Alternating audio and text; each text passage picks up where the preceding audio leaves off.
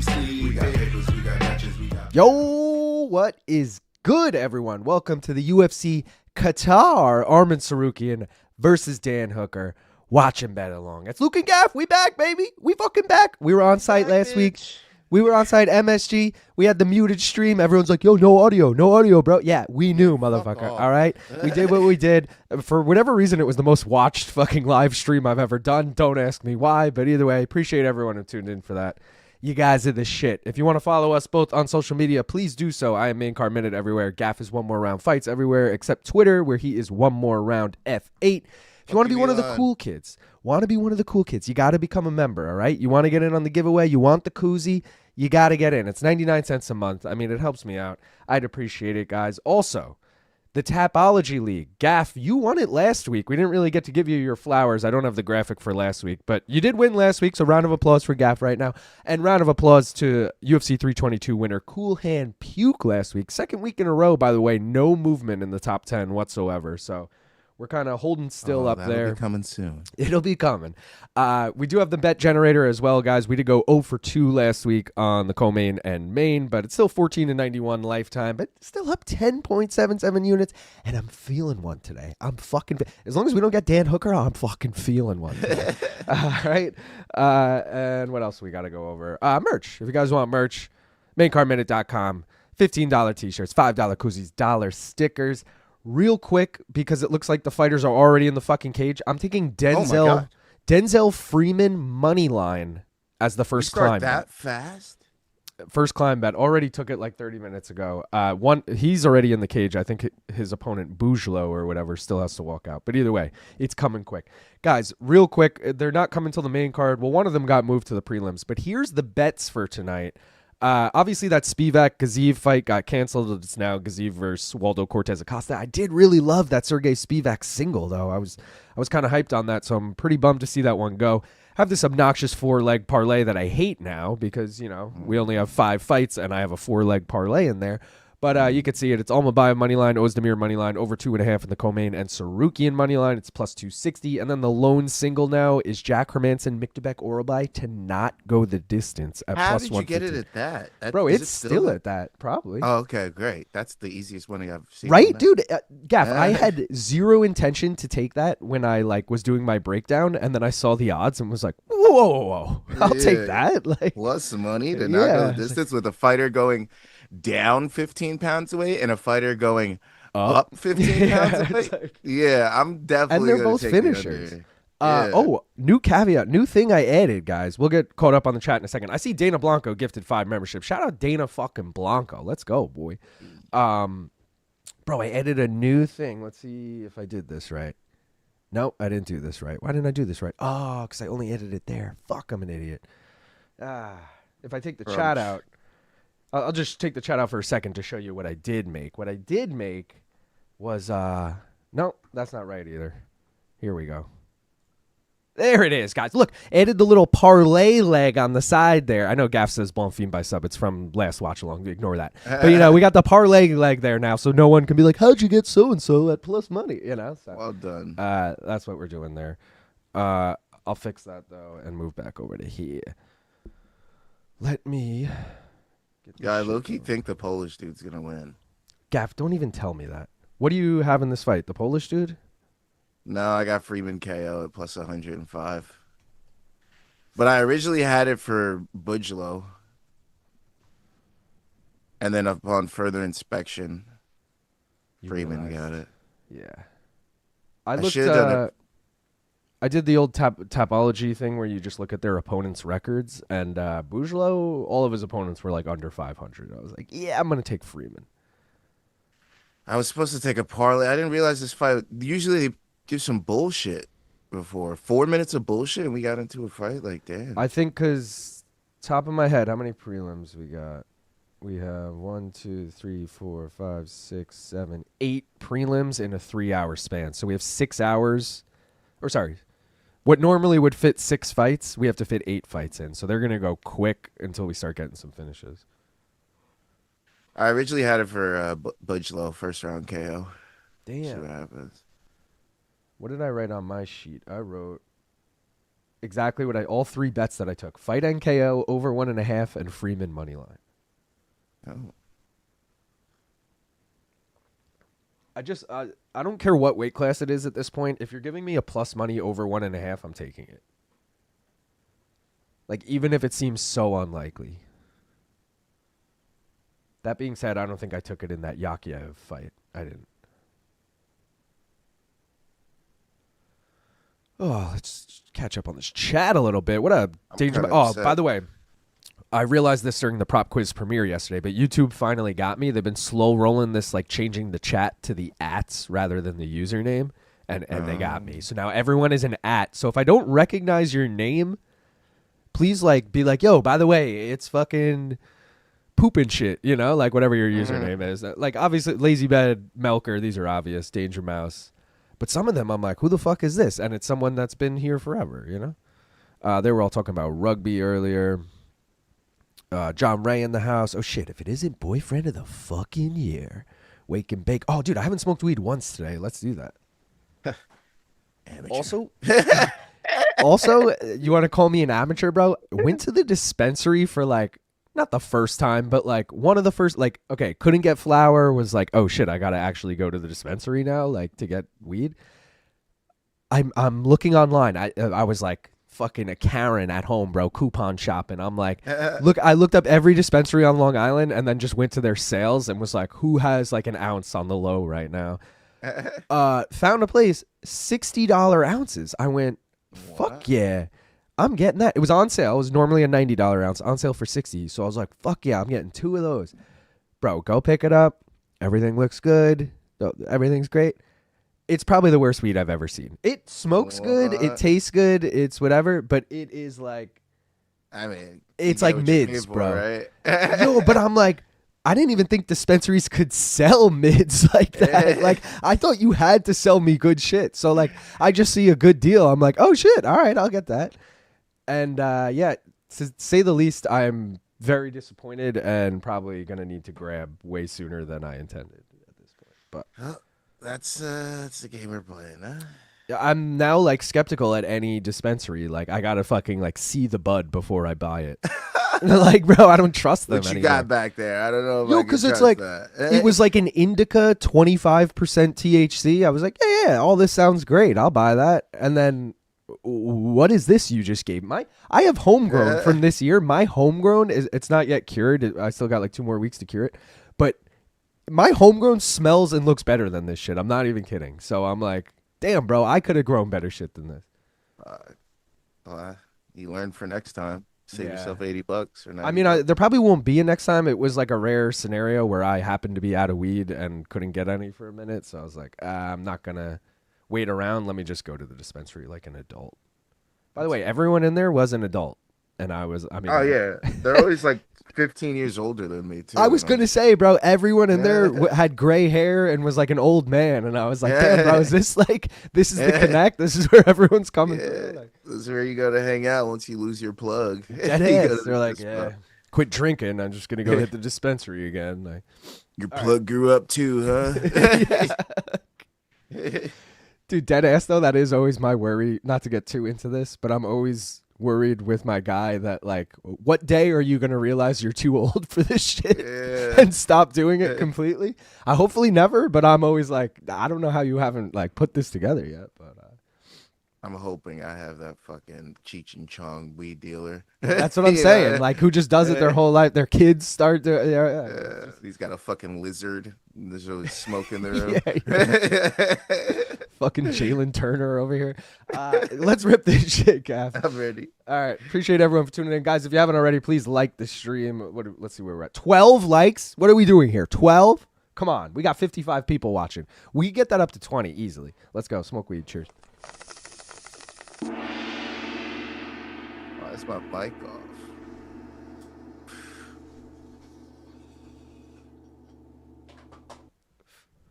Smoke weed every day.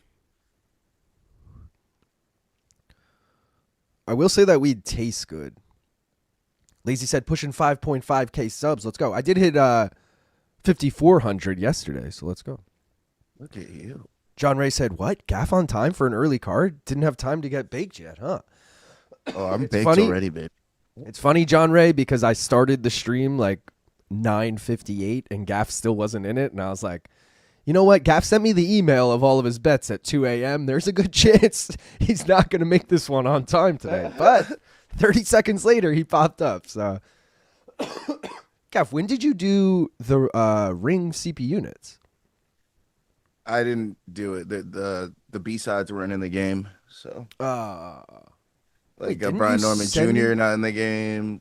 I did a regular, not a CP unit. For some reason I thought it was CP. I remember seeing the CP unit stream, and then I was like, oh. And if you guys are thirsty and want to fucking watch along for the boxing card that starts at 3, but I will be going live at 5 for the Milnecki fight, I believe.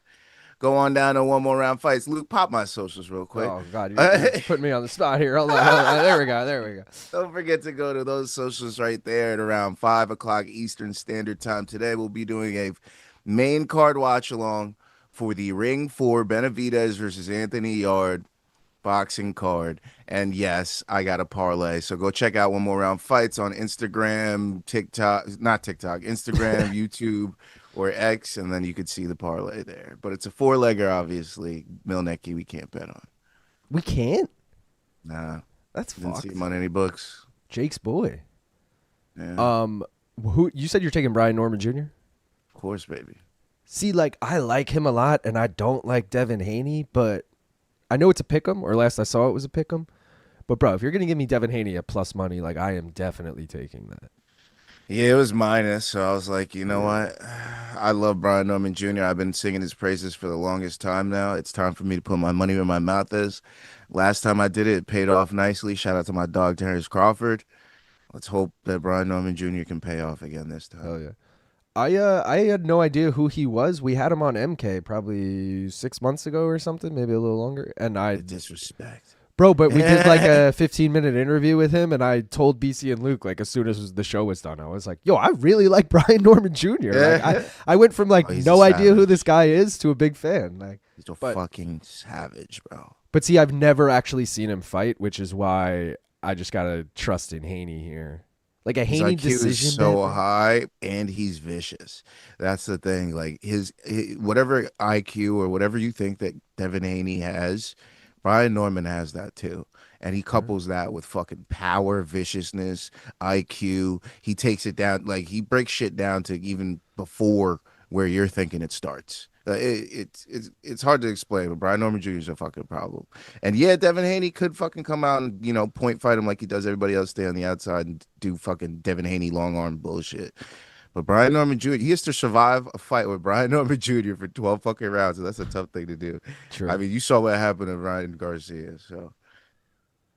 Belal winning via Epstein files without the sex. Did you see this clip of Belal at Media Day? Yeah, that was terrible. Bro, what the fuck? It's like the Epstein files, but without the sex. I get their powers. I was like, Belal, did you get hit too many times this camp? Why are you saying shit like this? So stupid. But I will say, I was watching Boys in the Back yesterday, and like it didn't air yesterday. I was just watching it yesterday. And they kept making without the sex jokes, like as the show went on. They would just like say something random and then be like, without the sex. And it was just by the 10th time it was hitting. I was fucking dying. It's like kissing your cousin without the sex. Without the sex. No, but it was just like, yo, Gaff, you ready for this watch along? Without the sex. So your old lady eyeing my Bujlo at the pool. Good morning, Richland. Richland, did we get a hooah? Yes. No, we never did. Have you seen this shit? We did it Monday. I think we got a hooah Monday. Just came off CP units, spreading the sheets. Thank you, Gaff, as always. Gaff, that should be... Bro, you need to change the locker room name to Spreading the Sheets. I was going to say you need to make a break, but it would just be the locker room. That's why. But that's fucking make hilarious. A sexy version where everything's slow. You're just... I call it Spreading the Sheets. You remember that? Who's that chick who did the like she did the podcast with Drake and like it got weird. She like lays in a bed. Bobby Altoff? Yeah. You just lay in a bed, bro, and you're like spreading the sheets. I'm like, oh, you want to know who's fighting in the main event? Yeah. Turn quickly in the bed. You're like, Arman, Tsarukyan. Like, is this guy? And no, I'm not. You know what? I almost said something terrible. Oh, I did hit the over 1.5. Shout the fuck out to over 1.5. Is Freeman winning this this fight? shit's going the distance. Bro. Yeah, I know. This is a heavyweight over. If I've ever seen it. It's funny because my hedge was fight goes the distance, and I didn't take my own hedge. So classic Gav. Oh, bro, my boy is minus 375 right now. Oh yeah. Freeman's winning this fight. All right, nice. Killcliff FC. So I wanted to. I think he's Killcliff. I wanted to do a Killcliff with him and Almabayev, but then I saw that they were both minus 2 something, and I was like, oh, this is gonna be a minus 120 parlay. Fuck this. So you just made me realize that I never did the gimmick parlays, and yes, there was a Killcliff parlay. Gaff, there were so many. I normally give 12 gimmick parlays. There were 13, 14, 15, 16, 17 gimmick parlays this week. I only put 12 on the graphic. I kind of just, like Killcliff, I was like, this one sucks, so I left it off. Like odds-wise, I think it sucked, like. Alliteration parlay I left off. Ev parlay I left off, which some people might be into, but oh brother, wait, have you flashed them already? No, I'll do it after the fight, so I can decide which one I want to take. The only one you're gonna miss out on is UFC debut parlay. Aliev. Well, UFC debut. Whose debut is it? Aren't both of them debuting, or has one of them fought here before? I think Aliev fought here before. No, I'm talking about this fight. But Izagakhmaev? Oh, both of them. Well, one comes from LFA and the other comes from like fucking like KSW or some shit. Damn, bro, why did I always copy Marcel Dorf? He always puts out the sheet and he puts like a debut badge. Did he? He should have. I feel like he only marked one of these guys. Oh no, maybe I just read it wrong. Damn, I made a UFC debut parlay and everything, and it's both of these guys' debuts, which is so stupid. You're like, they're both in the parlay. You could get this at plus 2,000 odds. They're not both in it. That's the worst part. I probably I put one of them in it, and it hopefully was the right whoever wins this one. Freeman, how do you end up on your back? There's gonna be a dumb judge that gives this to Bujlo. Yo, shout out. See, like, is this a person we know? D Sark the chef. See, I don't know if that's a normal @ you always got, or if like that's a. Is that David Appleton and we just don't know, I don't know. Bro. Shout out poop and shit. By the way, my real username is Danger Mouse. All right, Meat Rocket. UFC streaming all fights on YouTube or just the preliminary bout? Wait, Meat Rocket is Danger Mouse? No, I'm just kidding. No, I'm just kidding. Who the fuck is this guy? This is MMA Goose, and I am smoking and pooping in the work restroom. Let's go. I mean, you're obvious MMA Goose. Damn, we can be. I mean, if I'm pooping in public, I'm always smoking. They're smoking the pen. Bro, every time I'm going to the bathroom, I'm ripping the pen. In fact, at MSG, I'm in the bathroom and I'm taking a piss. That bathroom was only 2 stalls, so I'm taking a piss. There's someone like coming out of the other stall. They're washing their hands. I'm like, all right, come on. Like, I'm done peeing, but I'm like waiting for them to leave so I can rip the pen hard. They just start talking to me. It was fucking Oscar the whole time. And I was like, God damn it, Oscar. I was like, I'm waiting for you to leave so I could rip this. He's like, oh, go right ahead. And I was like, all right. See, lucky you. So fun fact. I know, every time you went in, at MSG, I literally never got to smoke in the bathroom because every single fucking time I went to go to the bathroom, it was either someone coming out, and then when they came out, I'm like, finally, the coast is clear, and I go in and someone's in there taking a shit, or I go up there and some asshole is right behind me about to go in, and I'm like, well, now I can't just turn around because this is the only route to the bathroom. So now I just look like a weirdo that's going to the bathroom and turning around because I know someone's behind me. So every time I had to fucking go in with some rando, and then while I'm in there with this rando, I'm trying to wait them out, and then another fucking rando comes in, bro. So I'm just like, and then I had to leave. I was just like, I can't be the guy just hanging out in the bathroom now. So, bro, it killed every bro. There was literally 0% opportunity for me to blaze in that bathroom during MSG. Damn. That was crazy. It was. I was like looking up at the sky, like, bro, because you know me with my pen, I need time in there too. I can't just be like, and dude. Well, that was the needs worst. To warm up.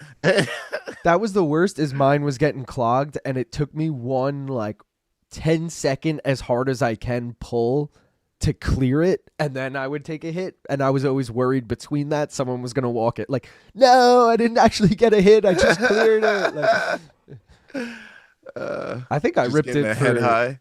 I think I ripped it when I was going up to the seats too, like in between, because I was on the escalator all by myself, and I was just like, my thing with those pens is like, I'm just gonna tell someone it's a vape, like tobacco, like who cares? That's what I just usually treat it like it is, unless it's like an obvious one, like a steezy. Like you can't really. Well, be see, like, mine is a steezy, but I don't really care.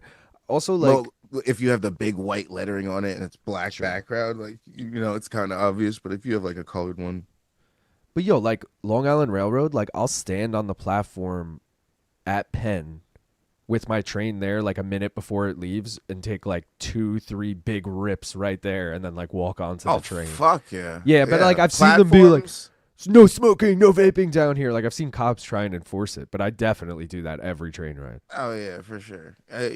Down there at fucking Jamaica, all the time on the tracks. Yeah. Fuck off. Yeah, well, any station for sure. But like Penn is different because it's almost like a subway. You're like underground. Yeah. Nah, I still do it. Fuck that. Richland Bro, said, there's a train down here spewing smoke. I think a little fucking vape it's not gonna be a little problem down here. Everyone chiming in about the weed earlier. Infrared said it's definitely not CBD only. Yeah, it's not CBD only. Like I said, it works. It just like looks. It's the type of weed I'd be like embarrassed to like throw down in front of someone. Like, oh, we're throwing in on this blunt. Like I put my nug up. They're like, who the fuck gave me this? Like, who brought this shit? Like it's like that. Like it just looks terrible. Never dip below 25%, says Lazy.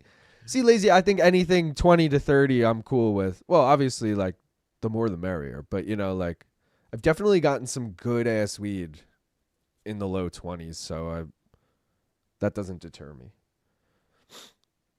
In Detroit, they let you touch it and smell it before you buy it. See, Richland, first of all, that sounds hilarious. Second of all, they probably let you do that here too. I'm like, I ordered online because I just wanted to be in and out. I ordered it online and then just went there, picked it up. So they just like asked my name, gave me the shit, and I dipped.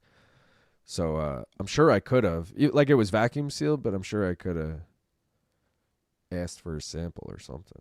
Some breads do be growing booty. You got to watch out for the cheapies. Yeah, bro. See, I don't go to the dispensary. I felt like a total noob. I felt like the kid who just got like sold a bag of oregano or something from their like trying to buy a dub from someone in high school, and they're like, this kid thinks he plays. This fucking guy. Look, I took Haney by decision at plus 150 odds. Am I tripping or is this free money? I definitely don't think it's free money, quote unquote. Yeah, but I also definitely am going to tell you on that. If I can't get Devin Haney money line, although Devin Haney's not going to knock him out, let's be real. So yeah, I'm going to take. Bro, it's plus 8. It's almost plus 1,000. I'm going to take Haney by decision, but I might then also do like a 3-leg parlay of the card and throw Brian Norman in the parlay or something. I don't know. Truth be told, I haven't thrown any bets in on that card, so you guys can talk me in and out or whatever. But I'll throw them in after this card ends. I ain't got no say. Once we confirm our boy won, let's see. My boy. 30-27, 29-28, 29-28. Denzel, baby. All right, I threw $1 to win $1.44 on Denzel. So we're throwing $1.44 now on Aliev, Gaff. Yeah, I'm an Aliev guy. He almost went in my parlay, bro. I ain't gonna lie to you.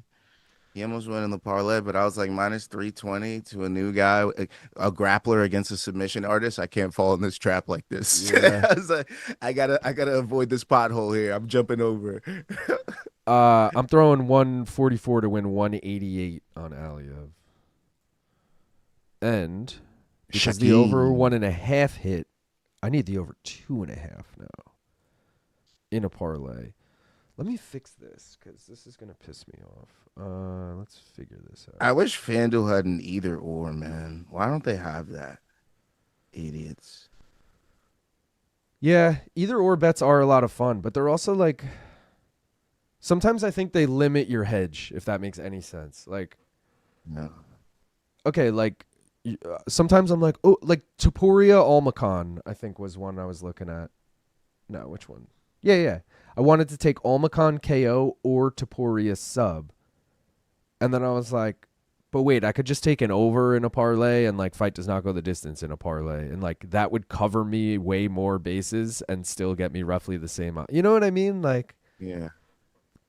I didn't take that, by the way. What did I take? I took Almakhan money line, I think.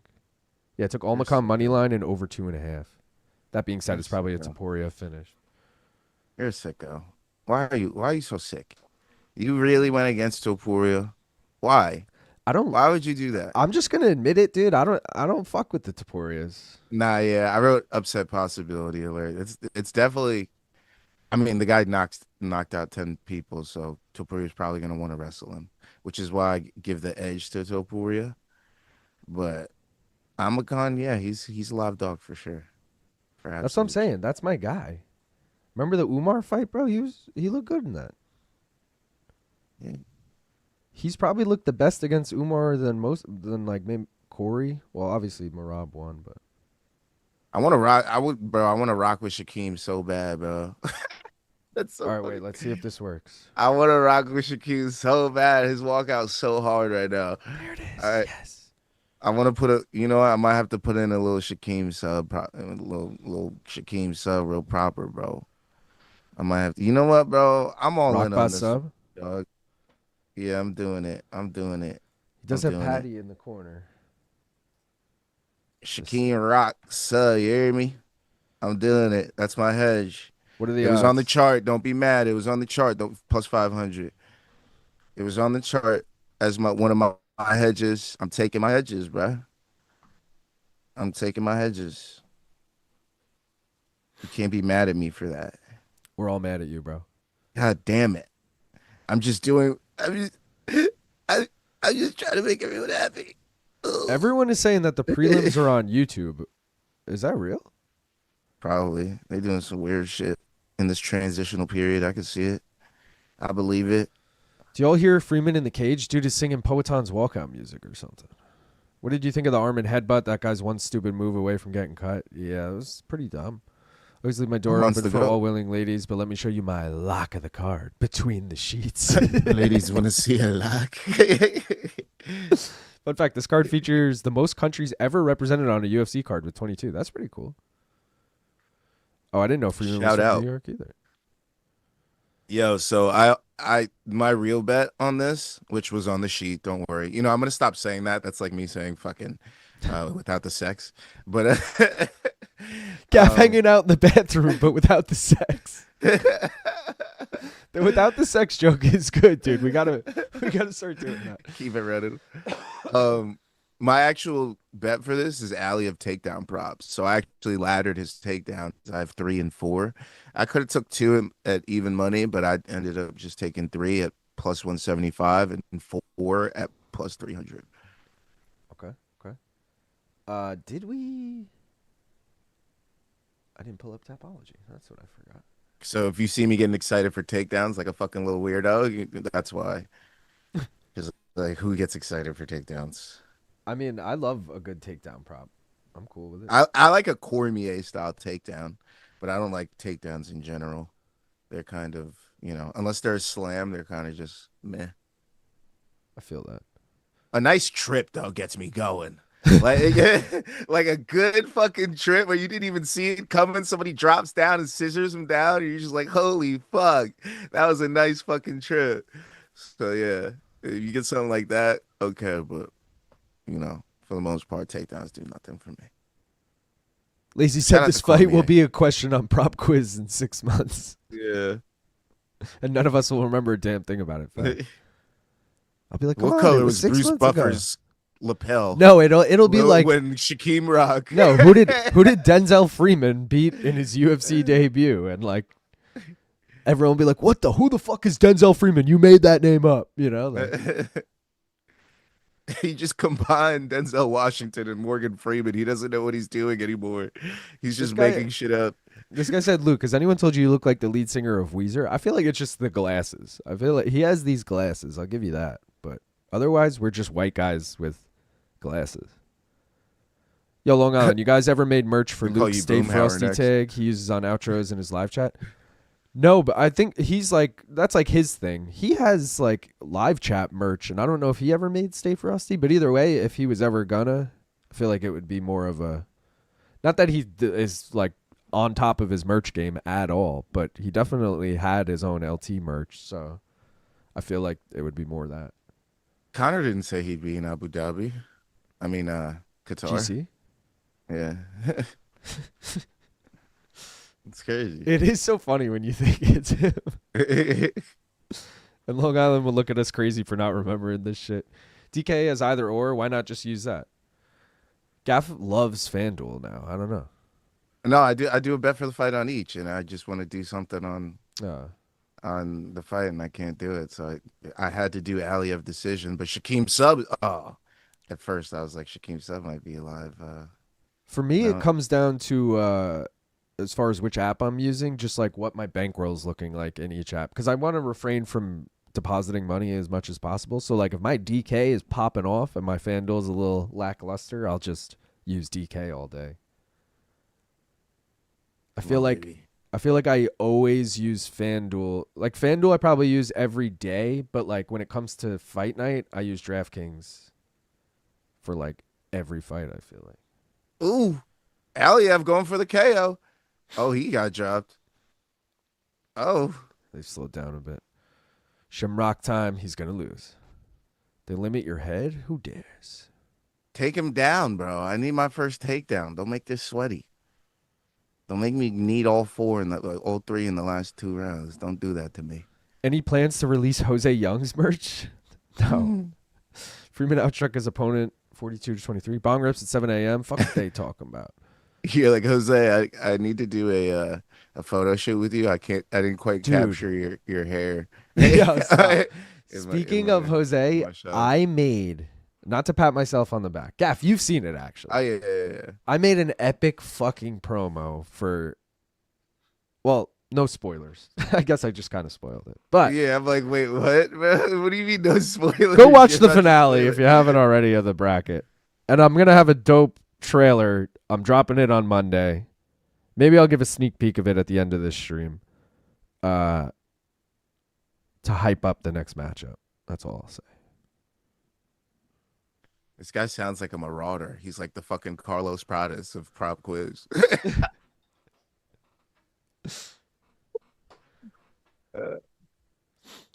Take him down, Aliev. What are we doing? You have a V in your last name. Oh. Oh, the takedown props are not hitting, are they, big dog? Why doesn't Shamrock have a flag? Union Jack outlawed? Take I didn't him notice. down. He's wobbly as fuck. You could still knock him out on his back. Come on, Shem. Fall, buddy. Cosmo said, do you do future bets? I don't. I hate a future bet because I feel like it just locks up.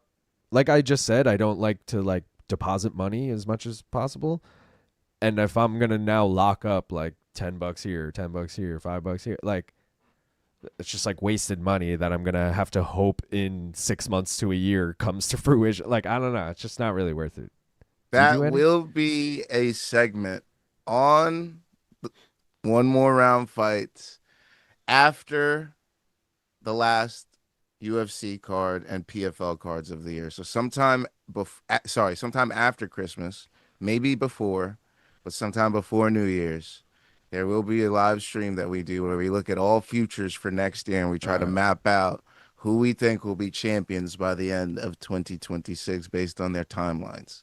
I like that game and stuff, but I'm not going to actually throw down. You know what I mean? Like there's just so many factors. I always do a futures bet. So this is what I normally do. So I was just That was, yeah.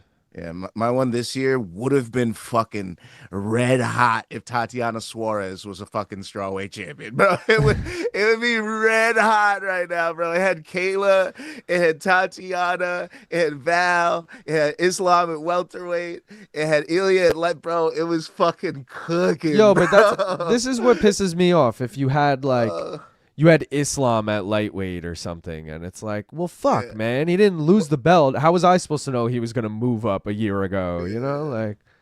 Well, the only problem was for me was that I do too many. So I do like fucking all the women and all the men. Like I should just definitely be doing like 3 or 2 at a time. But I'm like, fuck it, let's do the entire division, all the weight Yeah, classes, yeah. and parlay it together for $1. So no, if I, which I will be doing it smart, I'm gonna be parlaying similar weight classes. So yeah, it's gonna be fun. It's gonna be fun. So if you guys are interested in that type of futures thing, don't forget one more round fights. You should be subscribed already. If you're not, you're fake and you're a little Fake bitch. as fuck. And the Easter Bunny and Santa Claus and the fucking Thanksgiving turkey and Christopher Columbus are all coming after you, motherfucker. Slito's like, how about that height discrepancy in Tagir versus Kyoji? Even crazier than the stats say. I don't know what the stats say, but I did see it because I obviously like tweet out every fight, and I got their face-off, which wasn't much of a face-off, by the way. They just went arm in arm, like best friends. But yeah, Tagir is like 8 inches, it looks like, tall. Like he's a full head taller than Kyoji. Truth be told, dude, like I can't even remember, like Kyoji's just like well-rounded, right? He's not like a good wrestler, a good shot. He's Like not he's a just kind marauder of on the feet. yeah. He's not gonna fucking throw up crazy submission attempts. He's just well-rounded. I can't get over the fact that Ulanbekov lost to Tim Elliott. Gas And tank, baby. And I'm kind of just like, I like Kyoji here. I have a Kyoji spread bet, and I think I took Ulanbekov by decision. So like, I usually give one mulligan over somebody's career. Where like maybe you were dealing with a virus and you had to take the fight, or you know. So a lot of times I'll give him one chance. That's why you see me take a fighter a second time, and I'm like, all right, maybe that was a fluke. And then you fuck me a second time, and I'm like, all right, fuck you. We're out of here. And then you spread the sheets. Yeah. Bro, my guy Louis Freshinelli or something got subbed last night despite being 8 inches taller with a 12-inch reach advantage. Oh no, lazy. That was on the LFA. Oh yeah, LFA main event. Yeah, dude, I watched that LFA main event. Dude, expected Freshinelli to roll through. Apparently, dude can't wrestle at all. Left my ass off. All white guys look alike to me. Yo, shout out Lazy Bed for gifting 5 memberships. Let's fucking go, Lazy Bed. All those people. Come on, got one. Aliev. I don't really want to read those. Is he just not taking him down? Is that his game Here he plan to goes. neutralize him? They're against the cage gaff. He's not gonna get it, bro. It's just a fucking entry.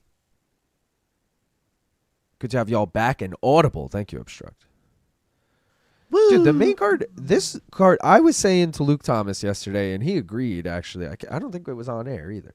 I said, I know we just came off 322, and it was like the most stacked card of the year, so it's hard to like put this card in perspective. I said, but I genuinely think this might be the best fight night of the year on paper. This one? Yeah, this has a lot of fun matchups on it, bro. We're getting... Yeah. People might be like, who the fuck cares? But like, we're getting Alex Perez, Asu Almabayev on the prelims. We're getting fucking Almakhan Topuria. Almakhan Topuria is the type of shit they would throw in the co-main of an Apex card and be like, hey, it's Topuria's brother. You know, like. Yeah, it's them getting out their contractual obligations that they haven't yet for the year. So it's just like, oh shit, we owe this guy one more fight. Well, we're going to end up with a lot of good fights on this fight night. Dude, well, I think it's a Qatar thing. Just like how they've, like, Waldo stepping in, not like some unknown heavyweight. I think Qatar is paying a lot. Remember, like, they had that Saudi card, you know, last year. Maybe it was earlier this year. I think it was last year. And they canceled it. Like, Saudi was like, not good enough. And then they came back. They brought, like, Whitaker. They brought whoever. Like, they, like, stacked it the next time. Like, I feel like they have a threshold to live by in the Middle East, and it's like, bro, you better bring us good shit. Also, it could be due to a lot of visas for a lot of these fighters, because there's definitely not a lot of Americans on this card. Yeah, but these three top fights, like, all of them have fought in America, and they're all fucking sick fights. Arman versus Dan Hooker is a fucking sick fight. They both fought in America. Belal versus Ian Garry, they've both fought in America. They're both American. Oh no, Ian's not American, but Bilal's American. Hermanson Oralby, bro. Am I the only one who's like so hyped for that fight? I feel like that fight's gonna be a fucking. That fight's banger. gonna be quick, dude. No, I don't think it's long at all. I hope so, bro. Is that shit still plus money, by the way? Did we ever confirm that? No, I never looked. I'm gonna check right now. Wow, I really chose the Russian that doesn't wrestle. That's such a gaff move, dude. Wow. So it's minus 105 on DraftKings right now, which means FanDuel might be plus money still. Either way, that's crazy. Oh, there's your takedown, Gaff. You got one. Yeah, well, I want to fucking TKO at this point because now I need 3 takedowns and 2 takedowns minimum. I mean, I wouldn't be so. Get back to your feet, Shaq. Dude, I won't even parlay fights on 2 subsequent cards because I hate having. I agree, Sleeto. I never do that. The only time I'll do that is like, I didn't do it, but like a day like today, I might do like, you know, some UFC parlayed with some of the boxing later or something. But I would, yeah, more than like 24-hour difference, I'm not doing it.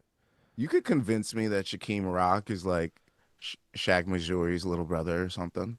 You can convince me of that. They have the same first name. They must be brothers. It's my little brother, Luke Thomas. My best future bet is about to cash. Volk end of year champ at plus 2,000. See, that's sick. But like, I would have told you a year ago, not a great bet. Ilya just knocked out Volk. Volk's been knocked out twice in a row. Why the fuck would you do that? You know, like, that's why I hate the takedown, Russian. Give me another takedown in this round, Russian. Do it to exclamate the round because you know you can't get subbed. Do it. Do it. Don't be a bitch. Come on. Do it. Do it. Do it. Damn it, Aliev. The YouTube stream went down, the UFC YouTube stream, which means it was probably a mistake. They said it had no graphics and it only was 1 fight or 1.5 fights. They ran a test stream and forgot to fucking... Bro, they had that shit in restream selected. They didn't realize. They were like, fuck, I'll select that. Yeah. They getting free fights in America. Tim Elliott cheated in the Ulanbekov fight. It was the ref's job to stop him, and the ref didn't. If you ain't cheating, you ain't trying. That was a punch. If it's that would be a TKO then, right? Because he stopped the fight from a legal strike. What, Connor? What are you doing? You stopped the fight from a legal strike. What do you say? Yeah, but then they just continue. It's, if I'm not mistaken, he thinks it's illegal, so he pauses the action. As soon as he confirms it's not illegal, it's instantly get back into it now. The Joel Alvarez-Vicente Luque fight that just happened was bullshit because they reviewed it, saw it wasn't illegal. They should have immediately started. They still gave Luque like a minute to recover. And it was like, bro, Luque, you need to fight back. Get in there. Like, should have been a Joel Alvarez. You know, maybe it's because I had fight does not go the distance. Maybe it's for other reasons, guys. Maybe, you know, I don't know. Wow. Just, wow. It's amazing. I'm not going to get the takedowns. Fight Your Couch said, grateful to the main card minute allows me to mute Bisping and chill with the boys instead. Let's go, Fight Your Couch. Who's Bisping? What? Who's Bisping? Need a sham wow and a slap chop to make this worthwhile. I do keep thinking Sham wow when we say this guy's name. Sham Sharani? Shem Rock. It turned him into a wrestler, Dave. Rock needs to hit a home run for sure. Oh, you're a wrestler now. This fight's kind of silly. I don't know how to explain it. 4 seconds, GC. No timeout needed. It's easy for that bet to cash in when Volk hasn't defended yet. Right, but Volk wasn't champion at the beginning of the year when he put that bet in. Yeah, true. That's what I was saying. Like at this time last year, you were getting Volk coming off 2 KOs and one of them to the champion. It's like, yeah, I don't think he's going to be champion next year. Like, lo and behold. But those are the best futures when you just take the champion right now and they get injured and never even fight but hold on to the belt or something. Like, yeah, those are the best. I should have just took Aliev points. Why did I get creative?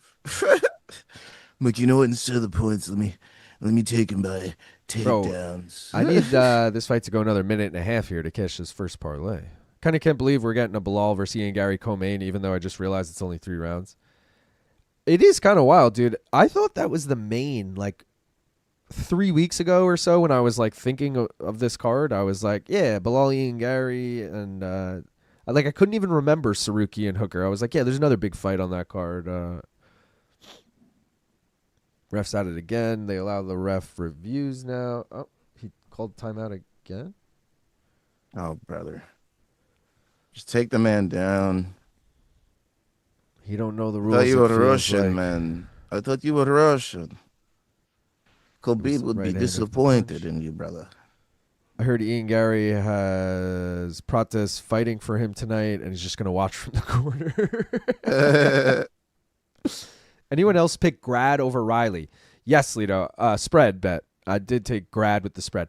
I can't trust anyone making their UFC debut from Cage Warriors. I just got to say. Like, we've talked about this on stream before. There's like the few. There's the Patties. There's the fucking, the McGregors, the Joannas, the Bispings.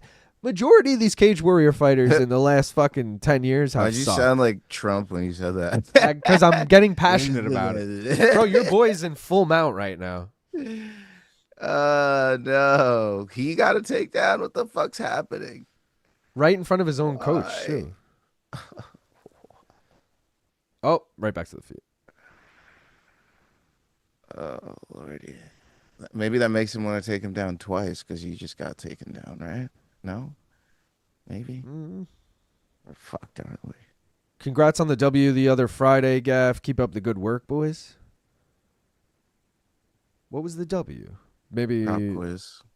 Ah, good call. Good call. I'm like, Friday? Oh, shit, bro. Oh, I thought Aliev was just going to sub him. There's so many foul restart shenanigans lately. Kevin Holland, Neil Magny, Waldo Cortes-Acosta, and on and on. Yeah. Bro, and Of Waldo. course they get to the ground like that. When was that Waldo fight? Like 2 weeks ago, right? Like he just fought. Wish UFC did a 10-minute first round like Pride, so they got so many finishes after that 5-minute mark. Do you guys think Gaziv will win because the fight is on such short notice? I do think, like, I saw Jed bring this up on BTL or something, and I got to agree that, like, odds-wise right now, Waldo's, like, minus 140 and Gaziv's, like, plus 120. I think if it wasn't short notice and Waldo didn't have to fly across the country, all that shit, he'd be closer to, like, a minus 200. So, like, I do think, like, if Gaziv's going to beat him, today's the day. But I'm still, like, I'm not taking Gaziv as a dog. I'll say that much. I liked Sergey Spivak to win as a dog against Gaziv. So I was fading Gaziv to begin with. You give me Waldo in there now, even on short notice. Yeah, I'm taking Waldo. Was it then 2 times 5 minutes afterwards for 20 total? The fucking arena is barren. What better do you have to do in Qatar? Would have been in my seat 2 hours Let him back early. to his feet. Fuck. I heard stories allegedly online that it was Ian that didn't want 5 rounds. Not sure if Ian's cardio can allow him to go 25 minutes. I heard someone say Ian didn't want it either, but that doesn't necessarily mean it's his cardio. When did they book this shit? Like, it was months ago, but it wasn't like, they might have booked it like 8 weeks out, and Ian is just smart and is probably like, oh, you know what? I haven't been training for a 5-round fight, and with an 8-week camp, it's probably not the best idea. Let's just go 3 rounds. Or he thinks 5 rounds favors Belal. Either way, who cares? They're not fucking fighting for a title. Bullshit. This guy didn't get any takedowns and he's a Russian. Fuck this guy. Tajikistan, I don't care. I don't give a fuck where he's from. Come on, bro. Remember Patty Houlihan? Yeah, dude. He headlined a UFC event. ESPN MMA reported that Cage Warriors welterweight champion Justin Burlington flew over to Qatar by himself just in case somebody dropped out today. Well, that's a pretty dumb idea for Justin Burlington, I gotta say. What else to do in Qatar? Lazy? You never know. They could be contributing to slave labor or something. And there it goes. Let's fucking go. Happy fight day. Missing the fights today. Watching the entire card be a banger. It might be. I mean, that fight wasn't. First fight wasn't either, but, Fucking trash. It's crazy to fight 5 rounds if the pay is the same as 3 rounds. So much more damage. Ian versus Belal was booked way in advance before Arman versus Dan was. Okay. What Dave said, Shem threw his mouthpiece at Aliev, LOL. I bet Ian's wife's ex-husband has insane cardio. That's true. All right, guys, what's the next... see, this next fight I'm torn on because I kind of like Ryan Loder in it. I'm not going to take a dog in the fucking... You gonna take a Loder? No, I'm not in the climb. Damn, and over 1.5 is minus 190? Do they really think this doesn't go the distance? I gotta look at these guys' records quick. Do it. Look at that. Look at those fucking records. Bro, I'm going over 1.5 on this. Fuck it. $1.88 on the over 1.5. You're a sick fuck. To win I want you to know that. 285. I respect it. 286, excuse me. Excuse you. God bless you, too. All three judges, 30-27. Boo! Aliev did exactly what I expected. I should have just took his fucking decision, but I took down props on DraftKings, so now I lost money. What'd you take on Tapology, though? I took that. Aliev decision, or? Of course. Yeah, me too. I follow the sheet, baby. I follow the sheet, baby. Yeah, and I'm going with a Naurdiev TKO in this next one. Loder has never fought outside the country. He is new to the UFC, and I think Naurdiev will finish him. I got Naurdiev by decision, but betting-wise, I took Loder with the spread and the over 2.5. Ooh, plus 165 for a Naurdiev finish, which is sexual. And the TKO is only plus 290. But his sub is plus 600, so I feel like I'm losing value. Yo, shout out Phoenix, who just gifted 5 memberships. Let's fucking go, Phoenix. Appreciate you, brother. We're going with the Naurdiev KO. Fuck it. I'm at work, can't watch today, just hanging with the boys. Hanging Sleeto with said, the Ryan Loder is so whack. boys." Fade him at all costs. Can't believe the line is so close. Damn, Sleeto. And here I am being like, I kind of like Ryan Loder. Fucking not like Ryan Loder. He needs to take a Loder off. It's 1:50 a.m. Sunday, and I have skin full of all things. Much love to y'all. Don Carews? Shem walks out Donkaroni without cheese. shaking hands. No sportsmanship. Yeah, that was stupid. After throwing his mouthpiece at his opponent, Aliev took all 3 rounds. I would have thought 29-28 Aliev. The under half a rounds in the Yakhyaev fight is only plus 175. Damn. Fuck that. What is the over half a round? Shout out again to Phoenix for the 5 memberships. Yo, shout out to Papa Percules sending 10 memberships. He's like, I see your 5, Phoenix, and I'm going to double it. Hey, Shut the fuck Horacio. out, brother. Horacio. Horacio. Afghan commander in the house says, what up, Luke? What up, Luke? What up, Afghan? Why do I always hear people calling Shamil the Blob? He's a fighter and athlete. Shout out to everyone in the chat watching early or late. I genuinely love the community here. For a guy who watches fights alone, it's nice to have some people to watch with. Let's go, Evie Zadi. What up, Bay Dog? Why they just name drop Tito Ortiz? LOL. Phoenix. Hell yeah, Evie Zadi. Tito's felt like vodka. my soul. Just picked up some love rosin for the fights. Let's go. Oh, live. I got you. Papa Our Perk. first finish of the night's coming, baby. Wow, now it's 15 coming, new baby. members. Papa Perk, let's go. Damn, gifts going crazy. Minus 240 for the over half round in the Yakhyaev fight. See, I am taking that shit if we get there climb-wise. Minus 240. Yeah. You're going to be sad, brother. You're Bro, gonna be a sad motherfucker. First of all, I took Cerqueira with the spread. So you talk about being sad. I cannot that take. was wasted money. Bro, UFC debut and you're a minus 2,000 favorite? Absolutely not. I don't care if you're the second coming of fucking Jesus. No. No. You do not deserve that line. I have to take the veteran. Even if he's winless, I have to take the UFC veteran at that point. Yo, chat. Luke's about to fuck around and find out, y'all. I might be. I went heavy on the spread bets on this card. There's a lot of dogs I felt like maybe don't win, but make it interesting. So I went really heavy on I got to look now. You must not know what the UFC does in the Middle East, 3, boy. 4, 5. They debut Middle Easterns. I have You about 7 to see spread some bets. crazy shit. In 14 fights, I have 7 spread bets. Wait, in 14 fights, you're 7 spread. Yeah. You're sicko. Dude, and DraftKings you know what is my popping favorite off one today is? for you, huh? You know what my favorite one is? Is Belal Muhammad plus 7.5. He just has to win one round on one judge's scorecard. Okay. Yeah, give me that parlayed with Belzat Malaka. Whatever the fuck Almakhan? his name. Whatever the fuck his name is. The other Pair thing that is spread with him, and I'm good to go. the other thing is Dan Maybe Hooker. Waldo too. If the fight goes the distance, bro, Hooker to win one round on one judge's scorecard as a single is plus money. Really? Yeah. I'll be But I taking don't that know one. if it's going to go 5 rounds. If it does, though, it's pretty damn fucking good. Yo. Shout out Phoenix now gifting Yeah. 5 or 10 memberships of his own. He's like, I see your 10, but I already gave 5. I'm raising it 10 We got a more. war in the That's chat. 15. Let's fucking go. We got a motherfucking war in the chat.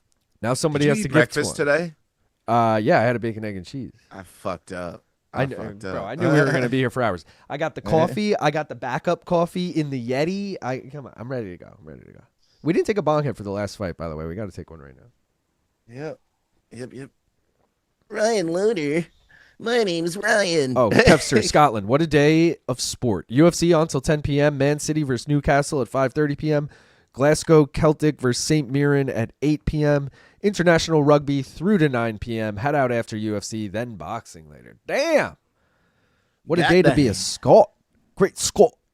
God dang.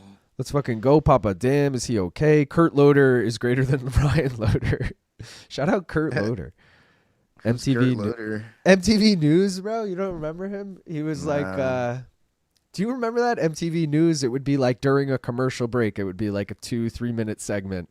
And it was the globe spinning thing. And it would be like MTV News. And it would be like him at a news desk.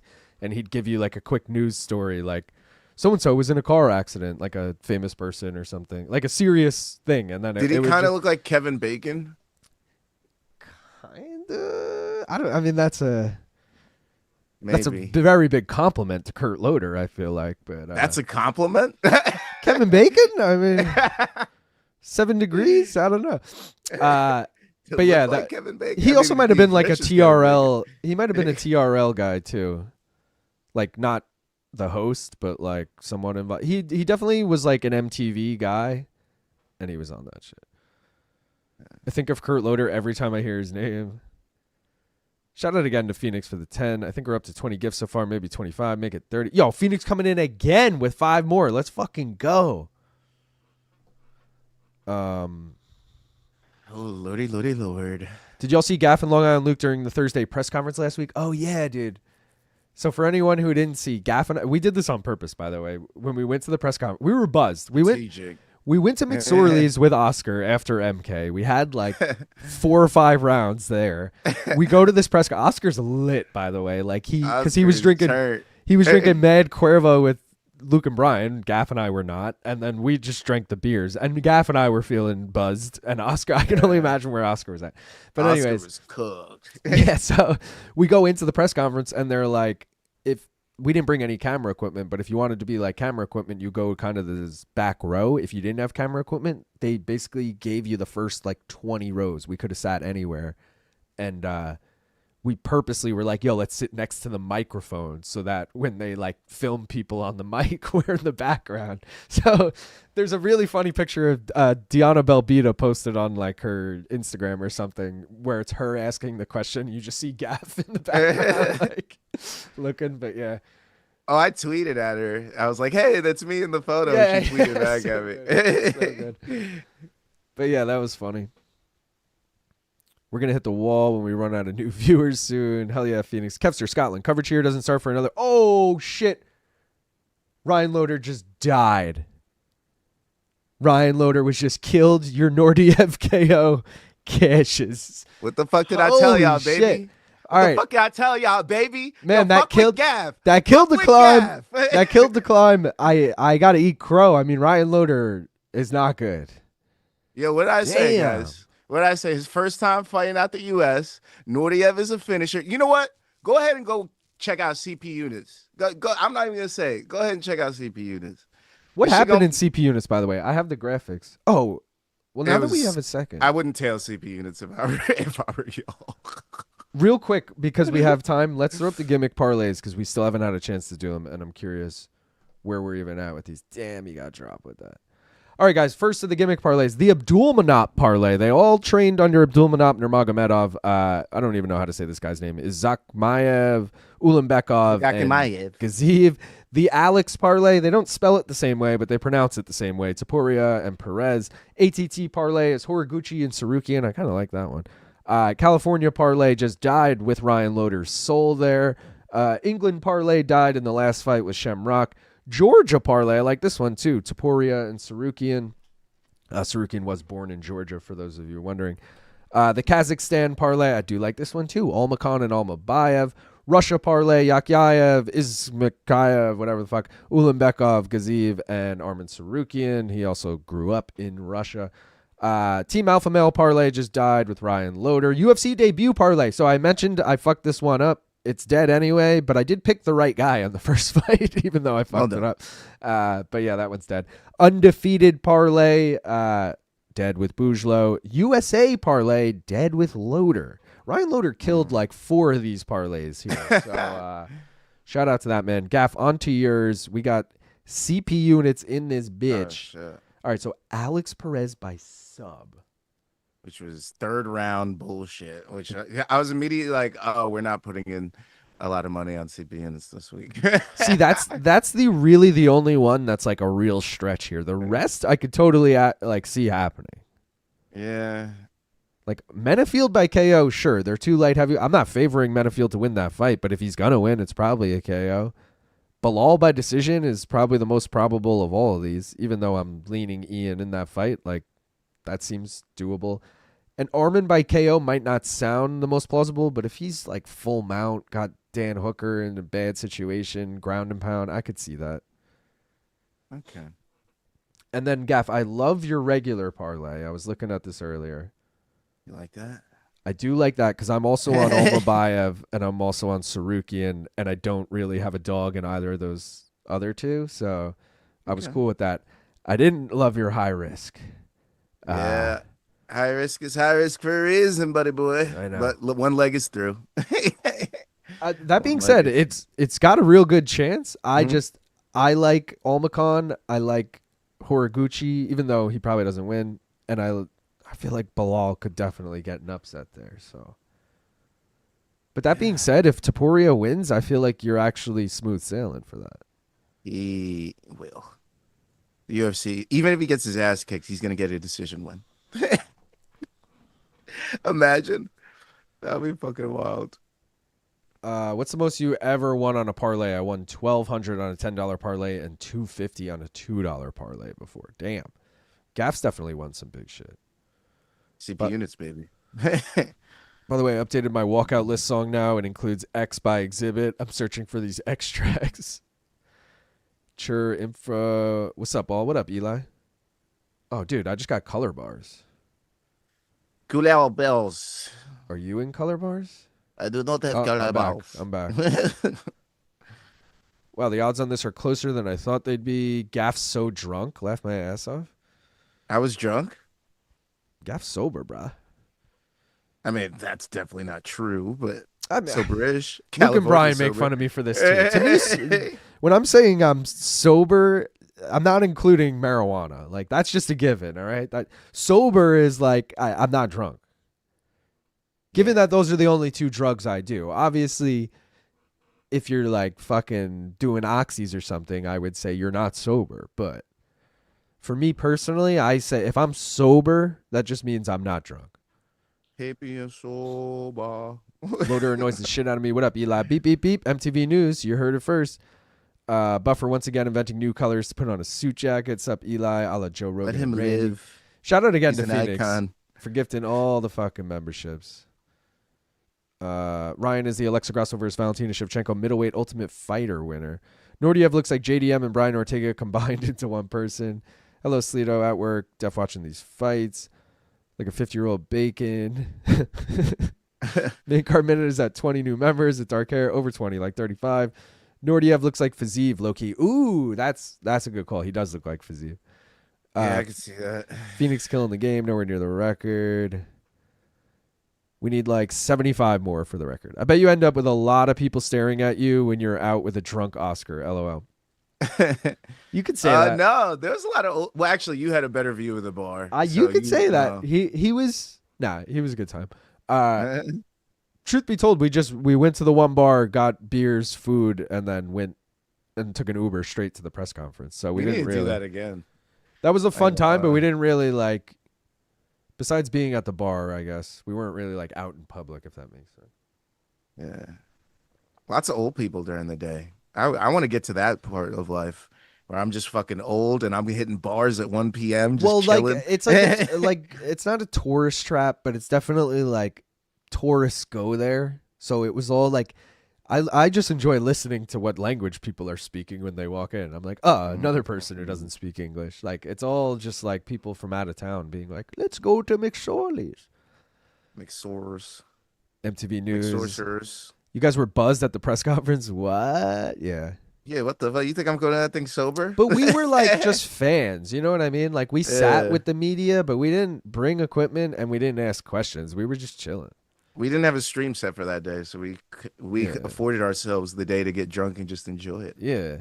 You know? Also, I had to rush home after the press conference to be home for Jose versus Ben, just for Ben to bail on us. What the fuck, Ben?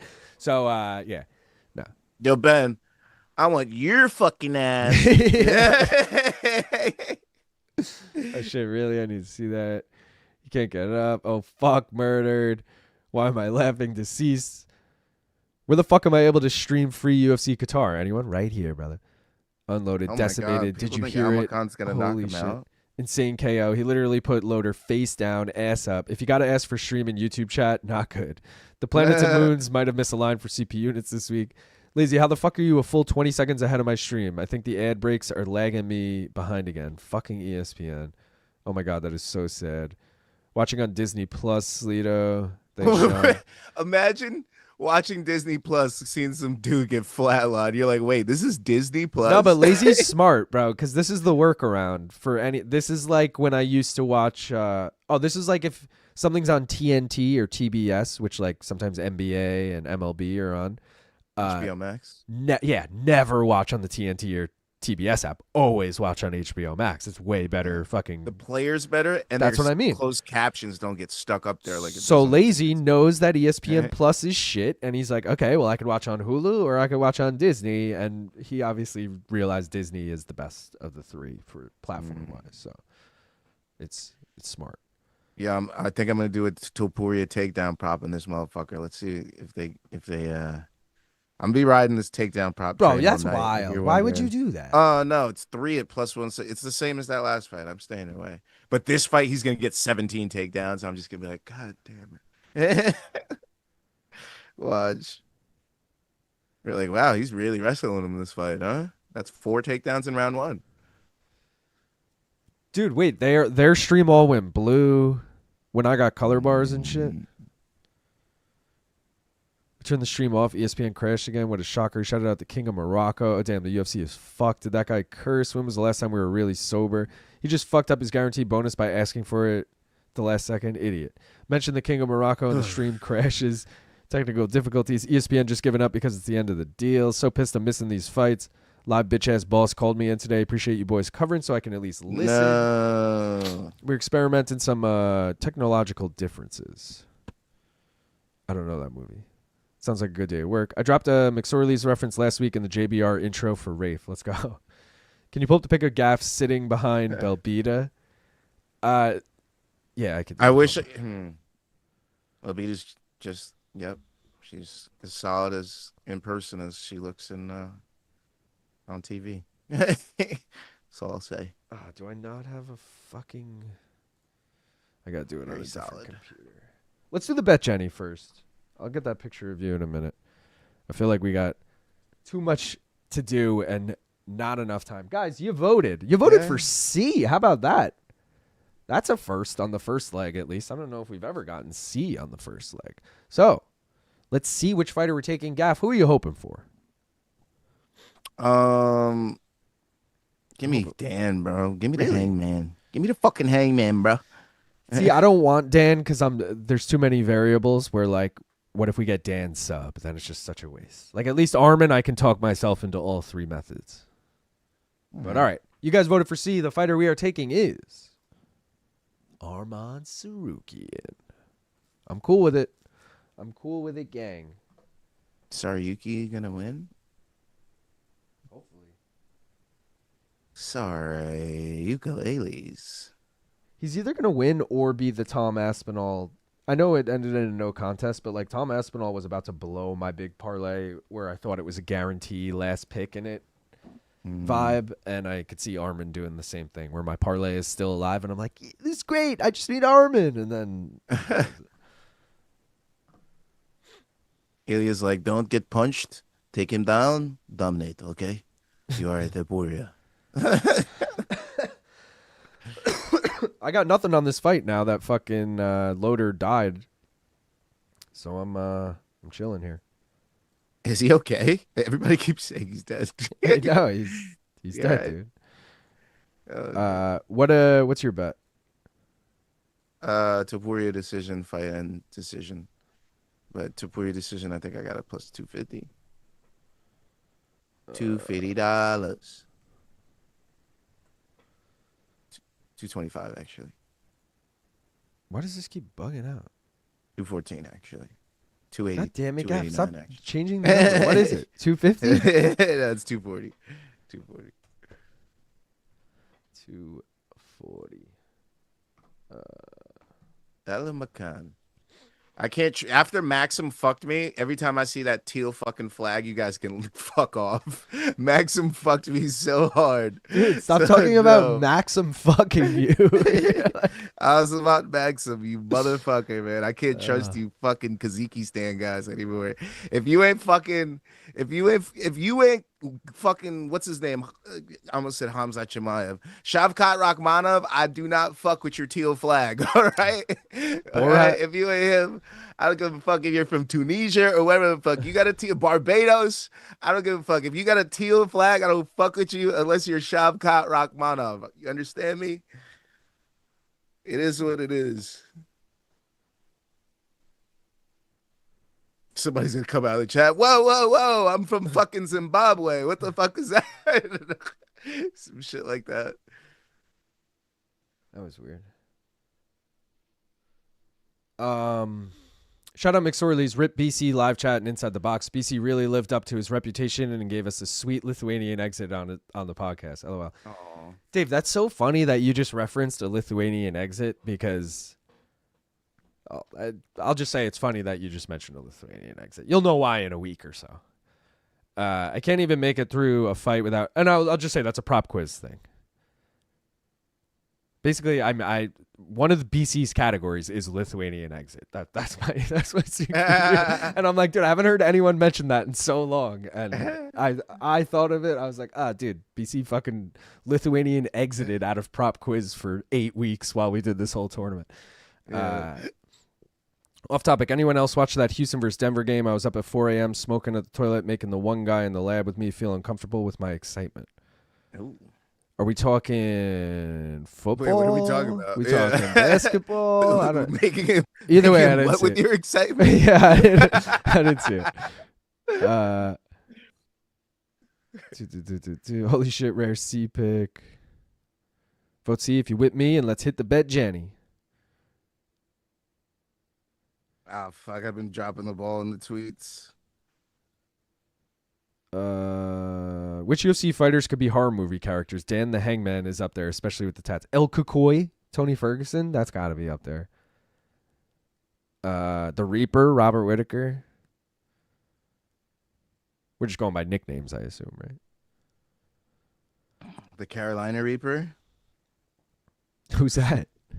That someone should go by that. Right? Derek Brunson or some shit needs to go by that. That should have been like fucking, I don't know, Jason Knight's name, or where the fuck was he from? He's from Mississippi, I think. No, Brian Battle's from the Carolinas. He could be it.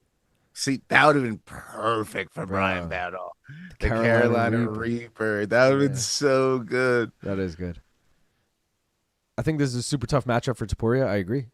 My favorite part of tonight is we get to see Ilya and Hamzat both in UFC fight kits. Unfortunately, it's just a corner, guys. Did you like Bekzat is realist to Borat? I believe they're cousins. related? Oh, they're all on this guy, huh? They said, "Fuck you, Topuria. You taking an L, big dog. You getting Pop knocked quiz, out, big Lithuanian dog." exit incoming. Topuria, give me 4 takedowns, bro. Do that shit, bro. Sleeto's like Luke's bet on the dreaded TBD. Yeah. Oh, jeez. I'm still trying to decide, guys. Once this fight ends, I'll know for sure what I'm going to bet on. Wait, you didn't? Oh, No, my parlays are dead. I got nothing on this. Oh, so I just okay. I was about to say. I should have wrote NA, but I wrote TBD. I mean, I could just change it now, but This is gonna be sweaty, or he's getting knocked out. Oh no, I'm just fucking with you. Topuria it's doesn't look funny like- how much this Topuria looks even more like a McGregor wannabe. Yeah. It's the beard, I think. Gaff, we People gotta that take a have seen banger, bro. back tattoo. I've had it ready. Me yeah. too. I've had it ready for like 3 fights now. We're just sitting here. Also, I didn't smoke before this, so I'm just feeling neglected at this point. Guys, we got 106 people watching, only 51 likes though. We can get more likes than that. Let's go Bekzat, whatever the fuck his name is. Smoke weed. Oh, Biscotti, Mescal. let's go Biscotti Whatever his Mezcal. Teal flag. Gaff loves it. Cheers.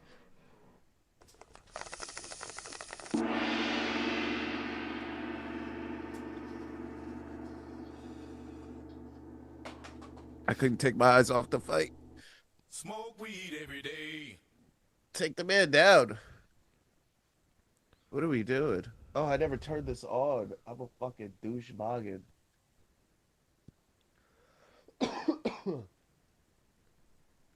Can Wow. you take me higher?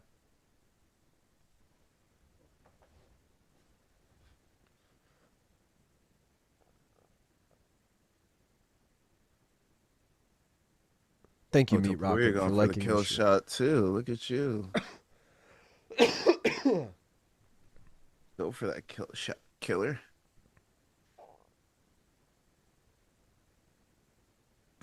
I'm actually really surprised he hasn't shot.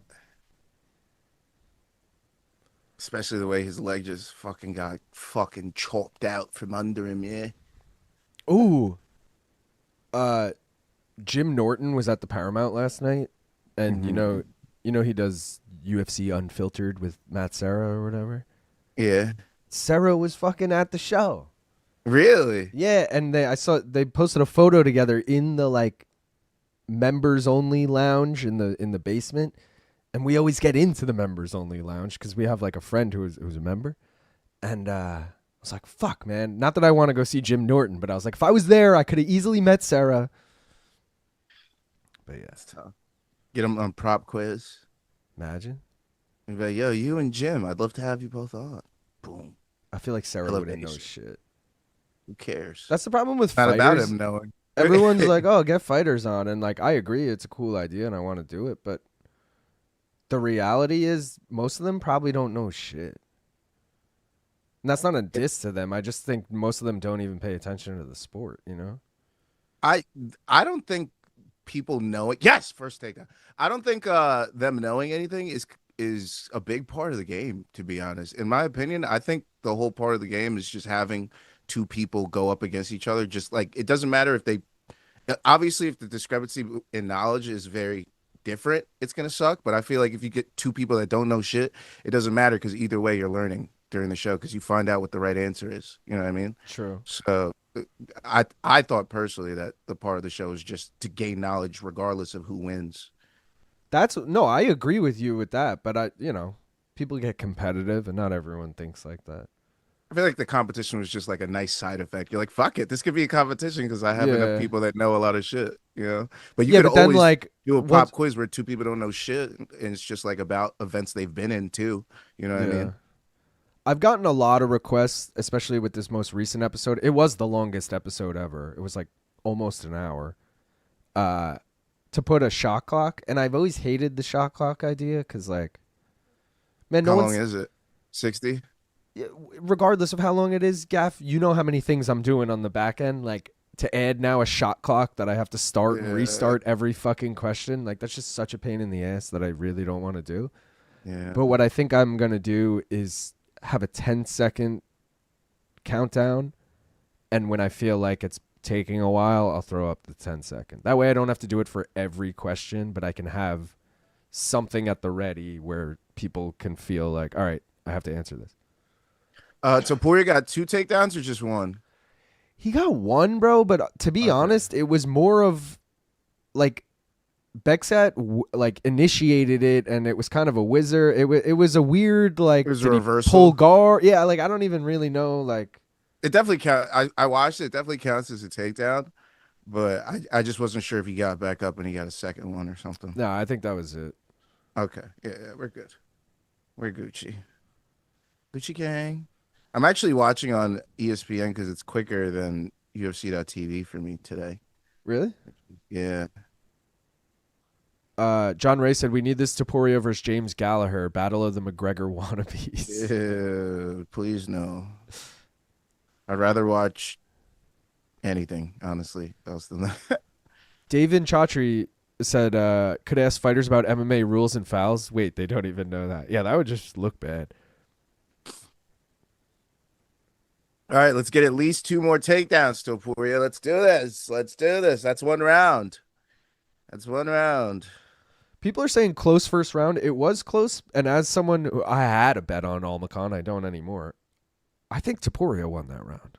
Oh, for show. Right? Like I don't think it was that close. He was at the beginning of the round. I was like, "Oh shit! Like, is Topuria gonna fucking lose this?" And then he got hot. He fucking took him down. He landed some big strikes. And he punctuated the end of the round. So I got to give that to Topuria. He must be short as shit, bro, because he looks so much thicker than Ilya, but he's a fucking 2 weight classes lower at this point. Yeah, and Goddard isn't a small ref. So Great shot there by Topuria. You got another takedown. let's go, baby. We need 1 more to cash. And then from then on out, it's fucking. We have a multiplier. Damn, bro. No part of me thought Topuria would have any success against Almakhan wrestling. Like Umar. Oh no, Umar didn't even have. He did. That's but he the didn't reason. even have that much success. No, that's the reason I went with Topuria 3 takedowns because I was like, Umar isn't even that much of a wrestler. Like he is a wrestler, but he's a striker first. And I was like, he got 5 takedowns on Almakhan. No, Topuria's gonna fucking wrestle this motherfucker. That's why I was like 3 takedowns. I don't know, dude. Umar took down Marab and shit. Umar's definitely a good wrestler. Yo, he's a good wrestler, but I wouldn't like be like he's a wrestler. I feel like the Topurias started in grappling, so like they just added striking to their repertoire. So I'm like, that's bro, what they go to your always. bread and butter. That's what they always say, and I've like never actually seen it played. At least with Ilya, I feel like I've never actually seen Ilya use his grappling chops. But Not in the UFC. That is all they talk about. Yeah, he was a big sub guy. He was yanking up fucking anacondas and shit like that. He was hurting people though towards the end, but he used to go for the grappling early. Now these guys are like, we could knock people, grapplers with the bloodthirst. Yeah. The bloodthirst gets there. These motherfuckers never come back. They're like, nah, bro, I'm good. I'm good, man. I'm just gonna swing these hands and get some KOs. Like, bro, you have world class grappling, like world class. Like Damian Maya, why are you jabbing? Like, please shoot now. Why are we doing this? I picked fucking Almakhan on Tapology, and I'm doing good right now too. Oh no. Well, he could drop him. You never know. Yeah, but I also picked him by decision. I mean, he's not going to win a decision. What fantastic sportsmanship for them to see that the strike might have landed on his eye, for him to be like, "Oh, you good? My bad." Pause and be close enough to land a strike, but just pat him on the chest and be like, "All right, cool, let's go." I have a lot of respect for that because he could have just easily landed a cheap shot and won the fight. Almakhan just dropped him with a fucking low kick. Yeah, that's the second time this fight. He did that in round 1 too. Same kick, calf, outside calf kick. Let's get 1 more takedown, bro. Don't make this sweaty. Make round 3 I can't get over cherry that. on top. I can't get over that Almakhan is having more success on the feet and Topuria is having more success with the wrestling. Like, I would have thought the complete opposite. Why? I think of Topurias as great strikers, and I think of Almakhan as a great wrestler, and I'm like, oh yeah, he's gonna wrestle. And I'm like, this is a good test for Topuria to see where his grappling's at. I didn't think he'd be fucking initiating it. Please stuff this, Bezcat. No, Is it Bezcat or Bekzat? I never know what comes first. The Z I thought or it was the K. Bekzat. It is. Bekzat sounds cooler though. Did he get this takedown? No, It's he didn't. Bekzat. Yeah, okay. Bekzat would be so much cooler though. It would. Come on, give me one more takedown. I mean, what's his name? Bekzat. I forgot his No, K before Alexander. Z. Korean zombie. Bekzat. I forgot which Topuria he was. I was like, oh, what's his fucking name? Just go Topuria when in doubt. Yeah. Yeah, he might work himself a KO, bro. He got him bloodied up. The pride might keep him in this fight, but make no mistake about it, he could definitely just take him down. And he's choosing to strike. Just steady jabbies. Come on, Bekzat. It's Bezcat, bro. Oh, I see the fake Luke Thomas someone mentioned earlier. There's always a fake Luke Thomas. It's like Waldo. Every time for us, He's straight you ahead see Waldo right in the now. week, just looks like Waldo, but one thing's off. You're like, I thought that was him. Damn, he's not wearing the stripes. Yeah, exactly. It's like, no, that's definitely him. It's like, no, it can't be him. He's not in the stripes. It has to be the stripes. Do we think it's fucking 1-1 or 2-0? 2-0, bro. What the 1-1? That was even more dominant for Topuria round 2. See, I disagree with that. What? All he did was bloody him up Luke, with do you the have a jab. smudge on your glasses? Bro, I mean, probably, definitely. He also got the takedown in control time. He also pushed him back against the fence. He had He didn't get octagon any control time, bro. He controlled him for 10 seconds. He got right back up. 10 seconds is still time, my friend. That's not control time. I don't doubt that it's 2-0, but I disagree with your point that was even more of a landslide than round 1. I thought it was. I thought that round was closer. I thought Almakhan had a better round 1 than that. Really? Yeah. There was like a 2-minute stretch there where I was locked in, and I felt like Topuria was whiffing on everything, and that was when Bekzat dropped him with the low kick, and I'm like, hey, man, it's a good round. I feel like the low kick was the only thing I saw. Maybe I'm just blocking out everything else. So. We've changed his name 6 times since talking about it. We're like Bell's Cat, Bell's Mont.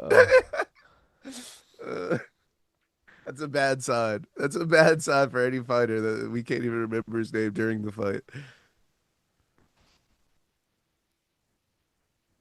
So, real honest question. Do you think they went the same day to get Oh, these wait. tattoos? Oscar's in the chat. He said, I'm high. Almakhan had a shit round 2. Bro, it was better than round 1. It was better than round 1. That's all I'm saying. Bro, I'm telling you. Yo, do you think Aleksandre and Ilya went the same day to get these tattoos, or did one go after the other? Did one send the design to the other? I and think get they the other held into hands while they did it so that they didn't feel pain. And they were like, it's okay, brother. You got this. We're going to look like Connor one day. And something like that, you know. You think they Kim and Kanye did, where just one held on to the other while the Is that a thing they just did? straddled it? That's exactly what I imagined. I didn't know that they did that. He's holding on to him for emotional support while he gets his tattooed, and then they switch. No. Bro, I don't. Please get it, you bastard! No, I need this third takedown. No. Oh, I was like, what are you getting so hyped about? No, Aleksandre, I needed the third takedown, brother. Oscar, his Why? face is leaking, but that's a big deal. That came in round 1. He's just reopened it a couple times. No, it's no big deal.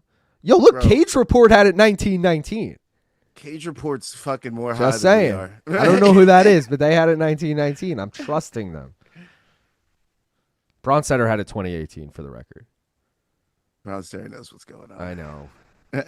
Bronstetter is always the one who brings me back down to earth, and I'm like, fuck, man, he's right. He's the sobering Yeah, he is. voice. I mean, bro, I keep calling him Ilya. Aleksandre, get this TD, bro. get them hips, suck them in, pause, and get them down to the ground. All right. What are we doing? Dude, wasn't the over 2.5 plus money in this?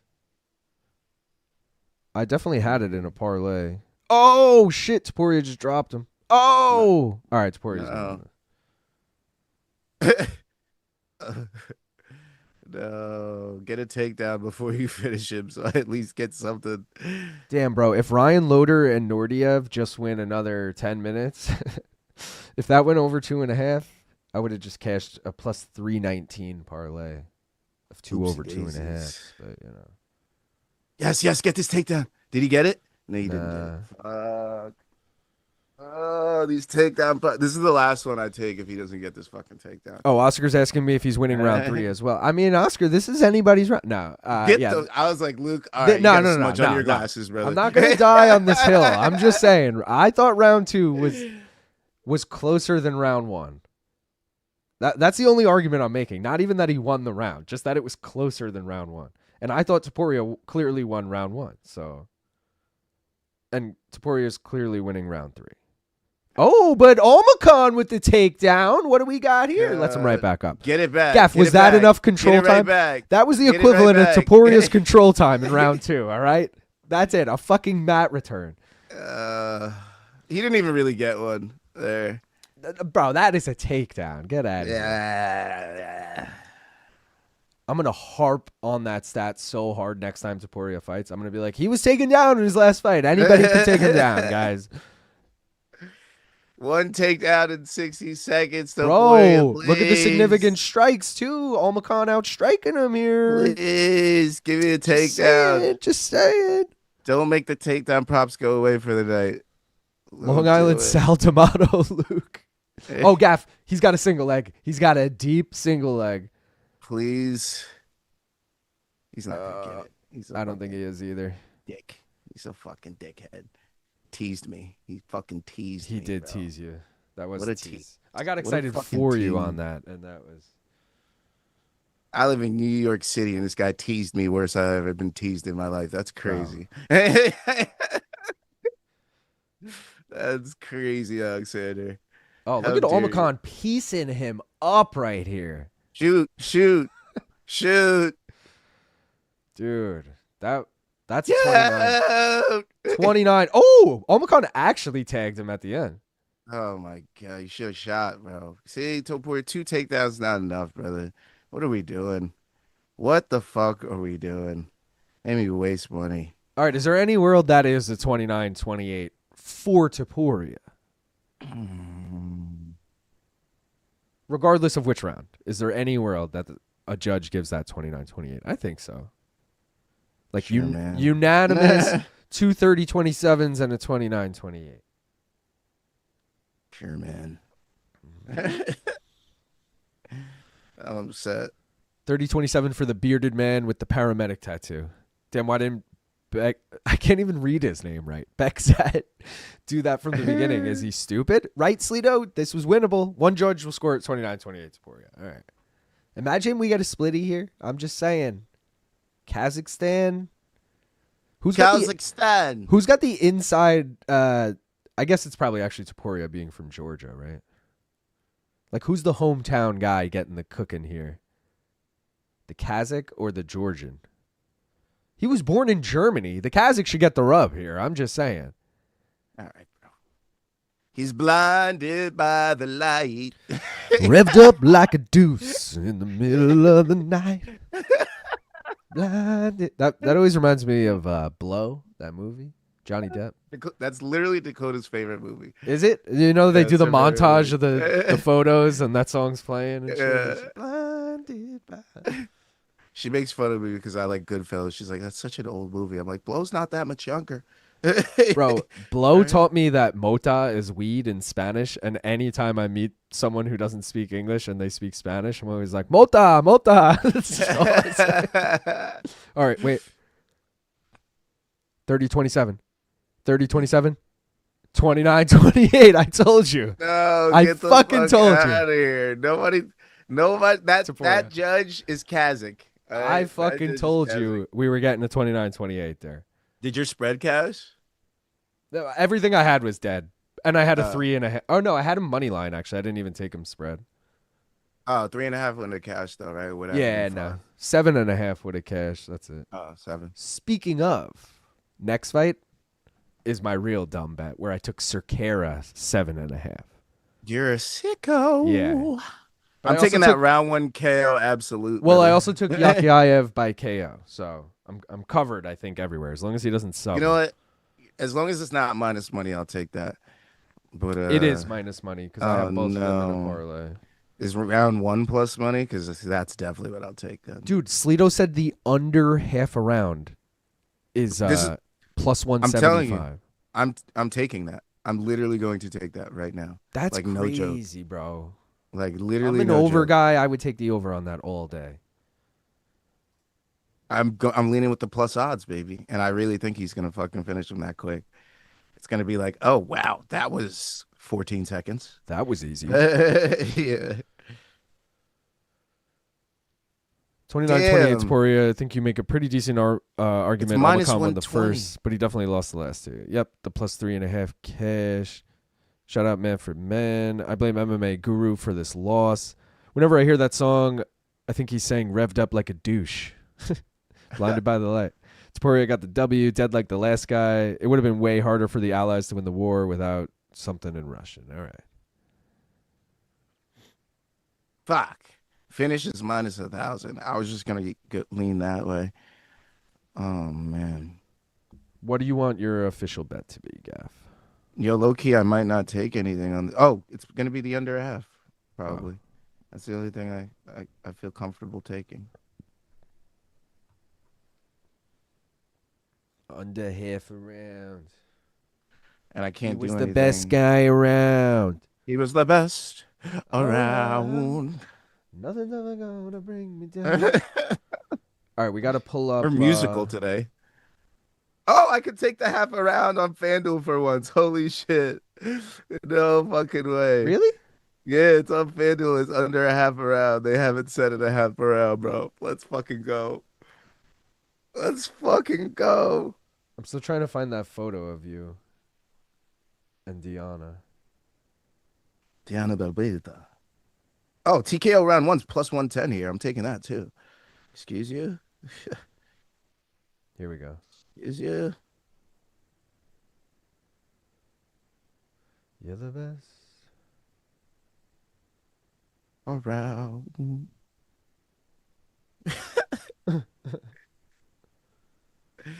You know what popped in my head when we did that? You remember that episode of SpongeBob where not Mr. Krabs, Plankton and SpongeBob are singing from the kitchen to... I don't know SpongeBob like that, bro. Oh no, it was Mr. Krabs and SpongeBob. That's what it was.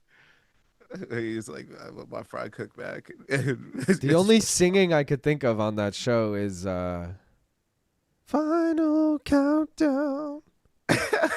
When they're like, they do that whole thing at the Super Bowl or whatever. I got that. I got F is for Friends in my head. Oh, F is for friends who do stuff together. Yeah, good call. The jellyfish. Fucking. Yeah, wait. Fuck, you're right. Hold on. I got this photo. I got this photo almost ready to go here, folks. All right. As per the request of Sleeto, I believe it was. Here's Gaff sitting behind Diana Belbita. And then my beanie next to Gaff. You can't really see him. But yeah, there you go. All right. You know what I just remembered now? Diana Belbita. I was supposed to put the fucking beanie on, bro. Oh, yeah. I was supposed to put the... I had a Morning Combat beanie on, and I kept looking at the camera every time someone would talk. Oh, okay, good. Oh, you didn't have ears on, though? No, that's all right. So this isn't a mistake, Luke? Minus 2,100 and plus 1,000? Yeah, dude. Crazy.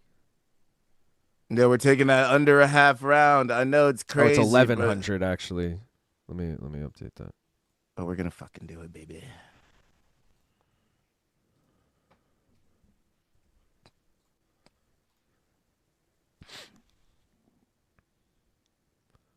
Oh Steezy man, I thought this Drish. guy was different than who he is.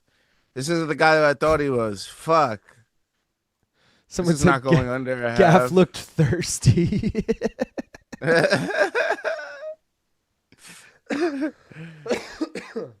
Cottonmouth for sure. No, I'm just kidding. Well, maybe.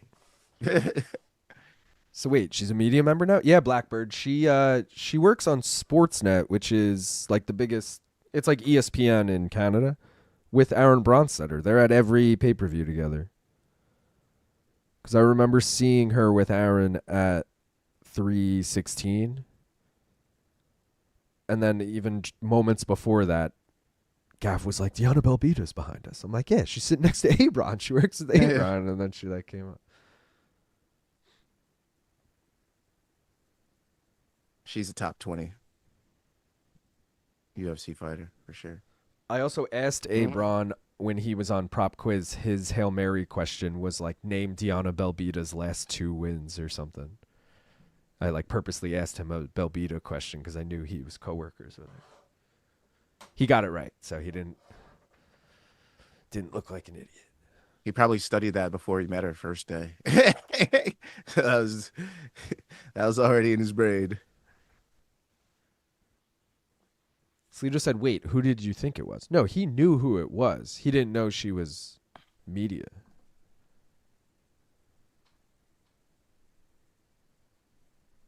Yakhyaev. Yeah, this isn't the God. guy I Oh, thought he God. was. Oh God, dude. Holy shit. Oh my God, Cerqueira, survive. Oh, big takedown. Do not sub him. No, do not sub him. No. He's going to sub him. Cerqueira, come on. Fight the hands. He's actually... Oh, no, he's not. Tap. Round 1 sub, bro. Hey, Luke. Fuck. Hey, Chad, didn't I tell him he was going to fuck around and find out? Yeah, but bro, I thought you needed a KO too. I still took the under a half round, brother. It's all good. Oh, It was plus my 210. Bro. Yo, Chad, he fucked around and found out, didn't he? Dude. Fucked I'm tight around that and wasn't a found fucking knockout. out. What is this guy's record? That was my he did have hedge. 3 subs. That's why I was like, you know what? I'm not going to take the sub because KO and sub was minus 1,000. So I was like, fuck it. The under is going to be what saves me. And then you were just like, bro, I'm taking the over. I was like, he's about to. I tried to save you, Luke. I didn't tried to take save the you. over, guy. Oh, okay. I never thought you took did. it. No, I was All saying right, what I said earlier was if the climb made it here, I'm definitely going to take the over. But the climb died on Ryan Loder's fight. I needed the over 1.5. Okay. So it's All been right. dead. What I did stupidly take, which I admitted was stupid from the beginning, is the Cerqueira spread bet. But I hedged it with the Yakhyaev KO thinking, worst case he knocks him out. So the sub there was really the bullshit. That was a big, but this always happens to us. We're like, bro, this is definitely going to be a knockout. And then the sub happens. We're always sitting here like, really? You know what it was? He Really? was such a big favorite. I remember him by finish was like minus 600. And I was like, fuck that. Him by KO was like minus 150. And I was like, I'd rather just take that. Yeah. And Cerqueira had been KO'd 2 out of his last 3. Exactly. And he's never been subbed and he'd been KO'd. So it was like, oh, all right. It was a no-brainer. They got it. The books got us, honestly. The books got a good one on us. Well All right, done, but books. Real quick, Well done. next fight is the first of my official bets because the card got all jumbled around. So, Asu Almabayev, boys. It's the first of the 4 It's going to really just put a damper on this whole night if Asu loses this early because everything will be dead on the last 3 fights of the night. So that'll be pretty terrible. But, I mean, we at least got the bet, Jenny. But either way, the good news is because the Spivak was a void, I get my unit back. So I've only thrown 2 units on this card that even if Hermanson Orobide does not go the distance, it'll still be a winning week, even if we don't hit the 4-leg parlay. So, Okay. I mean, I still obviously want to hit everything, but technically just need one of these to hit, whether it be the 4-legger or the single. But yes, Asu Almabayev, first leg coming up next. That's the first leg of the 1 more round parlay, too. I always die on the first leg. I don't know what it is. Don't do it. Don't do it. Sleeto said Gaff have a single on Perez sub plus 1,200. He probably does because it was CP units, right? Yeah, I do. I didn't take the round 3 as a single because obviously we have it as the other shit. But yeah, I did take the sub because I always take them as singles as well. Yes, unfortunately, I'm wasting money. Joseph Boza said, I'm surprised minus 2,100 didn't send off red flags given the betting scandal with Dolgarian. That wouldn't give off red flags. Think about the Dolgarian. That was expected. Dolgarian was a favorite, and the line started coming down crazy. This guy is a favorite, and the line is just getting more and more favorite, meaning people are throwing more and more money on him. You're not going to win that much money with a minus 2,100 favorite. The Dolgarian situation, they were betting on the underdog, Del Valle, at plus money. You're going to make some damn good money betting on that. Yeah, getting sickos. The favorite to throw the fight, so it only really works if you're the favorite and you throw it to the underdog as far as making a lot of money. Fastest sub in light heavyweight history, damn, that's wild. But also it wasn't even that quick. 30 seconds. No one is. Yeah, I guess it's light heavy. that is right? weird. Just feels like there's been so many fights. It's kind of wild. Alex Perez, in my opinion, is fighting for his job, losing 4 of his... That I agree with. He hasn't... I had a stat about... he hasn't beaten anyone on the UFC roster, Alex Perez, and he's only won 1 fight in the last 5 years, something like that. He has a lot of stats riding against him. Anybody riding with that Asu Almabayev sub? Anybody? I'm not against it. Has anyone seen the Luke Thomas lookalike cage side yet? They keep showing it. Yeah, we were talking about it earlier. How fast do you move Yakhyaev up the 205 ladder, given how weak that division is in terms of new contenders? I think pretty damn quick. He's probably not going to get a top 15 guy next, but maybe you give him one of those top 25 guys, one of those fringe guys that then you give him top 15 after that. I mean, I don't have the top 15 in front of me, but there's probably some questionable people in that 11 to 15 range that they could give him right now. For jerseys and jerseys. Has Tagir fought? Don't tell me who won if so. No, he's the first fight of the main card, so he'll fight in an hour and a half, roughly. He hasn't fought yet. Fastest sub in light heavyweight needs to be a future pop quiz question. No one is going to remember Yakhyaev. Even I'll put this question in 3 weeks, and no one will remember it. Straight to the top, in my opinion, give him Yuri. Okay, that makes sense, Luke. Still trying to learn the betting side of MMA. All good, brother. Sleeto, his name is Tom Lucas.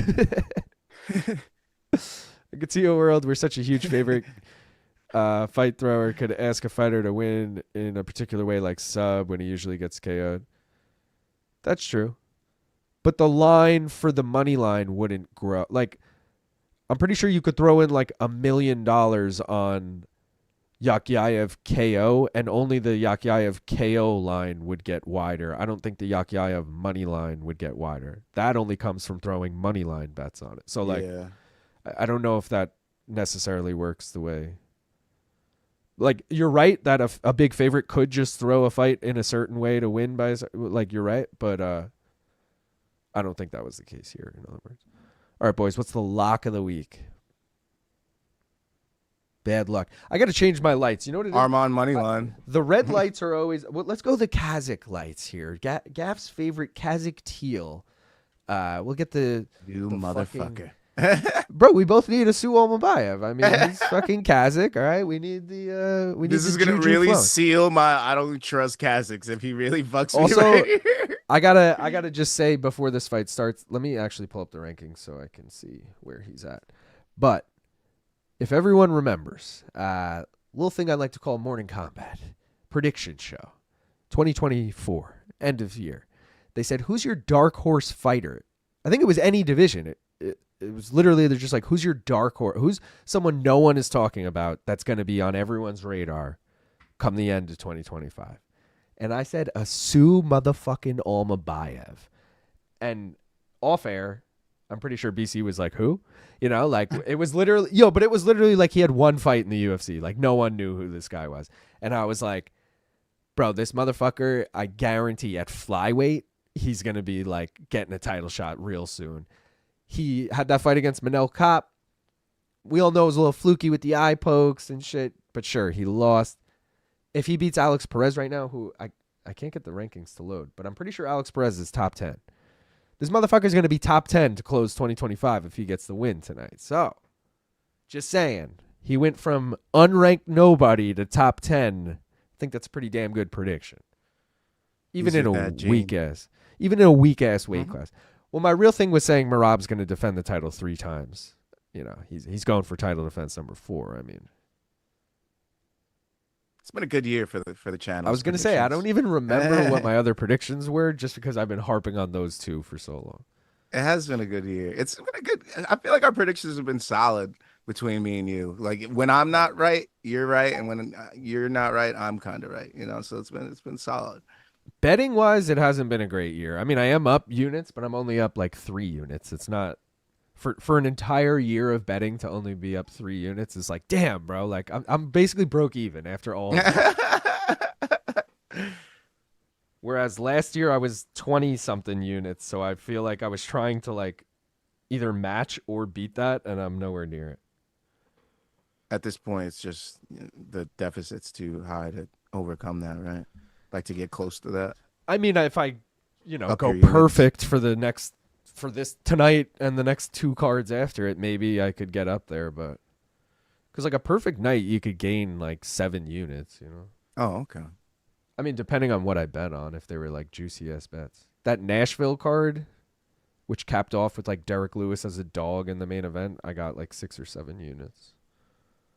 I like all these highlights of him subbing people. I like that a lot. Yeah, let's go with Sue. He's also a funny hat guy in the Middle East. Like, that always bodes well. Just saying. We've been... Oh, it was round 1 sub.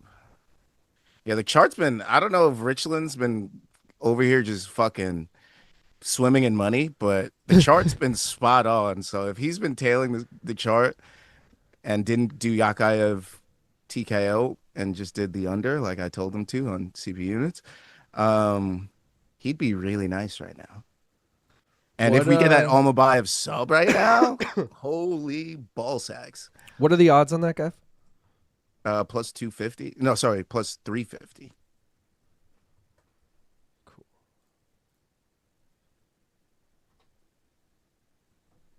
And you have decision? No, I just have him money line. Sicko. If he doesn't get the sub, it's probably a decision, right? Like, see, is he knocking out? I was going to take the over 2.5 as my official play in this because I was a little worried Alex Perez could like sneak out a victory. But then I got even more worried that Almabayev was going to finish Alex Perez. So I just went with Almabayev. So I feel like your sub is live. CP units. First leg right here. Richland says he's just quiet and smiling. Uh-oh. That means he's got a leg in laying in wait right now before he can celebrate. That's what that means. He's waiting on a leg right now. I don't know what that leg is, but God bless you, brother. I hope it hits. My new favorite color, Kazakh teal. Why is Gaff so confident with Arman given how Hooker looked against Gamrot? Genuinely curious. Oh, because Arman's my last leg, so I'll be hedging with a plus money Hooker at the end, so I won't care. It's gonna be fun. I'm gonna have to be like an iguana and be cross-eyed. Rugby matches starting soon. Kazakh Gaff Monikov. I don't like how fucking locked in Perez looks right now. I don't like that. Who was telling me it's got to be someone in this chat that something about Perez. Look for Perez to throw the fight. Someone like DM me about this or something. Bro, the fight is crazy. Right? Saying something about Perez is going to lose and it's going to look sketchy or something. Any stock put into the story Dan told about the masseuse saying Arman's back is still fucked? I didn't hear that, but that would be funny. Octopus, that teal is a great color. One of my dream cars is an older Mustang in that color. What happened to Perez? You feel like he hasn't fought in forever. Didn't he retire or something? No, he never retired. He's had more pullouts than fucking Nico Montano. Like, he literally had like 4 different fights canceled on like weigh-in day or the day of the fight. So like he constantly was in these camps and then would get injured as well, had like multiple surgeries. So he's just kind of, regardless, it doesn't bode well for his fighting career. What's kept him out of the cage, I recently learned this and found it fascinating. Crowded UFC arenas see 19% more finishes than Apex in 2024. It is interesting. Oralbai is also a funny hat guy, if I recall. He might Shout out be. to the funny hat guys of the world. Yeah. Shavkat is in the building. I wonder if he's wearing a knee brace.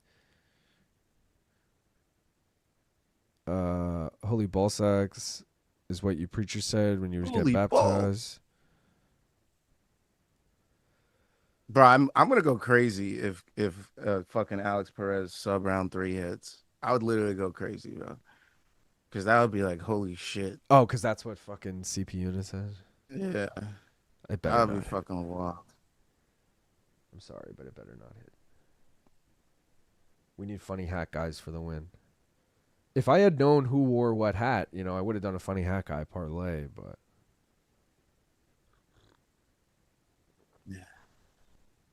Nah. We don't need that. We have enough. Didn't we have like 14 fucking gimmick parlays? Did we flash those already? Yeah. Can I see him again after this fight? Yeah. Remind me in between. It's so fucking annoying because they go right into the next one. Shout out Lemoore, California, though, where Alex Perez is from, because pretty sure that's where Kelly Slater's wave pool is. Remember that was a stop on WSL for a minute? That's crazy. And I just remember them being like, we're live from Joe Turpel. We're live from Lemoore, California. Here in Kelly Slater's backyard. That's exactly how he sounds. I actually, every now and then I get right back into watching it. Like, I'll see a random event. I'll be like, oh, I'll check it out. And I'll watch like an hour or two of it. And then I'll be like, wow, I got back into surfing today. See, and then fall right the fuck out. I still get the emails like, it's on, like, for the tournaments. But I literally just mark them as read and like keep it moving. I don't pay attention to the sport whatsoever, but I haven't like unfollowed anything. Do you think our old fantasy league is still up? Do you think that's still going? I don't know, but we could for sure fucking make a new one, bro. That was the best. That was like, I enjoyed that. Yeah, that was fun. It was almost like, yo, I got Tati today. it was almost like DraftKings fantasy where you like pick a lineup, Yeah. Like it was cool. It was like, oh, there's no draft. Like, fuck, you pick that person. It's just like, who do you think's gonna win? Like, good times. And I would always just pick the Australians, and it did me so well because the Australians are so good at surfing. You bastard. Yo, I'm not gonna lie, Alex Perez doesn't look that bad right now. Yep, that's what I feared. That's what I feared, mate. Come on, Asu. I didn't like that look in his eye. Oh. Asu, get this single leg. Get this single leg. Good defense from Perez. Oh. Takedown, though. More of a mat return, but either way. That was interesting. A lot of effort going into that, too, and I'm a little worried that Agassi. as time goes on, it's going to... Nothing worse to a grappling fighter than losing the gas tank. Oh, Lord. Just crawling away from your opponent. They're walking you down. Oh, God. Crawling away from me.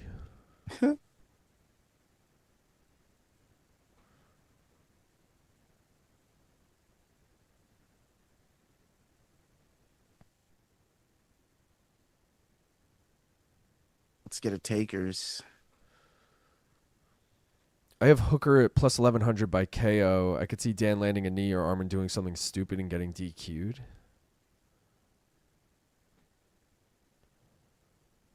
Does anybody feel like Perez is leading with his head? Like being like, knock me out, bro. What the fuck? Yeah, with a knee, right? Like if Asu just throws that fucking knee as he comes in. The way he's leading. He's like leading like this. Like he's fucking Drew Dober training. Like, what are we doing? Make a prop quiz question theme where they have to name fighter based on their funny hat and just show a crop picture of them on the screen. Mm-hmm. It's not a bad idea.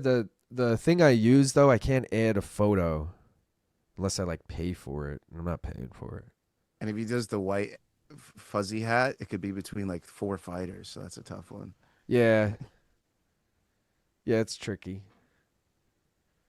Yeah, because like Habib and like Islam wear like the same hat, you know? It's like, Don't forget, Marab's is black.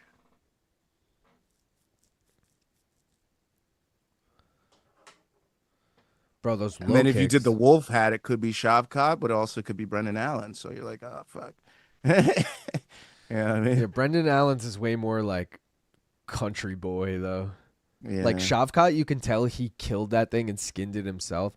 Brendan Allen, you could tell went hunting in Wisconsin and shot that thing himself. But it's also like, He's not good at taxidermy though. I don't know. I feel like Shavkat had to like fight for his life to kill that thing, whereas like Brendan was just like doing it for hobby.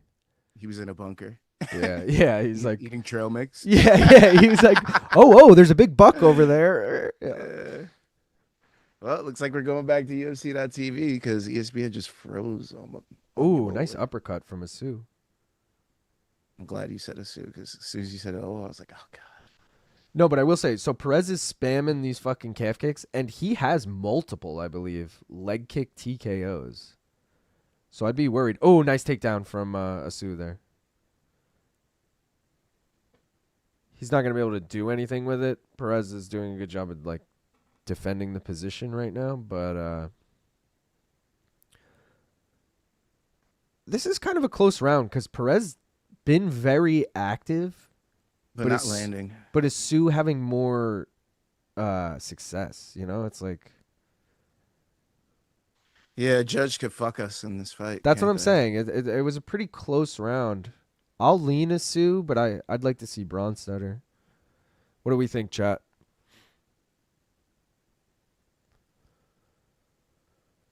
Am I this far behind? So funny, UFC can sell every inch of the cage. Fighters can't have sponsors. You guys going to do a Benavidez Yard watch along Duran? Gaff's doing it over on One More Round Fights, so tune in over there. One More Round Fights. If you don't already follow, I know you do, Duran, but go follow. And if you don't, you're probably, not cool. You're probably not. Like, I'm just gonna be honest. So if you should probably just follow. If LT were come back on, he shouldn't. He stinks. You ought to do a category where he identifies the fighter based on tattoo. That's good, but it's unfair to his opponent. If we have like if he's going against, well, Jose has tattoos too. Actually, maybe it would be funny against him. But I would never do Jose versus LT at this point. That's like giving an unranked fighter to Islam. I mean, what are we doing here?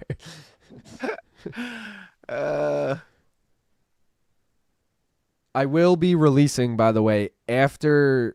So again, no spoilers, but whoever won this tournament yesterday that aired, if you haven't checked it out, go check it out. Will be facing BC next week. Once that matchup airs, I'll release the updated rankings. Gaff, I believe you're somewhere right in the middle. I think you're like ranked number 6 or something. All right, I'll take that. That's a solid rating. The priority basically is just how many wins you have, and then if you have the same amount of wins, the tiebreaker is your average score. And you being someone who averages half a point, you have the lowest of the people with 1 win. Perez just got a fucking takedown, bro. Oh, God. This isn't good, bro. Perez, another takedown. And he's like doing damage on the ground, too. Come on, Asu. All right, he's up. I hope Perez just gets caught with something, bro. Clubber, subber, dubber.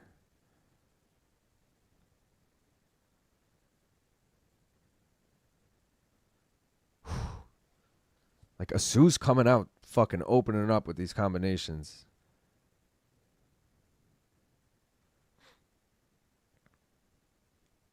He's getting some respect back. I haven't seen any tweets yet about round 1. Oh. Sweaty. And this round started out a Perez round. I mean, he's already got 2 takedowns, but on the feet right now, Asu is doing more damage. But I feel like he's. It's so early in this round. I'm still leaning this as a Perez round at this point. Okay. Momentum is shifting though. That uppercut, that fucking right uppercut from I almost just called him Bekzat. Asu is fucking money. Watch, Catches he just it, dipping threw it his again. head. He whiffed on it that time, but he's falling in love with it because he knows it's landing. Damn, bro, look at the fucking significant strikes, and now Perez with another takedown. Fuck.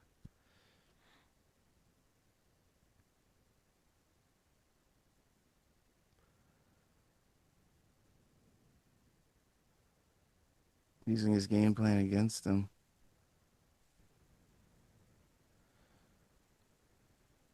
Oh, Almabayev hit him with a fucking liver shot and a spinning wheel kick. They just showed the or spinning back kick, I guess it was. Damn, bro, live odds Asu's plus 280. What? That's crazy. Fucking CP units. Like he's losing That's this awesome. round, but fuck, man, he's having enough success in this fight, and round one was close. That like what? Wow. Fuck, man. He's gonna blow my parlay, isn't he?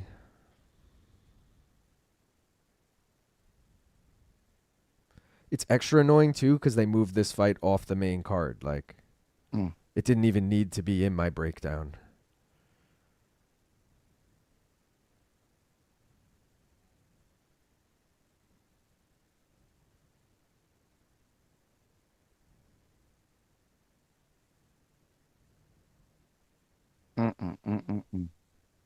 Kick off, bro.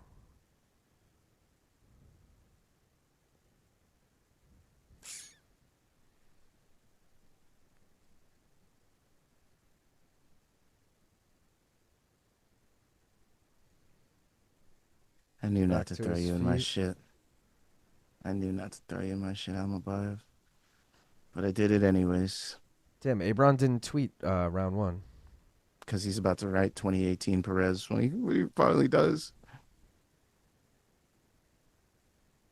That uppercut again. Oh, now Asu's trying to shoot? What are we doing, bro? I know you're a good wrestler, but you're having the success on the feet. You're not going to win back this round with one takedown. And it looks even worse because Perez defended it.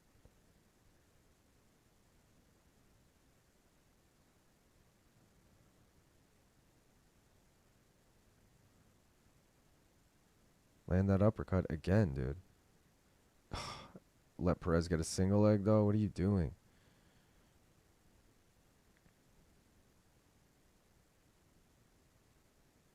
Oh, he gets a takedown at the end there. All right. Again, not enough. Not enough. But I'll say that's 1-1. A very sweaty 1-1, meaning it could be 2-0. Because obviously that was a Perez round. But round one, we both agreed was close, but I was leaning Asu. We're about to lose on Asu. Sleeto said LT would get them. Lazy was saying earlier I should make LT guess fighter tattoos. He said LT would get them all wrong and blame Long Island's cropping skills or something. It's so true. Fuck.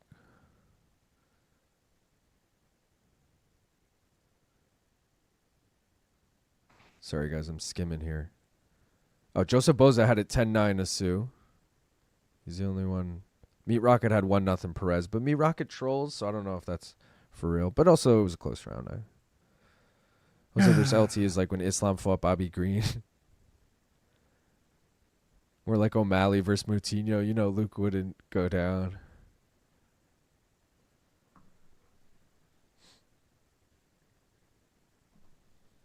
Fucking CP units. Clubber Subber Dubber sounds like the official Subway sandwich of the UFC.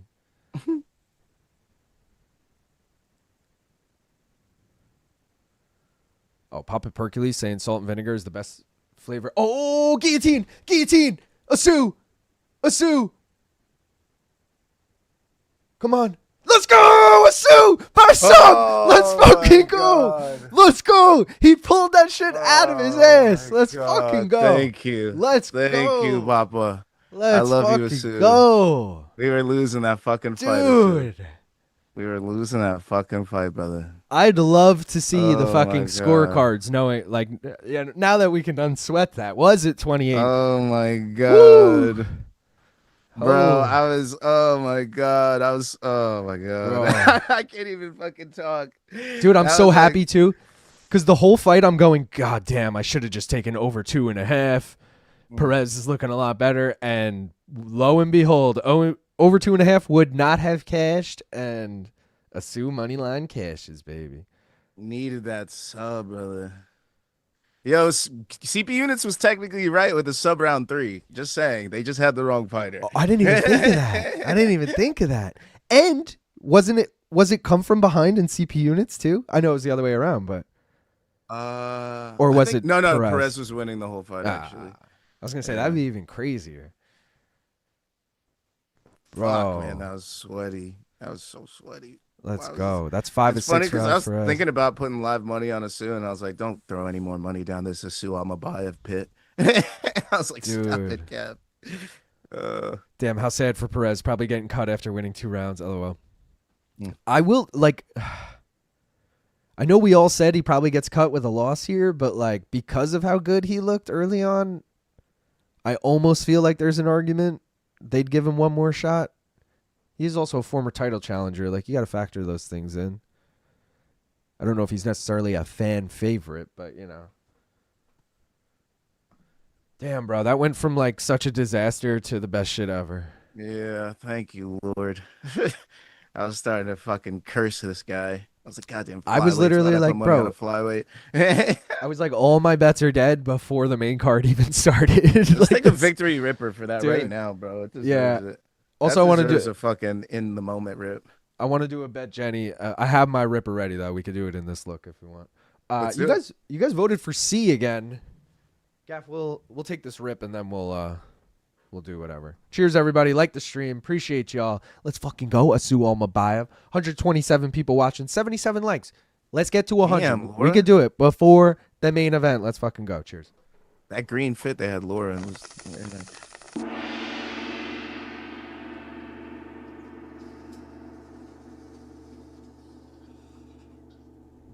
Laura Sanko could do no wrong. Smoke weed every day. You want to know the real reason Abron wasn't live tweeting that fight? He knew Asu was just going to win by finish. He's like, I'm not even wasting my thumb. He's a fucking Nostradamus, bro. Yeah. You guys voted for C again, second time in a row. We already got Arman. Let's see what the method of victory is. Gaff, what are we hoping for here? Let me look at Arman's record quick. So he has 9 knockouts, 5 submissions, 8 decisions. Hooker's been finished 3 times by KO, 3 times by sub. So it's kind of anyone's choice here. Gaff, you hoping for KO, sub, decision? What are we hoping for? KO. I'm going to say sub. I want a sub. I have that in a parlay if Oralby gets a TKO. That's why I'm like, You I guys want another. voted for KO. Arman KO. I'm gonna be let's covered get on the third Arman. one going. Third one going so we can see.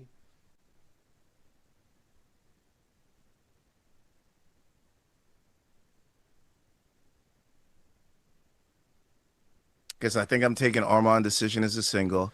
I have Arman sub as the last leg of a parlay if Oralby gets a KO. And then I'll be taking the CP, not CP, and it's the mystery bet with the Tsarukyan KO. So I'm covered on Arman, and then I'll just need to have my single on Dan. It's going to be perfect. I'm pretty much with you if we get under 3.5 as the last leg, because I have I have a parlay with the over 3.5 in it, and I have a parlay with Hooker with the spread in it. So if we get that Arman under 3.5 KO, one of those 3 is guaranteed to hit. Because either Hooker wins the fight and at any point in time, or no, I guess Arman's sub under 3.5 would not hit. But whatever. I'm worried. Asu is likely 1 to 2 fights away for a title shot, bro. Am I watching on Rabbit Ears Antenna? Is this broadcast? The fuck is this broadcast? Who's this guy remind you of? The guy that translates. He reminds me of somebody, but I can never put my finger on it. The Maybe guy it's on the Red Thunder, Chet Holmgren. Ooh, I see that. Yeah. Yeah, I see that. He's also that's Danny Rubenstein's partner. They're like they have all those like Middle Shavkat. Eastern guys. Shavkat in the building. I'm seeing Nicolas Dalby right now with Shavkat in their corner. Yeah, Shavkat was taking a picture of them in the corner. Now I'm seeing Dolby. I'm still way behind.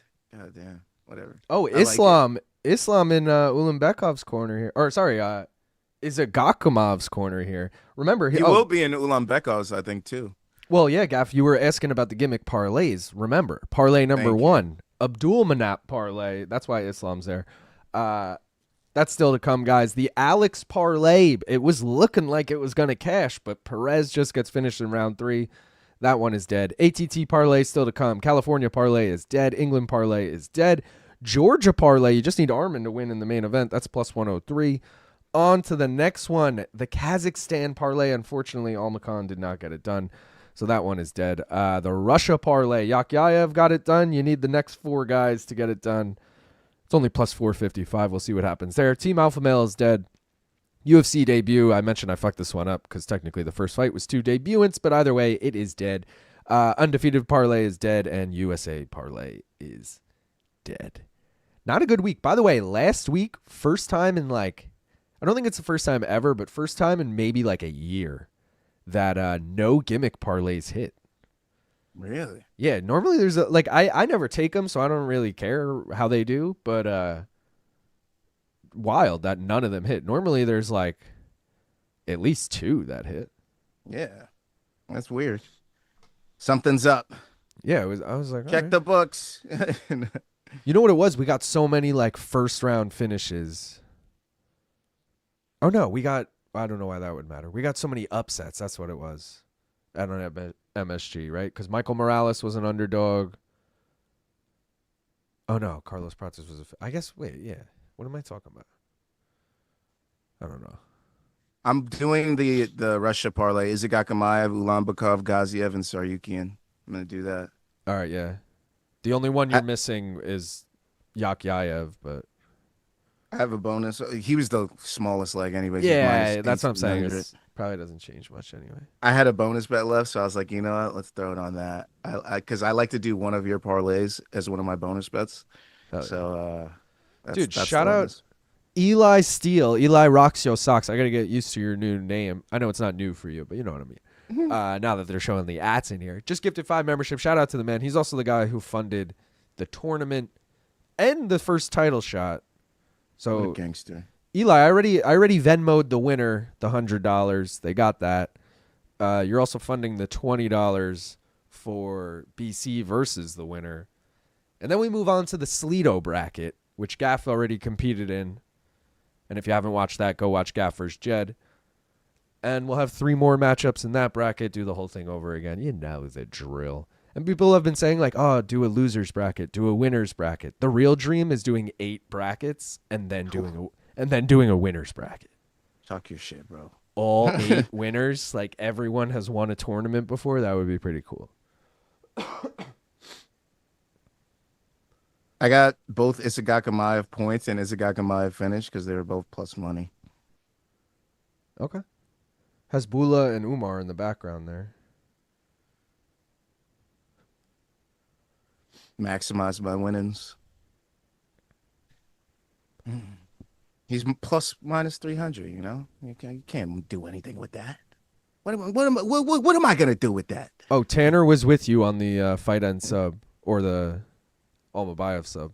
You're welcome. And yes, the chart is killing it. If I did do a locker room this week, you guys would be fucking just happy. Just really happy right now. So. Eli said, I doubt they cut Perez. He was winning that fight. He should have slammed him on his head and back. I mean, I don't doubt they cut him, but I do think that, like, I'm more optimistic they keep him now than I was pre-fight if he lost.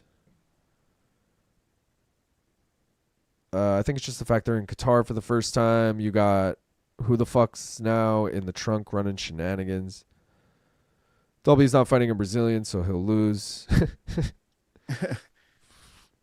I thought Dalby was like the king of the overs until that last fight with Randy Brown, and now I'm super worried for him. That being said, I'm pretty sure I have the over here. I think he gets finished for the first time by submission too. I feel like this is the year he gets finished both ways, and he's like, "What the fuck?" I took Dalby with the spread, and I took fight does not go the distance. What do you have, Gav? Oh, you said Izagakhmaev by decision, and I have Izagakhmaev always, and they're both plus 150. So it's like, do whatever you want to do. I got it. Where the fuck is this guy's name? Izagakhmaev. I want to fucking put sub, but I'm covered on him, so just wasting money on sub wouldn't make sense. You know what I mean? I like the logical side of me won't let me put more money on this fight. I feel you. Because it's just like you have decision plus money, you have finish plus money. You don't think Dalby's gonna win. Why would you also throw in more money on Izagakhmaev sub? Like that's only gonna beef up one more option. True. Yeah. Oh, takedowns. That's what I wanted to do, dickhead. Because if it does go decision, that's what I wanted to do. Oh, instead of 3 at plus 130, eat my ass. 3 takedowns has been fucking me all night. I'm not taking it plus 130. Gav saying eat my ass and fucking me all night in the same sentence. It's like, chill, bro. It's a family program. Shout out Bong Island and Gaff for good content. Let's go, Eli. There's tons of women in the crowd. I see tons of smoke shows. Loser bracket fights for a handful of Chili's coupons. Those are AI bots. I see some chicks in crowd now. Def not tons. Top 4 versus bottom 4 bracket. Ooh, that would be interesting, Danger. So one of the losers has to come out of the other side. Holy shit. Holy shit, Gaff, round 3 hit. What the fuck? I told you, Bubba. Why is it always someone with a name ending in Av or Ev fighting someone with an Av or without an Av or Ev? Why has Usman not been signed yet? He's got a title. He's like must still be under contract with PFL because he's booked already with PFL for his next title defense. So I'm sure he's gonna fight out whatever remaining fights he has. Or there's a very real world that PFL was willing to part with half of their fucking stars, the Picos, the Pitbulls, whatever, but they're holding on to. You saw they re-signed AJ McKee. Like maybe they're just gonna hold down their real talent, the AJ, the Usman, the Paul Hughes. Yeah, like so maybe like, bro, if UFC's like we can do 75-75 Usman, which is a lot for someone coming in, and he's like, bro, I make 200. Or I make 200 flat at fucking PFL. Why the fuck would I do that? Yep, classic Dalby game plan. Crush the space so you can't get knocked out. Put your pace on the guy with your wrestling, and then try to win the fight, making it sloppy. Let's go, Dalb. We need that spread bet, baby. I fucking love Nicolas Dalby, I will say. I was shitting on former Cage Warriors guys earlier. He's one of the few I actually watched his Cage Warriors career, like when it was happening. And he was one of my parlay. He was one of my favorite guys. I think Bogdan Grad and Luke Riley are both Cage Warriors. I know Luke Riley is, but I think Bogdan Grad is too. So I think he can't. Let me double check that.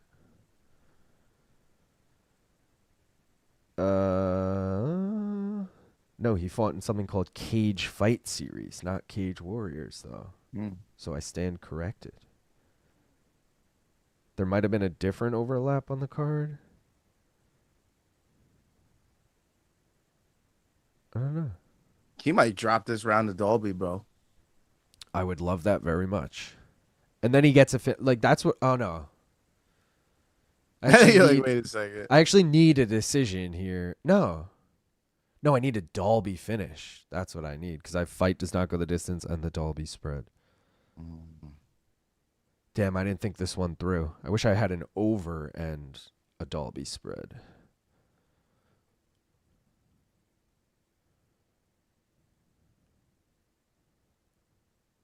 Oh, GC, what are you doing? What were those like 3 fake outs? Did you see that shit?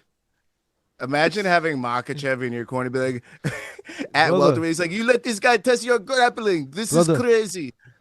Brother, I take away your black belt. this guy never even been to Dagestan, brother. He's like, you let him put you up against fence? This is crazy, brother. Wait till I get you back to Dagestan. Wait till we get you back. You know what's interesting, though? And, like, I don't know the dynamic of that team, but, like, why isn't Khabib in the corner, but Islam is? Maybe he's, you have to reach a certain level in the gym because we never, like Javier Mendez isn't showing up for the fucking, first prelim fighter. I don't think. Yeah, but I don't know. Eric Nixick's showing up for the first prelim fighter. Yeah. Ray Longo's showing up for the first prelim fighter. This is damn near main card too, so you got to be bored. You probably want to go out there just cause. I just wonder, maybe Khabib is either has something going on this weekend, or I know he had like visa issues in other countries. Maybe there's a chance he can't fly to Qatar. He's got his timeshare with Hasbulla, so and guys are on vacay right now. Because think about it though, dude. The whole crew, they just showed that whole crew. You just mentioned Hasbulla. We saw fucking Umar in the crowd. Like, I'm sure John Pork's there too. Like, everyone's there. Where the fuck is Khabib? John Pork. Bro, did I tell you? I didn't tell you the train John Pork story. Wait, what? He was on your train? No. But we leave MSG that night, 3:30 train or whatever that I get on. Packed out, by the way, like mad people on that train. I was shocked. Like, I know it's the last train home kind of thing, but I was like, damn, bro, there's a lot of people. I'm minding my own business this whole train ride, headphones in, looking at my phone. Oh, Izagakhmaev just got a takedown. And this fucking kid comes up to me, and he was probably like 18, I don't know, and he's just holding out his phone. And I like look over at his phone, and it's just a pig. And I'm like looking at it for like a few seconds, and I'm like, what is that? Like, what are you showing me? And the kid's like, it's John Pork. And I was like, okay. Like the real John Pork? I guess. I didn't know what any of this was. I told BC this story. BC explained to me like the origin of John Pork. But I was just like, okay. And then he dapped me up and he walked away. And I was like, the fuck just happened there? And then I still don't know, like, did he know I was a UFC fan? And that's why he showed it to me? Or was he just going up to anyone on the train and being like, it's John Pork. It's John Pork. Like, I don't fucking know. Maybe he knew you were Luke from the main card minute in Morning Combat. See, but I doubt that. I feel like you would say what up at that point. Yeah, sure you would. The You'd only say thing, something about knowing it. You wouldn't just walk up and say that, yeah. The only thing I could think is that they like saw me, like me and you leaving MSG or something. Like they knew I was at the fight somehow or something. Yeah. Do you think Dalby still won that round? I think one judge is going to give it to him, which is all I need, baby. So I don't know. It was close. I think he stole it back. Yeah, I was going to say nothing really happened until the end, and that was definitely the most action in the round. Yeah.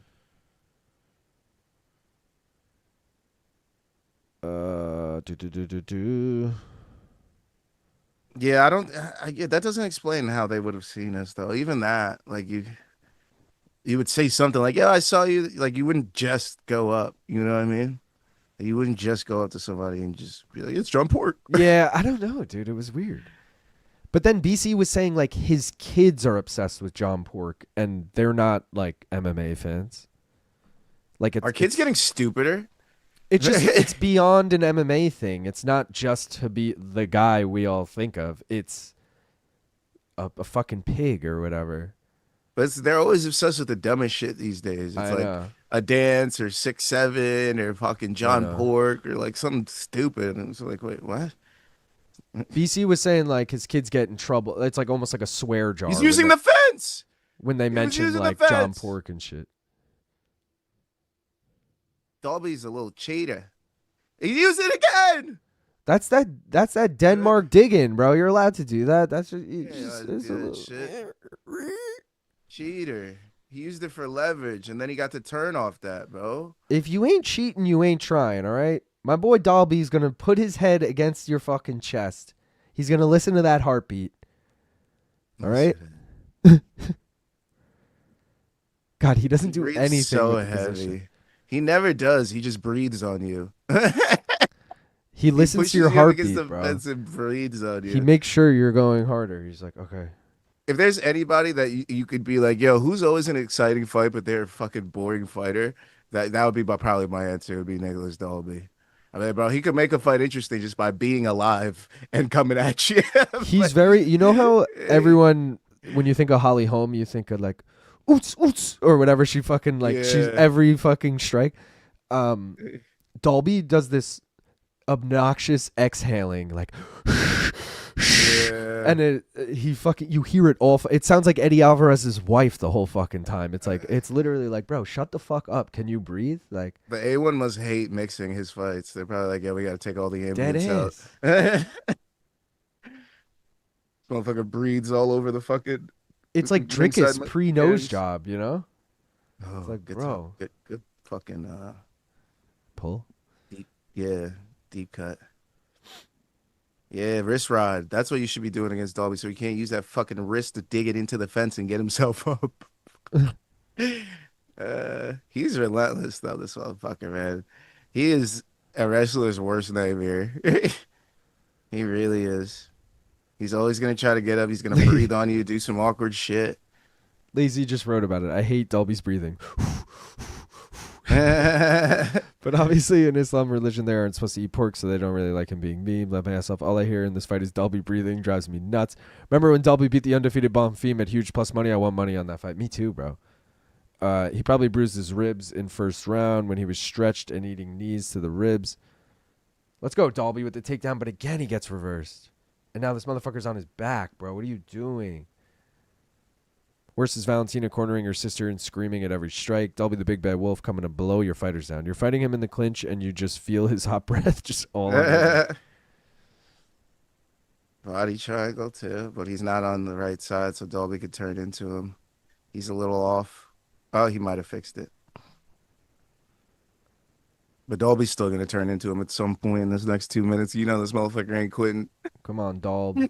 You know this motherfucker ain't quitting.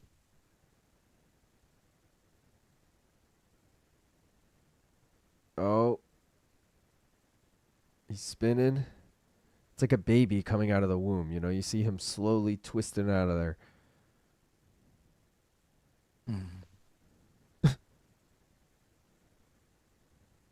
Dalby knows how to make a fight sweaty. If there's anybody that knows how to make a fight sweaty, it's Nick Dalby. That's Nicolas to you, Gav? No, I'm sorry. Him and Nathan Diaz. Yeah.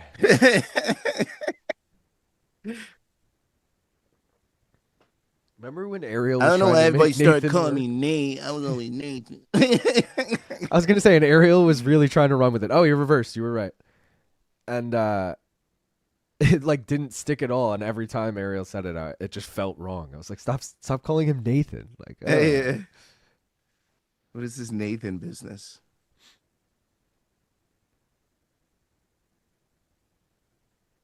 Even when he throws punches, they're like hitting air and then landing on his face. They're not even like a punch. Ooh, big elbow. Honestly, though, Izagakhmaev has done nothing with his top position in either round. Uh-oh. Are we seeing Izagakhmaev fucking L for the Islam Makhachev corner?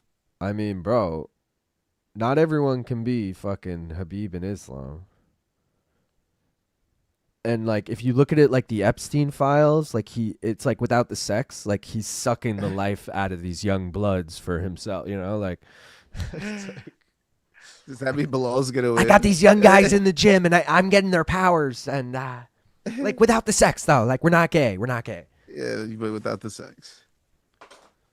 I'm excited to see what Bronstetter says. He's probably gonna be like, "Yo, Dalby 2018." I'm like, what? Bro, if Belal was smart at all, he would market without the sex. Yeah, and he might. And it'll just be a T-shirt, and on the front, in some really cool font that average Joe can make, it'll say like Belal Muhammad, and then on the back it'll just say ... without the sex. Yo, Bronstedter's shitting all over Alex Perez on his Twitter. Is he? What'd he say?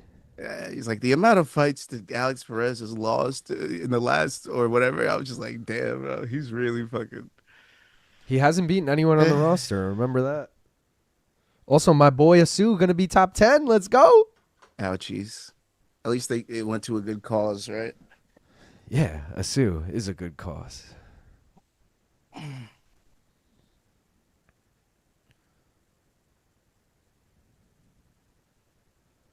Two things I hate: training with other people, hairy dudes that get super sweaty and rub their dripping chest hair all over your face and mouth, and hot breathing motherfuckers breathing their doo-doo breath. The hairy dudes super sweaty and rub their dripping chest hair all over your face just reminds me of that movie Along Came Polly, and Ben Stiller's playing like pickup basketball and he's guarding that guy. And the guy jumps and his face just gets like rubbed up the whole time. Yeah. What do you mean? What do? They do everything. The rankings mean everything to me. Is nothing without it. Body triangle. Well, this round's pretty much over. Until he got out of it.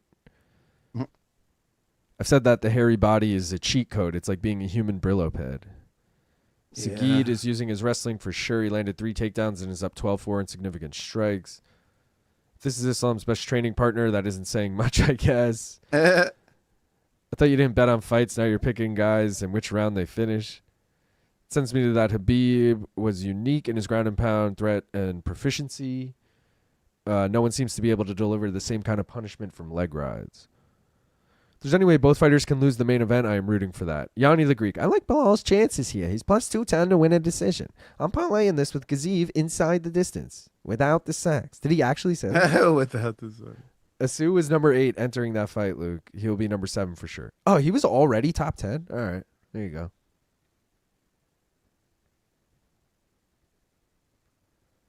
Who did he beat in his last fight? I can't remember the fight before Alex Perez.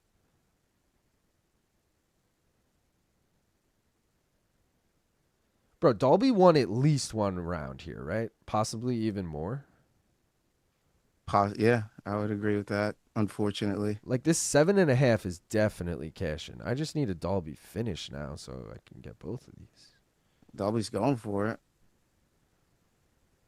Yeah, is Izagakhmaev under the impression that he's safe? Because I feel like he could lose this fight.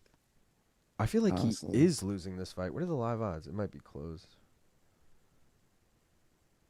Live odds are Dalby minus 154, bro.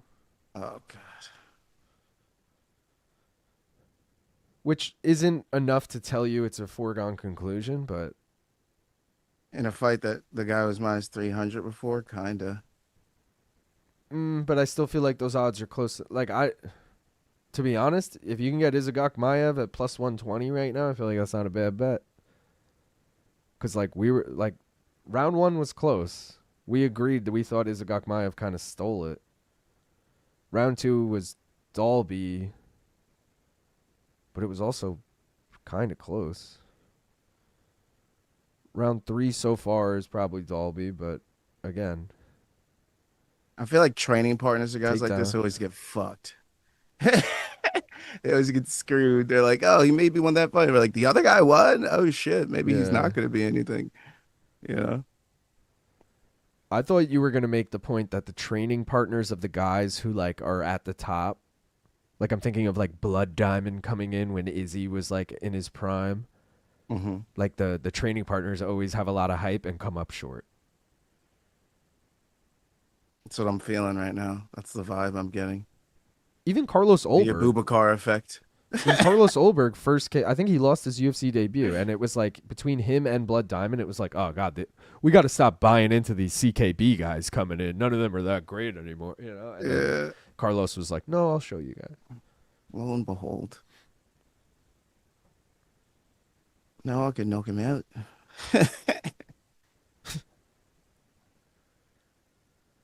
Imagine Dalby with a 5-finger choke, subs him round 3. I'd love that.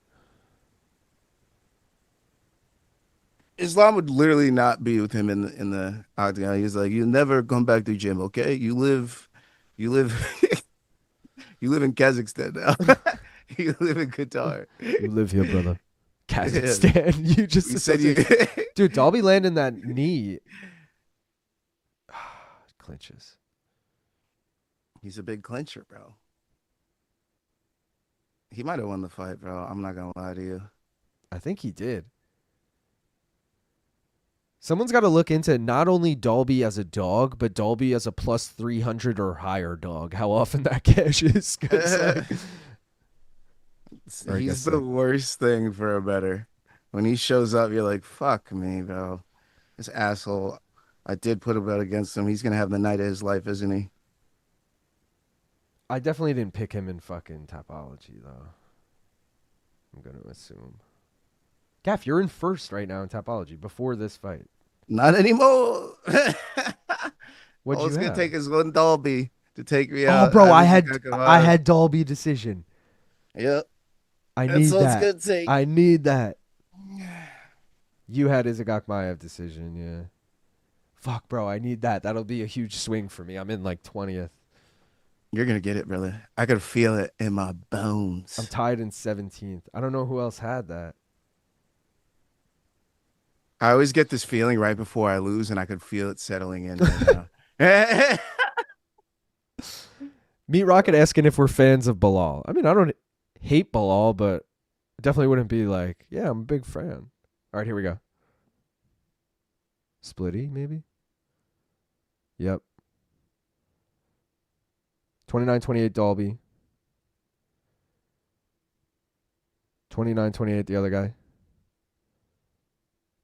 29-28. Nicolas Dalby! Let's go! I'll take I that, loves to baby. fuck my parlays up, man. Just loves to do it. Denmark Dalby, baby. Yeah, kiss your coach like DDP, baby. Let's go. This motherfucker's 40 years old. Right? Did I make that up? This motherfucker's 41 years old. I did make that up. And his birthday was last week. Shaking my head. Shout out. Gaff, I'm surprised you weren't on the birthday boy there. Shaking my head, Nicolas Dalby. Lazy Bed's really fucking high on Luke Riley. Oh, by the way, there was a Luke parlay that we didn't do, but Denzel Freeman, for whatever reason, his nickname is Luke Scott or something. I think it was Luke Scott. It was or Luke Fox, something like that. Luke something, and then we got Luke Riley here, so we could have done a Luke parlay, but bro, Dalby's so bad. It sends people Can't calling believe we robbery. got I've been waiting lost. for this 2.5 years. Dalby's ass cheeks. All right, Grad, let's fucking get this win. We fade Cage Warriors. And this is why I don't bet. Judges in Qatar let Dalby win. They have fixed the corruption. Feature prelim time. Luke Riley is here. Let's see if the hype is worth it. Holding people against the cage and obnoxious breathing equals win. What? This is a nightmare card. I'm glad I don't have much on this. Too many Z and V names. Nicolas Dalby. This fucking guy. He's Izagakhmaev. Oh, I need the Bogdan grad 7.5 here. And that'll cash a plus 230 parlay. Let's change that over.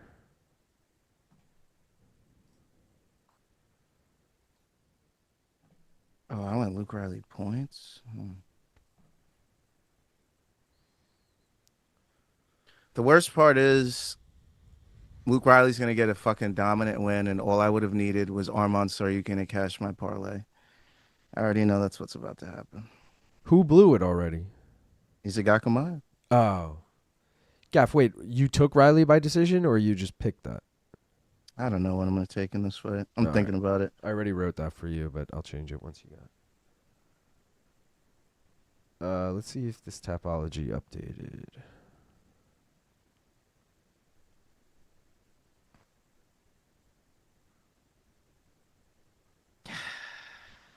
I had to fucking lose today.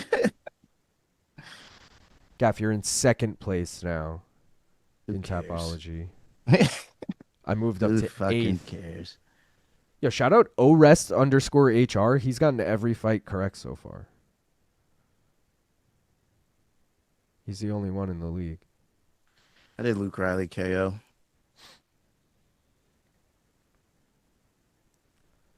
Luke Riley KO, that's your bet? Mm-hmm. What are the odds? Plus 160. Plus 1 city.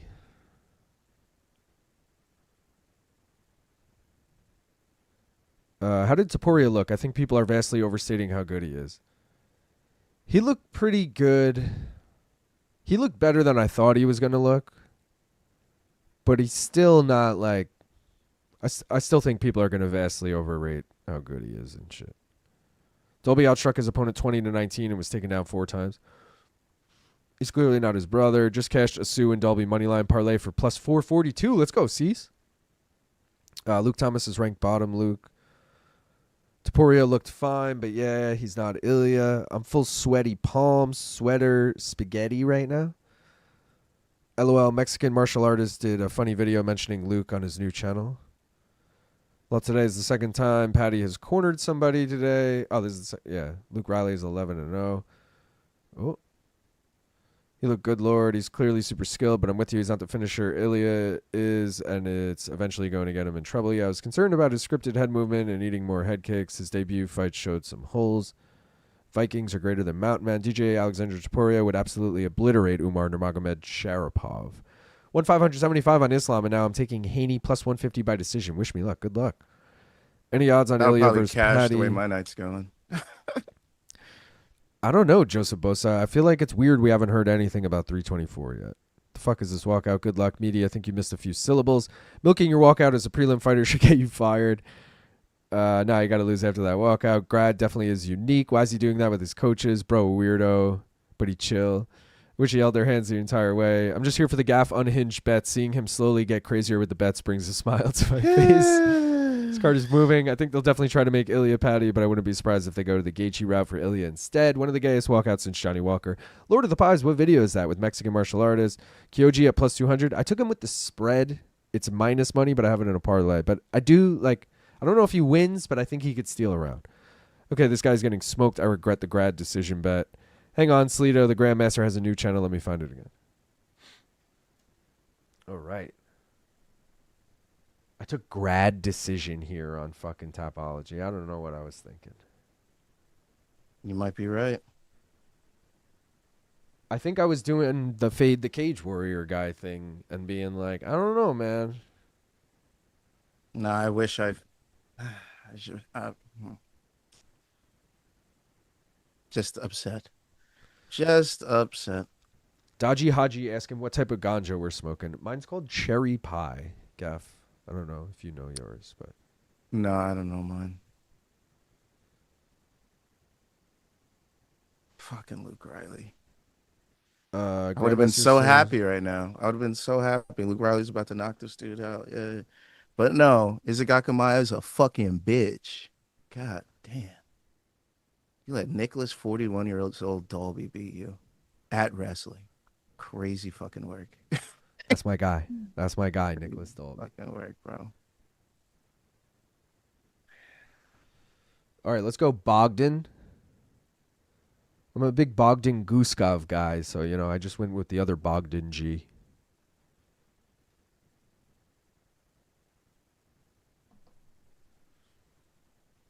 Also, would be pretty funny for Ilya to be 1-0 tonight and Patty to go 0-2. Not that I like Ilya that much, but Patty talks too much shit.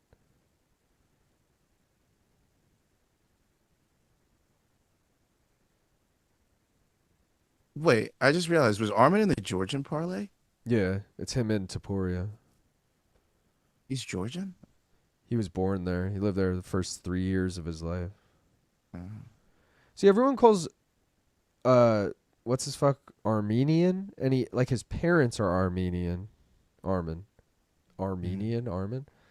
But he was born in Georgia and then grew up in Russia. So, like, he's more Georgian and Russian than he is Armenian, if you ask me. But it's like Belal. Like, his parents are both from Palestine, so he reps Palestine, even though he was born and raised in America. Nice takedown there from Bogdan. We got to take a bong hit, Gaff. I feel like we're falling behind here. Yep. It's about that time. I'm ready when you are. I'm ready. Oh, he's ready, guys. Let's go Bogdan Grad. Let's go Nicolas Dalby. Let's cash this shit. Let's keep it fucking moving. Guys, please like the stream. We're 12 likes away from 100. By the time I blow out this smoke, I want 100 likes. Please and thank you. Smoke weed. Cheers.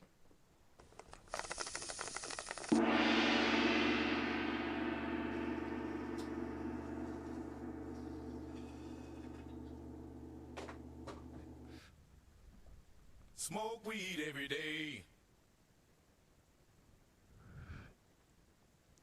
How are the likes looking? How are the likes looking? I'll give it a minute. Guys, I only see 1 like so far. I mean, that is just... I don't think I've drank any water today. I should probably... I have, but I admit I could have some more. I was drinking last night, too. I should definitely have some more.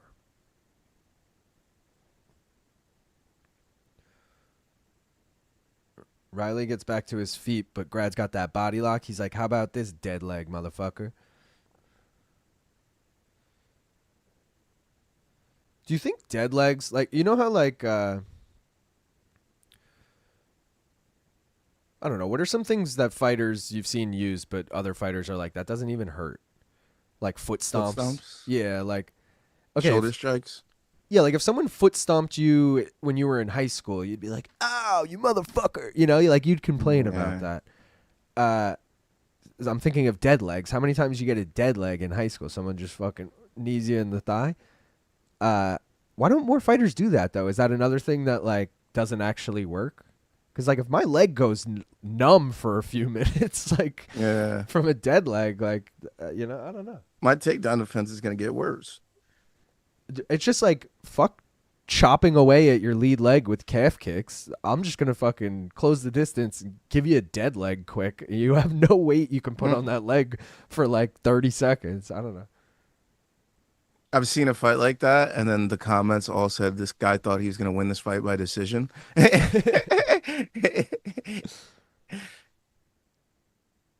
Oh, big elbow from Grad there. Uses it on a single leg, gets the takedown.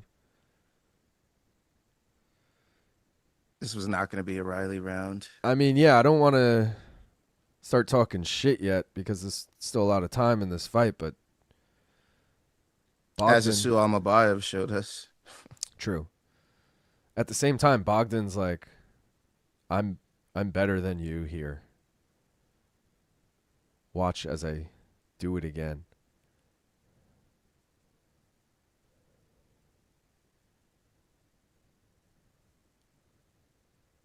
Oh, Ian Garry was another person I was thinking of. I said Patty before. I was trying to think of like who's like the last like good guy to come over from Cage Warriors. It's probably Ian Garry.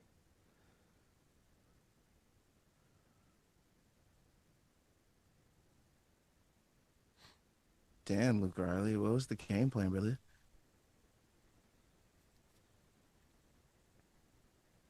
Watch, he subs them at plus 1,400.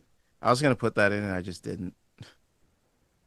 Oh, Grad with some big shots here. Oh, bro, that's a Grad that covers this. If this goes the distance, I mean, as long as we don't get 10-8'd going forward, that's Grad is hitting this parlay for me. Damn. The old Grad and Dalby spread parlay. I mean, I should have just fucking manned up and taken the money line. Let's get Luke Riley looks spent already. The headlining prospect's not doing well. I'm telling you, bro. Well. Again, I don't want to talk too much shit because anything he could fucking catch him right in the beginning of this round. But I don't trust a fucking Cage Warrior prospect anymore. Unless I've been hearing, like, I don't know. I haven't heard of Luke Riley at all. I'm not going to lie. Just because you're a champion in Cage Warriors, that means nothing at this point. Jai Herbert was a fucking Cage Warriors champion. How's his UFC career going? Like, Craig White. Remember Craig White? Motherfucker went like 0-4 in the UFC and got finished every fucking time. Come on, Luke. You can do it. He's not going to do it. I forgot his name was Luke. I was like, what? What do you mean, me? I'm going for grad.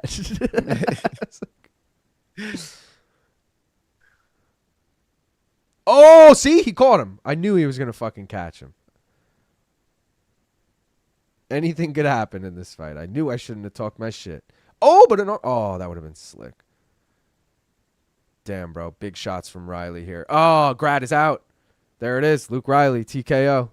Finishes it. I feel Bro. bad because you just went so hard on Dude, Cage I know, I Warriors. did.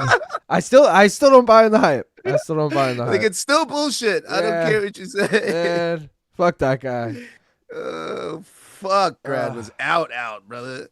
He did you no favors. Him and the brown haircut version of Patty's haircut was kind of funny when they gave each other hugs. Just hair bouncing everywhere at the top of the cage. Damn. Shout out to Luke Riley. You're welcome. Oh, Fuck. dude.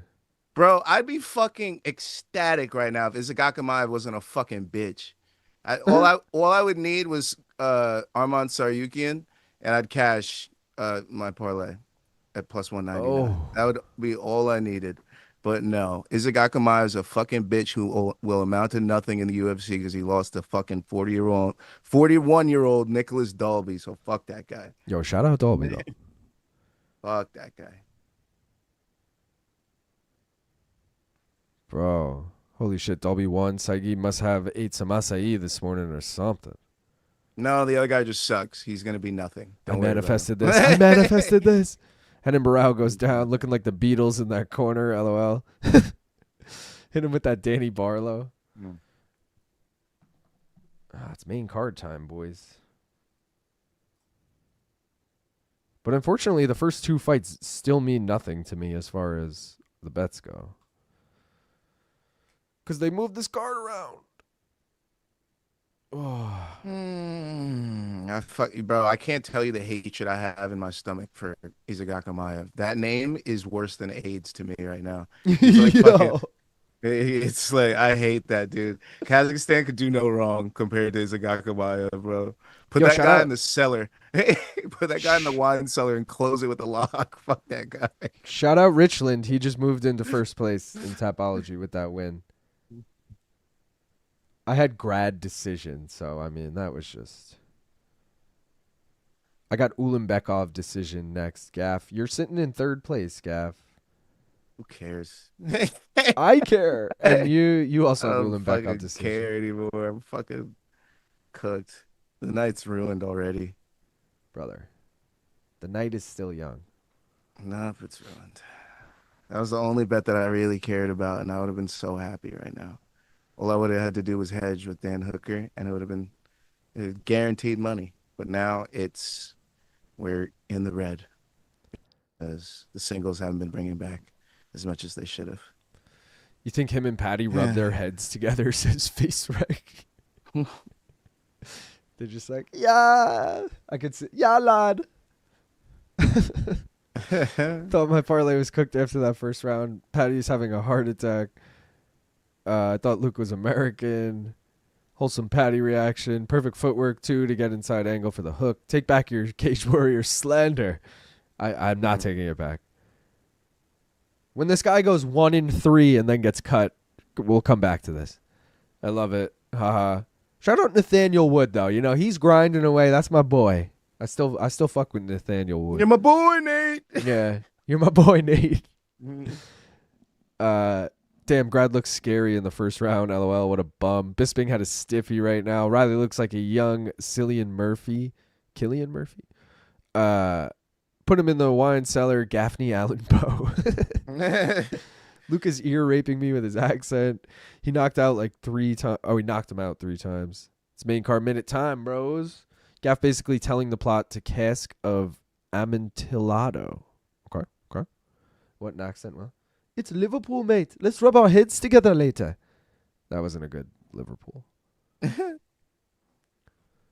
Scousers don't get knocked out. You fucking kidding me, lad? That's my. I was trying to do a Darren Till there, and that's my best Scouser, really. Not bad. Keep my name out your fucking mouth. I can't do that. That's the aerial drop they always use. It's Darren Till. Keep my name out your fucking mouth. Imagine if Grad slipped that punch and actually landed that counter. Oof, how unfortunate. Luke was mad overextended. Thanks for a great prelim coverage. On to the main. Jack Hermanson is my favorite dog today. See, I kind of like Oralby in that fight. I'm not going to lie.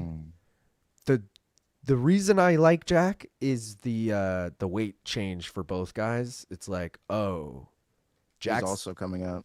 Jack's definitely the more natural, bigger guy. He's coming down from a career at 8. This man has never fought at 170 before, and he's fine. Like, so he is a bona fide 85er, and then you have Oralby, who probably should be like a 65er, 60-year if he had his ideal weight class. You know, probably should have been a lightweight, can't make weight. Now he's moving up to 170. Like, I do worry that Jack is just going to be way bigger than him. But fight does not go the distance at plus money, man. You can't beat it. Can't deny it. And I was going to put Oralby in a parlay initially, and then I was like, nah, dude, I'm taking this single because I don't actually have that much faith in Oralby. I like Oralby a lot. I want him to win. I think it's better for us as fans because Jack's kind of on the way out. And he's alternated wins and losses in like 10 straight fights. Like, do we really care about seeing Jack Hermanson versus anyone in the top 5? Probably not. Yes, we do, Luke. Top. I'll give you like 5 to 15. There's some fun fights, but like, I don't know, man. Well, he's also moving to 170 now, so I really actually don't care about him in the top 10. Because top 10 of 170 is fucking awesome right now. I don't know why I'm so unlucky. It's so crazy. I should have so many wins on the last UFC weeks, bro, and I just get fucked on some split decision. Like, if you look back at my parlays, you'd be like, oh, shit, split decision loss. Oh, shit, split decision loss. It's crazy. It's crazy how much this fucking happens. It's so wild. I'm going to go make another cup of coffee if you don't mind, Gaff, while we have a few minutes here. Actually, let's do the last bet, Do whatever Jenny. you want, man. You're like, do what makes you happy. Let's do the last bet, Jenny. I just want to use this 8 minutes we probably have before the first fight starts. Guys, you voted for A this time around. So we already got Tsarukyan. We already got knockout. You voted for A. I'm hoping for the under 3.5 because it's a good hedge to my bets. Gaff, are you hoping for any particular over-under? Let's just have a good night, man. You're like, I don't fucking care, bro. Yeah, I don't care. Under 3.5. Let's fucking go, baby. Arman KO under 3.5. It's the perfect hedge I was saying earlier because I have over 3.5 in a parlay and I have Dan Hooker with the spread in a parlay. So as long as Arman doesn't sub him, one of those bets should hit. If I can load and log in here, I can see what the odds are. Hooker Tsarukyan, same game parlay. Tsarukyan under 3.5. Knockout. Plus 205. Plus 205. You know, the odds aren't juicy, but it makes me even more optimistic this could hit. And we need a Bet Jenny hit. It's been a minute, guys. I looked. It hasn't been the longest it's ever been. Real quick, I'll just check that. So the longest it's ever been was we hit one on February 8th, and then we didn't hit one again till June 12th. So we went 4 months without hitting one. Lordy. And right now, the last one we hit was August 9th. So it's been a little over 3 months. So we're getting close to the worst stretch ever. So this would be nice. This would definitely be nice. Let me throw this in the lower, and then I'm going to go make a coffee. The ATT parlay is Horiguchi and Tsarukyan, right? Correct. It's only plus 200, though. Fuck that parlay. Fuck that parlay. I don't mind it. It's really just a Horiguchi single, though. Like, you might as well. Arman's such a big favorite, it's not even really worth throwing him in it. I know, which is why I would have been so happy right now. But Izagakhmaev is going to be the theme of this night. I don't know if you're picking up on that, but I'm going to hate on him I don't from know if here you're until the end of the picking up card. on that. I don't know if you guys are picking this shit up. I'm gonna be shitting on him from here until the end of the night. So if you're an Izagakhmaev hater, sign off in the chat. I'm here with you, bro. I'm here with you. Fuck that guy, am I right? Russian that can't wrestle is the theme of the card, huh? Russians that can't wrestle. Bro. What is this? All right, I'm gonna go make a coffee. I'll be right back. Oh my God, I can't believe that. That's an all-time bad beat for you, boy. I'm not gonna lie to you. That one, when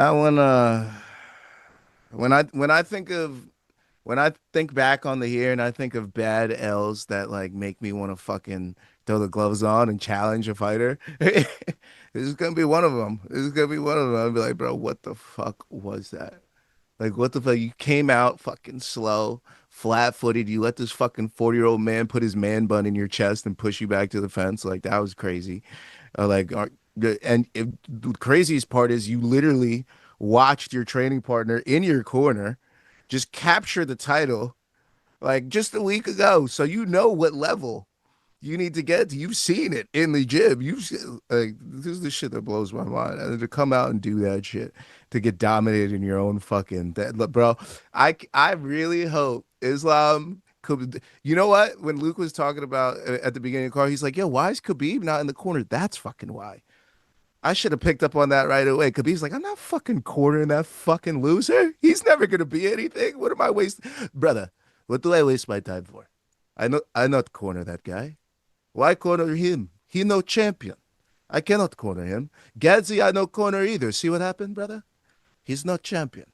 I don't waste time. I'm telling you. You know what? That was 1,000% it. I think I just figured it out why Khabib wasn't there. It wasn't that he had obligations. He's like, ain't nobody there for me worth cornering, bro. What the fuck you think I'm pulling up for there for? She's a Gaziev? That I'm not pulling up for a Gaziev or fucking Uzagaka fucking Tazika whatever the fuck is. Khabib's at home with fucking Hasbullah eating fucking meat pies, fucking and borscht and doing all this shit, bro. He's fucking petting goats and shit right now. He said, fuck Izagakhmaev and Gaziev. Them boys is losing.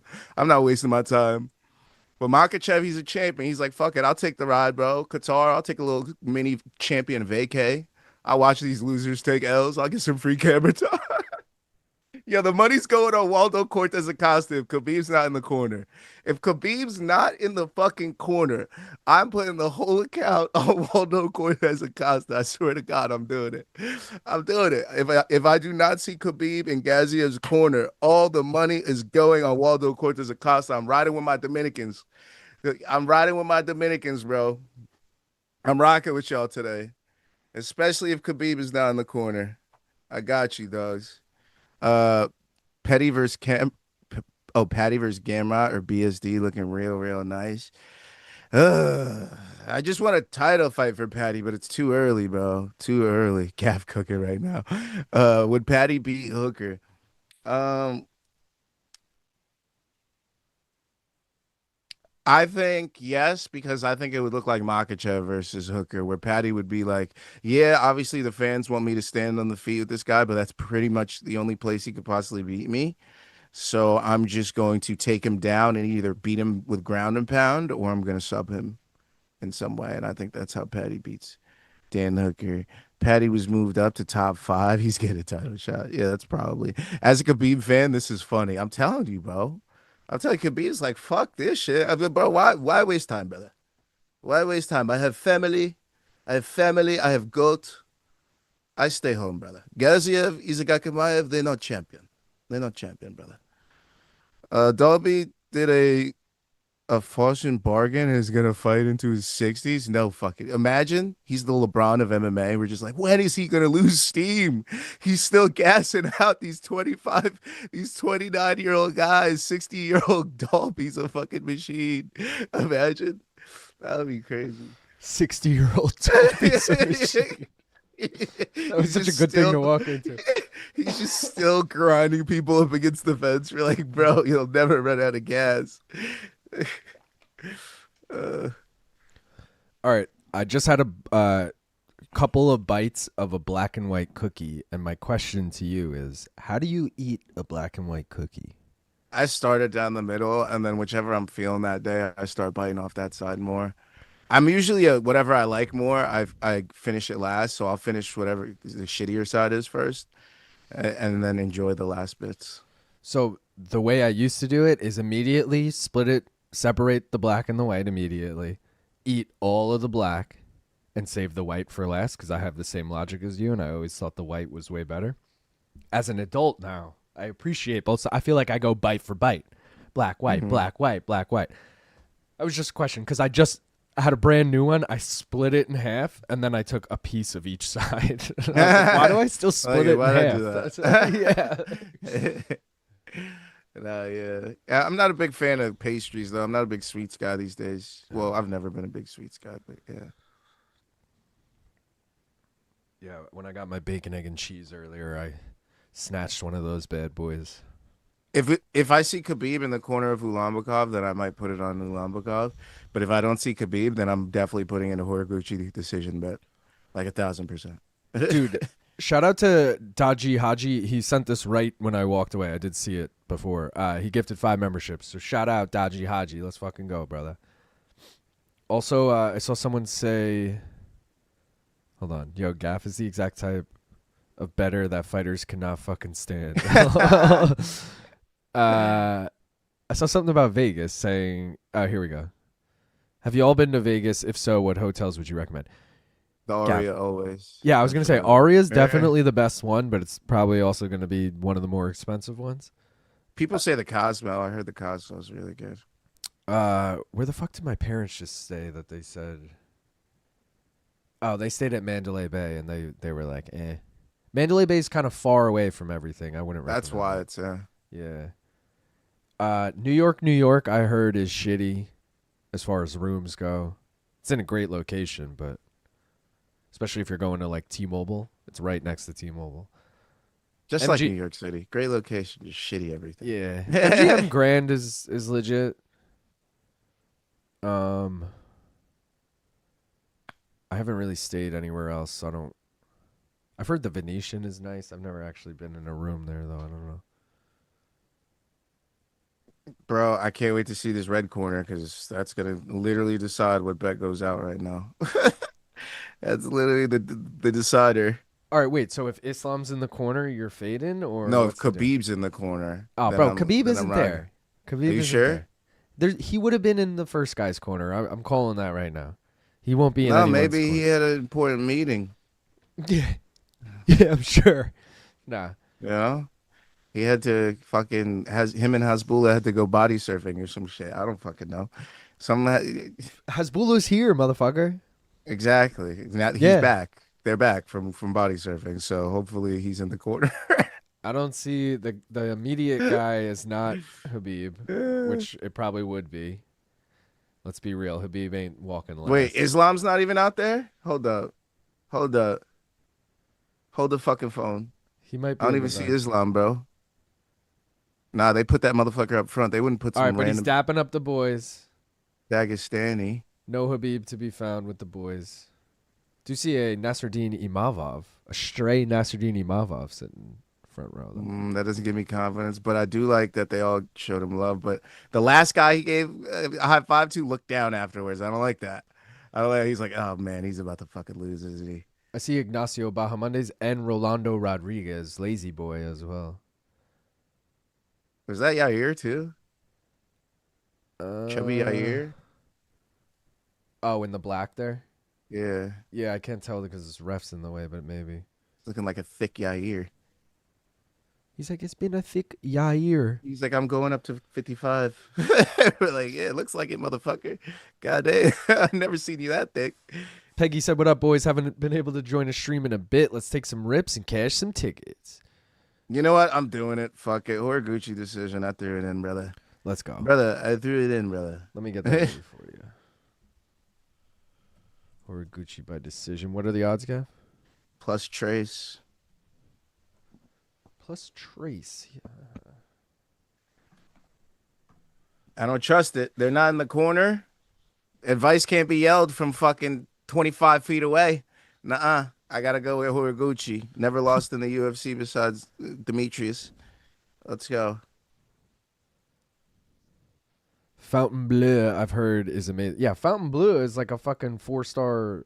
Is 4 the highest you can be, or is 5?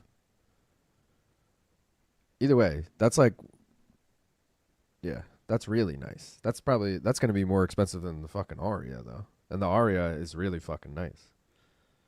You know what I'm so annoyed about, too, that I just realized now? That bonus bet that I threw in died on the first leg of that parlay.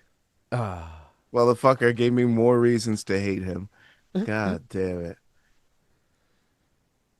Whoa, they're saying the height difference is 3 inches? Yeah, it looked way crazier than that. Bro, I just tweeted the fucking actual photo that it's at least 6. I'm not even exaggerating. It's probably more than 6. Let's go to everybody. LIL and Gaff. How would you rate this card so far? See, Gaff's not. I was gonna say, like any card, man. I forget what even happens. I just have a good time hanging with everyone. But if I'm looking back on it, what do we got? Izagakhmaev ruined my fucking. I'm gonna start forgetting his name. We had a 50-50 split. Name. We had a 50-50 split on prelims of decisions and finishes. Four finishes, 4 decisions. The Naurdiev KO was pretty sick. Yakhyaev fight was exciting for all 30 seconds. A Sue was probably my favorite fight so far. Luke Riley's KO. Luke Riley comeback win. Yeah, that one I didn't love as much just because I was on the other side. But, yeah, it hasn't been that great. I'm not going to lie. That being said, on paper, the worst. On paper, this is a great card, especially this main card, dude. Starting with this fight. Could be a boring-ass decision, but it's still a good fight on paper.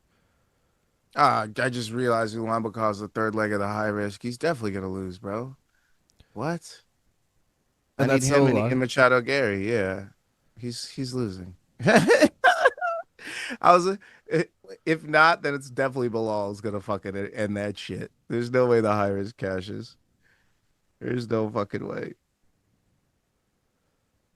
Half a foot difference. LOL. I didn't compare. I said his last loss was... Oh, they're talking about other shit. Cosmo's legit. Stayed at Rio last time. It's fine, but across the interstate from the strip. Yeah, you don't want to be off the strip, though. I mean, depending what you're there for. If it's your first time going to Vegas, you definitely don't want to be off the strip. You want to be in the action. You want to be able to walk out of your hotel room, walk out of the casino, and be amongst all the other hotels and shit. I'm that guy who, like, just walks into random... I just go in and out of random hotels and see what's up. This is the first fight of the main card, 16 minutes later. Wow. I knew they were going to take their sweet-ass time. Now they got no time to... You know, they had to finish before the prelims before 1 p.m. They don't have to finish this before shit. Slow that bitch down is what they don't do. Yo, Horiguchi looks fast, quick, in and out. Yo, my Khabib theory. Fuck with me. Fuck with me, my Khabib theory, bro. Yo, Dominicano. We're going to make some fucking money today, okay? We're fucking taking it off the Russians. Oh. We got to take a ripper. A main card ripper. Yeah, I'm in better spirits now. Now that Horiguchi looks okay out there. I don't even care, bro. Horiguchi's going to ruin the high risk, so... My last resort's gonna be I'm gonna need an oral by TKO. He's gonna be my last resort to make this a great night. I just need a fight does not go the distance, so I'm with it. All right, I'm ready. Let's do it. Appreciate everyone who tuned in, guys. We got 134 people watching, 109 likes. We can get more. Horiguchi gets a single leg there. Doesn't get the takedown. Didn't really want it. Just fucking whatever. Either way, cheers. Smoke weed. Because he'll get subbed.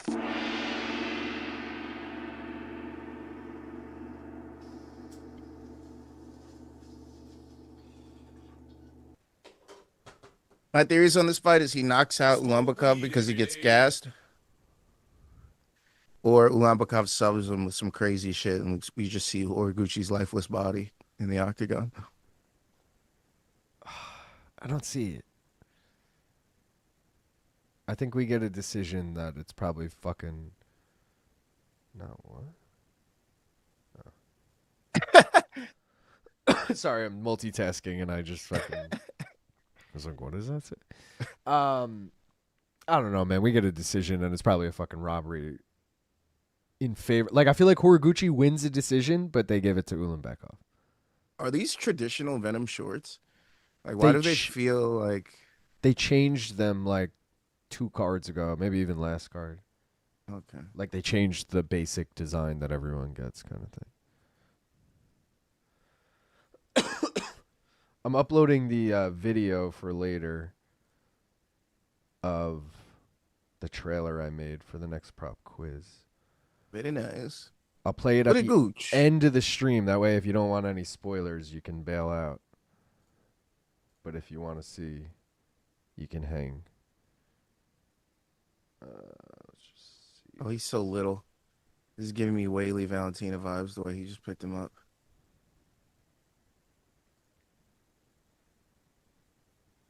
Don't perpetuate the small Asian stereotype. Get up, Horiguchi.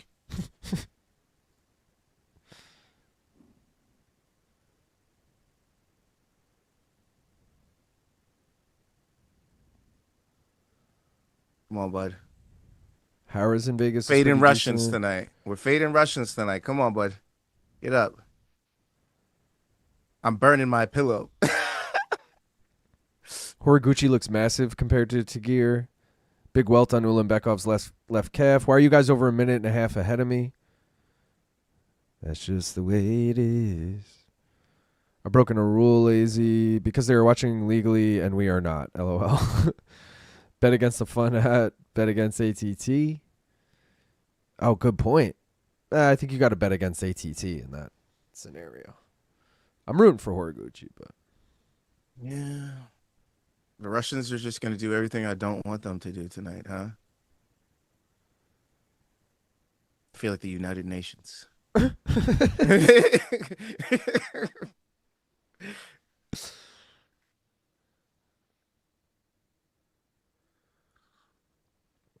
Is this a Horiguchi round? Nah. You know what? Damage-wise, it might be. I'm going to play devil's advocate. I just need you to give it to me straight. I feel like you pay attention to it closer. Oh, Islam is in the corner, bro. Islam's right there. Yeah, I'm going to give Ulanbekov 10-9 just because it was close. He had some control. Chat, what are we thinking? Triangles on triangles on triangles. Tagir reaching for the leg now. I give that round to Gucci on damage. 10-9 Gucci main. 1-0 Gucci. Kyoji is up 11-9 on significant strikes. According to Fight Center, Tagir is 1 of 1 on takedowns. Kyoji 10-9 maybe. It's definitely a Horiguchi round. All right. 3 people saying Joseph Bosa on the fence. But either way, we'll call 3.5 people saying that that's a Kyoji round, Gaff. So spread bet wise, I will take that. Please and thank you. Kyoj the Broge.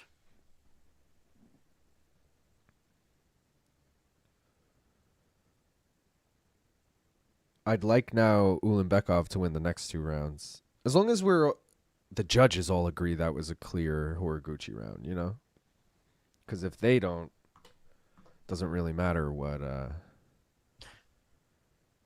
need the spread, you know? It's going to be annoying if it's like 30-27, 29-28, 29-28. I feel like all decision fights, if you think they're going to go to decision, you just put money on Bro, he dropped him with the kick.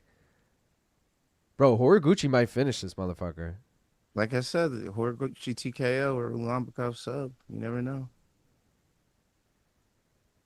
I don't think Ulanbekov's getting that sub.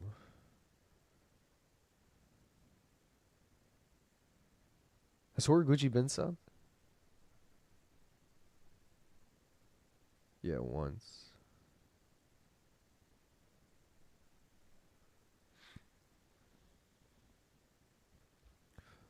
Lizzie said, I think Kyoji's going to chin him. I feel it brewing. Meat Rocket said, Gaff is such a Russian hater. I'm Russian. I bet he hates me too. Nah, I just hate Izagakhmaev. He ruined my night. I loved Islam last week. Bro, how about Kyoji? I was the man last week. Kyoji on the ground, kind of fucking dominating. He's whooping his ass right Yeah. now.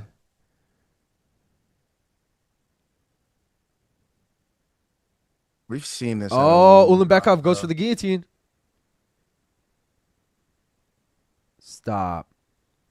You better not get this. Mother Russia? I'll put the hat on. Nah, he got out. He got out. That would have been worst case for me. Like, I'd much rather the Kyoji KO. That was my hedge because I have Ulanbekov sub or Kyoji TKO. That's why I'm saying it, because I have the spread for Kyoji, so I'd rather we at least both win on that than Ulanbekov sub would fuck me. But at this point, Ulanbekov's not going to win a decision anyway. Hell no. Which is what I fucking picked in whatever it's called. Horiguchi sub would suck. I just pictured him guillotining him. Oh no. Why'd I get that mental picture?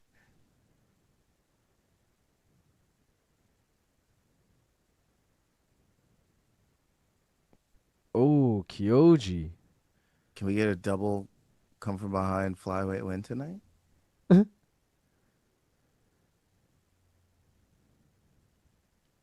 Kyoji really fucking putting it on this guy, huh?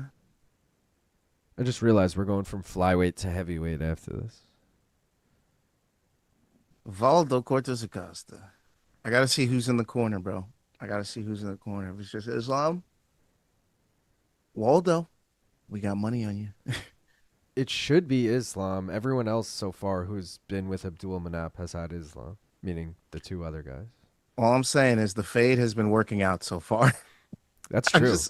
I'm just saying the fade has been working out so far. We like the Abdul-Manap hype train derailed fucking parlay or something. They just stopped working on their early talent and just kept it on who's at the top. You're here to make me better, brother. It's like the royal family. Like they all kind of like think they're next and like secretly hate the other one. Like Umar and Usman like can't wait for Islam to retire, so like one of them could now become the guy. Ulanbekov stepped terribly on that leg, bro. He's getting TKO'd 1,000%. Like 1,000%. Bro, Ulanbekov ain't shit. I knew that Tim Elliott Can loss I put a live on TKO is the way this fight ends? Plus 225, I'm putting it in. Seriously? You got that right now? Bro, they still have It changed. But it let me put it in. It changed when it let me put it in. Bro, it's plus 175 still. I'm logging in. Gucci's absolutely whooping his ass. Bro, he destroyed that leg. Oh, and dropped him again? It's plus 125 right now. Keeps dropping. Yeah, I'm not going to so take it. rapidly. Minus like, 800 to go the distance, though. That's crazy. That to me should be a little less. No, I had to throw something on that. The way I just seen him step down that leg and the way Horiguchi's not easing up on that gas tank at all.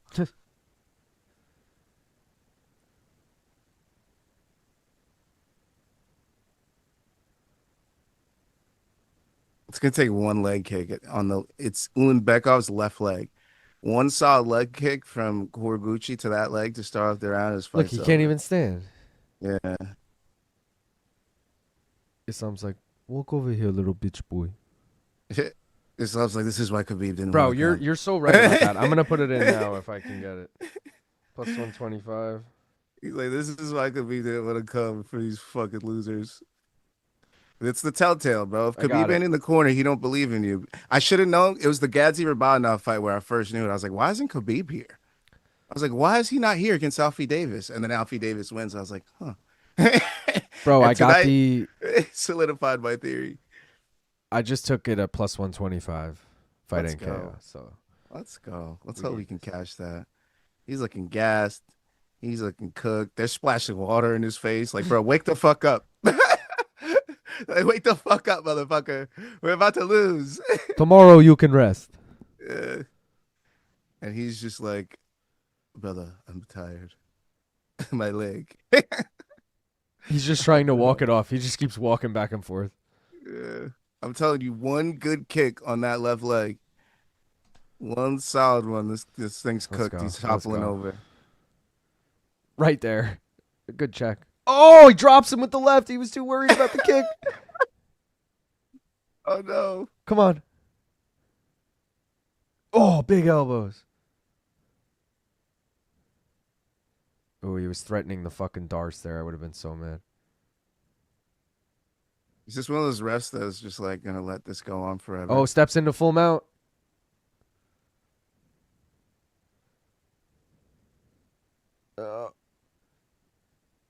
I'd let him get up, bro. I know you're dominating on the ground, but like.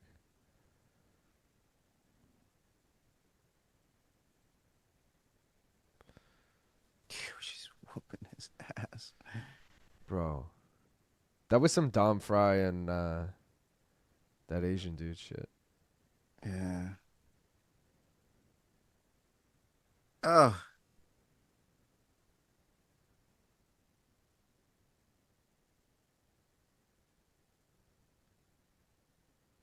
Kyoji, get up. Get up. Who's in your corner, bro? I would have been said, let him back up. It's all the typical ATT guys. Motherfucker's gassed. He can barely walk. You've been killing his leg. You dropped him. Back to the feet. And they're right there, too. They're saying all day on the feet, Kyoji. All day on the feet. Yeah. And why is he not listening? Why are you not listening to the corner? Here we go. Here we go. Oh, huge kick. Come on. Ref. Get Is in this ref there. paid? Get in there. Is he paid? Bro, end the fight. Oh, he's going to get her fucking rear naked, bro. He's under. Wow. Second time tonight. I'm going to get fucked with the sub. He's out. Kyoji, round 3, submission. Because this guy didn't want to fucking call the fight. He was not. Bro. Damn. Bro. Really? Really, ref? Damn. You could have saved him some abuse in there just by, stepping in after he got dropped for the 4th time in the fight. Oh, my God. Bro, Kyle had fucking Horiguchi round 3 sub plus 6,500. Are you kidding? What? That is sick, dude. Congrats. Well done. That's awesome. What's the next fight? Oh, Cortez. Absolutely fading Yakhyaev. Where's my Waldo Cortes-Acosta? Bro, see, this Oh, fight, he's the favorite now? he's been the favorite the whole time. This fight is so tricky Oh, really? because fucking Waldo is on such short notice, flew across the fucking world. It's like I'd be a little worried about him here. Oh, that was a clubber subber dubber, Gaff. We just didn't want it. We are so close to the TKO, bro. Like, so close. Multiple instances. And every time, I think I'm done betting TKOs, bro. This always happens. This always happens. Every time I want to bet TKOs, these motherfuckers sub them. Every single time. Every single time. It's the same 2 things happen to me every single card where I need a TKO and the motherfucker subs them, and it's a close split decision where that's the leg that would have cashed my parlay and I lose on that. That's something that happens every single card. That's a theme, hands down, without a shadow of a doubt. I And need it's the just over. I'm tired of it, dude. I'm so fucking tired of it. I need the over 2.5 in this fucking heavyweight fight, which I'm not into. So fucking tired. You over the 1.5? 2.5. Yeah. What are you gonna take? Salsa boy? I don't even know anymore. Like I do want to fade. I do want to fade badly. Very badly. And I want to take that Cortes-Acosta decision. I do. But Gaziev decision sounds good too. They're both pretty good money. I might put both, bro. I'm not gonna lie. I'm into that because then we can root for the over together. Yeah, I might do both. What are the odds on both of those? Waldo's plus 220, so that's a gorgeous little, you know. Gaziev is what, like 400? Plus 550, baby. Oh wow. Damn. But I'm rooting you gotta for fade the Gaziev Islam. now. You gotta fade the Islam corner, brother. 0-2 tonight. I know, but I have I got to. It's like the Because if Epstein he does files win, without it's the going to sex. be like, God damn it, Russia, you keep doing everything I need you to not do, which he's probably going to KO Cortes-Acosta, and I'm going to be like, you keep doing what I need you to not do. But these are the games we play, right? These are the games we play. We are the names they say. I don't think I'm ever going to forgive Izagakhmaev, bro. Like Ulaanbaatar, like that's fine. I kind of expected him to do that. Like he gasses out late in fights. I even said that, I just can't trust new guys debuting in the UFC, which is why I didn't go with him. But man, Izagakhmaev, that was a terrible performance, my friend. Like all-time worst performance I've seen out of somebody from that camp. Like Ulaanbaatar, his DNA is his DNA. You had a chance. You had a chance to be something else. Wait. This was a debut spot. Ooh, hold on. I think he just called out Pantoja, who's his teammate, in a very friendly way, but he was like, I'll beat your ass! Oh, shit. And then Bisping was like, very rare to call out your teammate, whatever. And I'm like, who would he have called out? It's got to be fucking Pantoja. Look, and his coach just pushes him. Okay. They'll never fight. Pantoja will go up, and then he'll challenge for the title. Watch. No, I think they'll do that, though. If they could sell it, who cares? That's a good-ass fight. Yeah. Is that fucking Cody Durden? Yep. He's been in fight week all week. Somebody said what up to him, and I was, that's how I noticed Muhammad Yakhyaev was there this week, because he showed a Instagram of him seeing Cody Durden walking randomly, and he said what up to him. What a random fucking person to have in your corner. Yeah. That was Yair the whole time. You were right. Told you. Thick ass Yair. This Oh. motherfucker's lips look like he puts on some lipstick, bruh. Rolando? Yeah, he looks Yeah, like he's got a huge mouth. Yeah, It's like, his girlfriend's very happy. or she's like too teethy. It's either one or the other.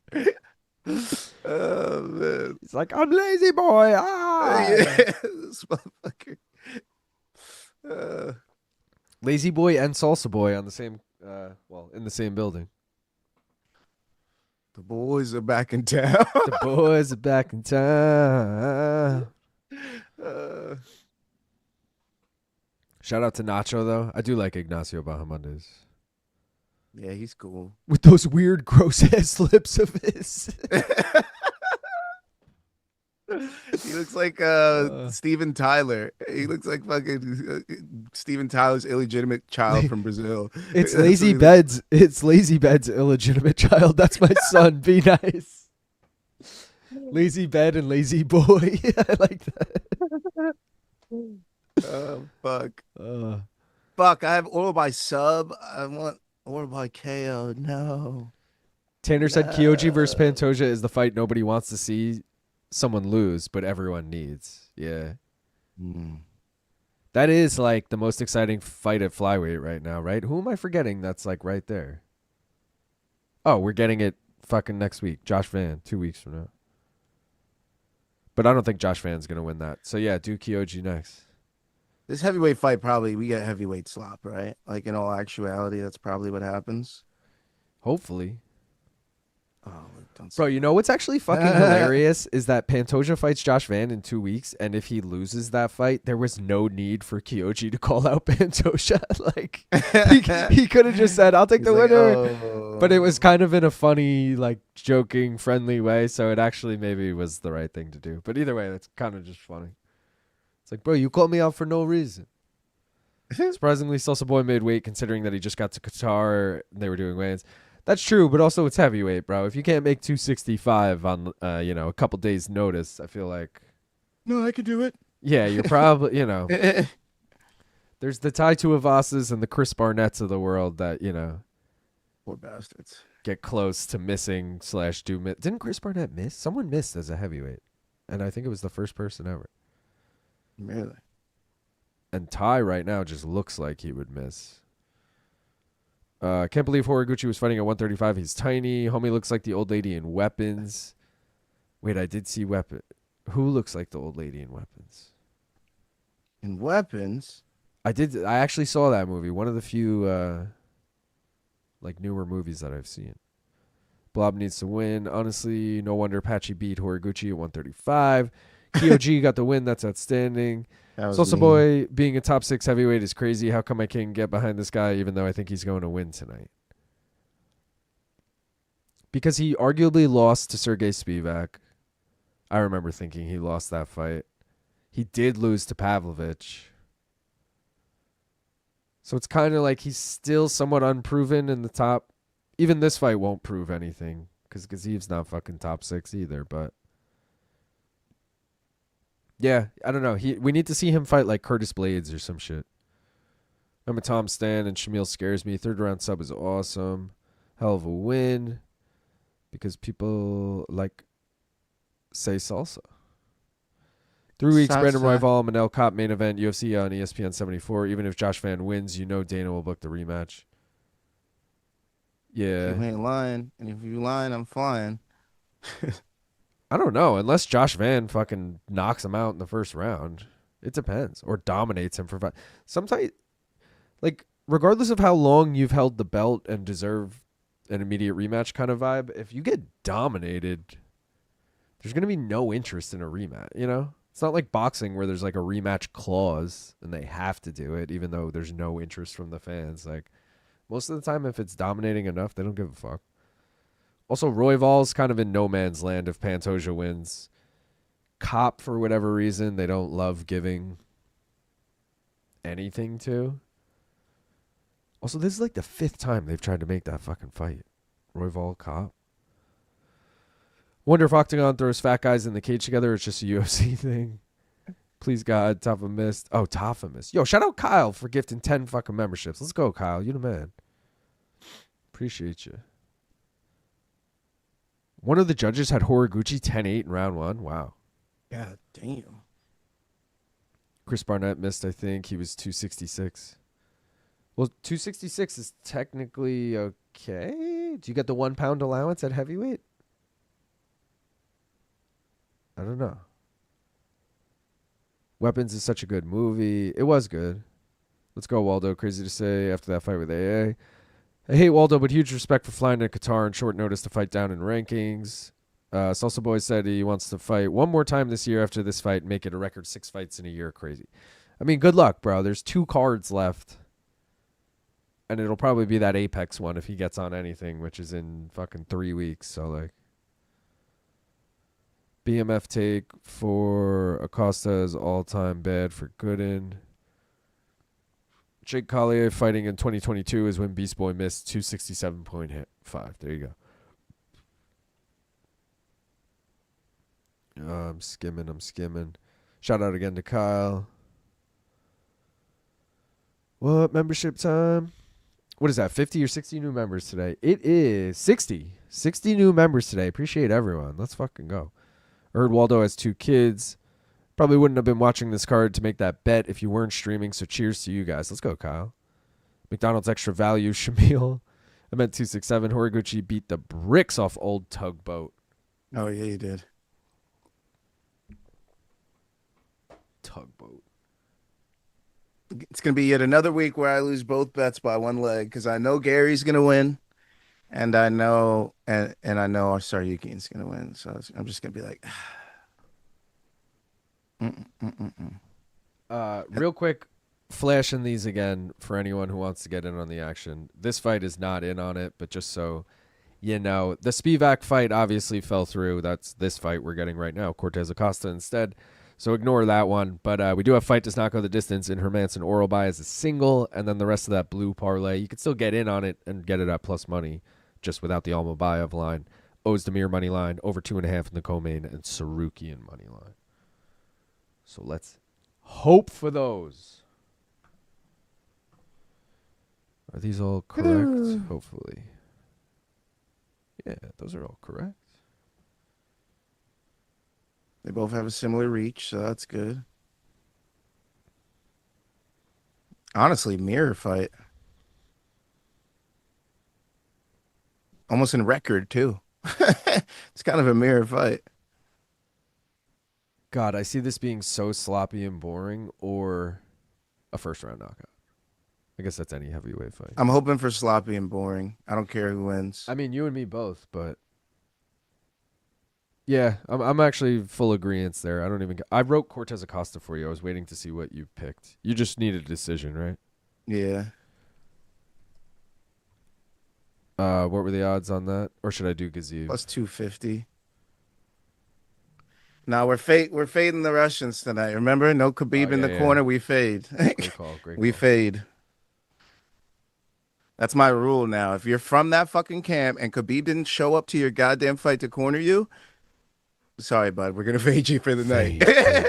We're going to fade you for the night. You might have yourself a first round finish in 30 seconds, but just know that I have to fade you for the culture. It's like the knee pads, you know? Yo, the knee pad theory is so true. It is. I should have listened to Brady. I literally said it to Luke, guys. We were at MSG, and the second I seen the knee pads, I was like, oh my God, no, he has knee pads on. And then Luke was like, wait, no, because your knee pad theory? I was like, yeah, bro. I should probably pull out all Brady bets. I was like, nah, I got to ride. And that's my problem. My problem is I'm too fucking loyal. I rode when I should have pulled out on Sean Brady. Pause. The only knee pad fight that has worked out in their favor was fucking Francis against Cyril Gane. Yeah. Because he came out with the knee pads and he won. But other than that, it's almost always a bad sign if a fighter you like comes out with fucking knee pads on. Like a fighter you bet on. And they don't normally wear them. If you're like Roxanne Modafferi and you're wearing them every fucking time, it's one thing, but or Werner Jandiroba. Yeah, like certain, that it's almost, that might be like something they thought about from day one of their career. Like, yo, let me wear this so if I ever actually need it, like I'm injured, people won't notice. Yeah. They probably also, especially with Verna, she's probably has some knee issues with all the shit she's done in jiu-jitsu. True. Bro, Gazi. Oh! Cortes-Acosta drops him. I was going to say, Gaziev's swinging for the fences here. Bro, this shit is not going to go the distance. Oh, God. Too much swinging and banging. Oh, yeah. He literally just turned sideways. Bro, and Cortes-Acosta just jabbing the shit out of him, and they're all landing. Oh, drops him with a big right. He's out. Oh, Salsa boy. Salsa boy, round one. I told you to fade him. If Khabib doesn't show up, fade them. If Khabib doesn't show up, fade those men. Damn. Fade those men. What did I have on Tapology for that? I probably had a decision. Title shot. Yeah, I had Cortes-Acosta decision. This man's getting a title shot. Is he, though? He's getting a title shot. No, but it's nice that he's becoming he's becoming really hard to bet on in the fact that he used to be like a foregone conclusion to go the distance. Now it got knockout wins. This is his fifth fight this year, and this is his third knockout this year. So it's like, shit, man. Now I don't know if he hits the over. Gaziv, I mean, why are you even trying to stand with him is my question. This is why Khabib didn't show up. These guys are not it. Bro. They don't have no fight IQ. They don't know what they're doing. They're not leaning on their strengths. They're just fucking out here for living the dream, riding the coattails of fucking Islam Makhachev and Khabib and all them. They're just there. Their bodies. These motherfuckers, like, bro. Number one game plan is to not swing wildly with Waldo Cortes-Acosta. 2 KOs this year. Like that would be my number one. Hey, I got wrestling. He's from the Dominican Republic. Probably doesn't have great wrestling. I'm probably gonna do that for this win. That's number one. Like shit like that just makes me. I'm like, bro, this guy has no regard for his career. I guess you just don't give a fuck if you're out here swinging like that. The fact that this guy is coming here on short notice, and you have been training for Sergey Spivak for this entire camp, so you've been ready to go through a grueling, long decision war with a grappler, right? So wouldn't you just grapple? No, you're gonna fucking stand there, swing wild with the Dominican Marauder. That's crazy. Let's take a look at the gimmick parlays, because I feel like they're all fucking shot at this point. I mean, bro, look at Gaff just spoke about fading the Khabib-less corner. Look at the Abdul-Rakhman parlay. 0 for 3. Fade that shit. Fade it. Jesus. Alex parlay. Perez, he put up a valiant effort, but that shit's dead. ATT parlay. You just need Arman to win. I mean, that one was looking pretty good. Cali parlay dead. England parlay dead. Georgia parlay also need Arman. So, an Arman win cashes at least 2. Kazakhstan parlay is dead. Russia parlay is dead on Ulanbek. Oh, well, it would have been dead on this one too. Russia parlay dead. Team Alpha Male parlay dead. UFC debut undefeated and USA parlay all fucking dead. Is everything dead on this page? Yeah. So we're not even going to look at page 2 anymore, all right? Remind me that later because I'll forget. Fun. Fuck, man. I was packing the bong, too, being like, all right, let's settle in. We'll take a hit halfway through this round. And no.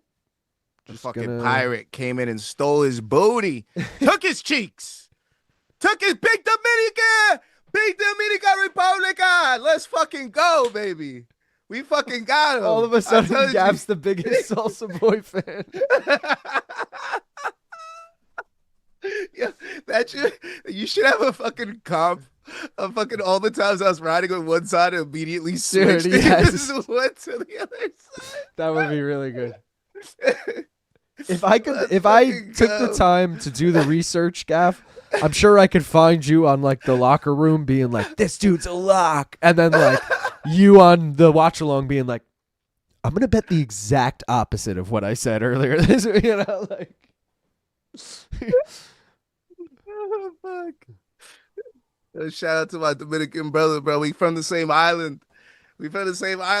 I'll take it. Yo, Haiti fucking killed it this year. Haiti and Dominican Republic killed it this year. The island of Hispaniola slayed 2025. Shout out to fucking JP St. Louis, Dad Gene, fucking Salsa Boy. God damn, what a year. What a year. The island of Hispaniola is slamming 2025. Bro. I should have known to bet with him from the jump, but then I seen him at minus, and I was like, I don't like that. I thought he was plus. Nah, bro. So, first of all, Gaziv is not that good. I mean, can we agree there? That's why Khabib's not there, bro. I know, but I wish Sergey Spivak got the opportunity to do that, He would have laid on him and subbed him. Yeah, I know. He wouldn't have done that. But, he would have won the fight regardless. That was the problem with Gaziv. That was probably Gaziv's game plan for Spivak. So he's just like, let's keep doing this. True. Like, no, bro. This is what you got to switch it up for the opponent. Yeah, that's actually a great point, Gab. What a fucking... I mean, he got what he deserved for that game plan, so let's not shit on him too much. But Izagakhmaev, man, you deserve all the L's. He's calling out Aspinall, which again... Absolutely deserves it. Yeah, but also a stupid call out because, like, Aspinall's clearly going to fight Gane again. Just say, I'll take the winner of the fucking... Yeah, but there's a case that you should say that because if he doesn't get that, he will get the winner. You know what I mean? True. So it's him calling his shot, especially doing the promotion a favor on short notice, stepping in and getting a big finish on the main card. Like, bro, he's going to get a bonus, guaranteed. That's bonus worthy. Shit right there. Him and Bisping wearing the eye patches, that's pretty good. Bisping with the and he's a showman. Look at that. That's a picture they could put on the fucking website for Halloween, even though it passed. You know what I mean? But I can't get behind all right, the pirate gimmick is one thing, but you can't change Salsa Boy. Like, nah. You're not going to be like be Waldo a pirate the pirate. Salsa now. No, like you're still Salsa Boy, and Salsa Boy just happens to be a pirate. You know what I mean? Like that's the vibe I think you should roll with. Like, Yeah, like One Robin Piece. Pantoja Yo, shout out to win. any One Piece fans. I'm a big fan of One Piece. Infrared saying if Marab and Pantoja win, do they do the face off in the cage after? I'm gonna say no. Oh, they're fighting on the same card. I'm gonna say no for the fact that we now have Horiguchi at flyweight. Someone else mentioned that Royval Cop fight. So like, I know Pantoja's beaten them both, but we potentially have one of them coming out of that. And then Marab, you got the Umar rematch that everyone kind of wants to see again. Umar. And is there anyone else at bantamweight I'm forgetting? Can't believe I got my ass kicked again by the books today. That's fucking wild. Gaff is going to bust out the nastiest salsa moves next stream. You better believe it. Missed the funny hat parlay with a Sue and oral by. There's got to be more than just that, right? Maybe not, actually, because the main event, they don't have one. I mean, Belal probably will come out with something stupid, but we can't count it. Lazy saying one fight Gaff has a pillow on his head being Russian. Next fight he's a Dominican. You in the Ulanbekov fight being like, I'll go get the hat. I'll go get the hat. I'll go get the hat, bro. I'll go get the hat. And then fucking the Salsa Boy wins. You're like, Dominicano Papadano. Platanos. They should call him Platano Boy. That's my guy. Holy That's shit. my fucking guy. Is Gaff the true Mr. Worldwide?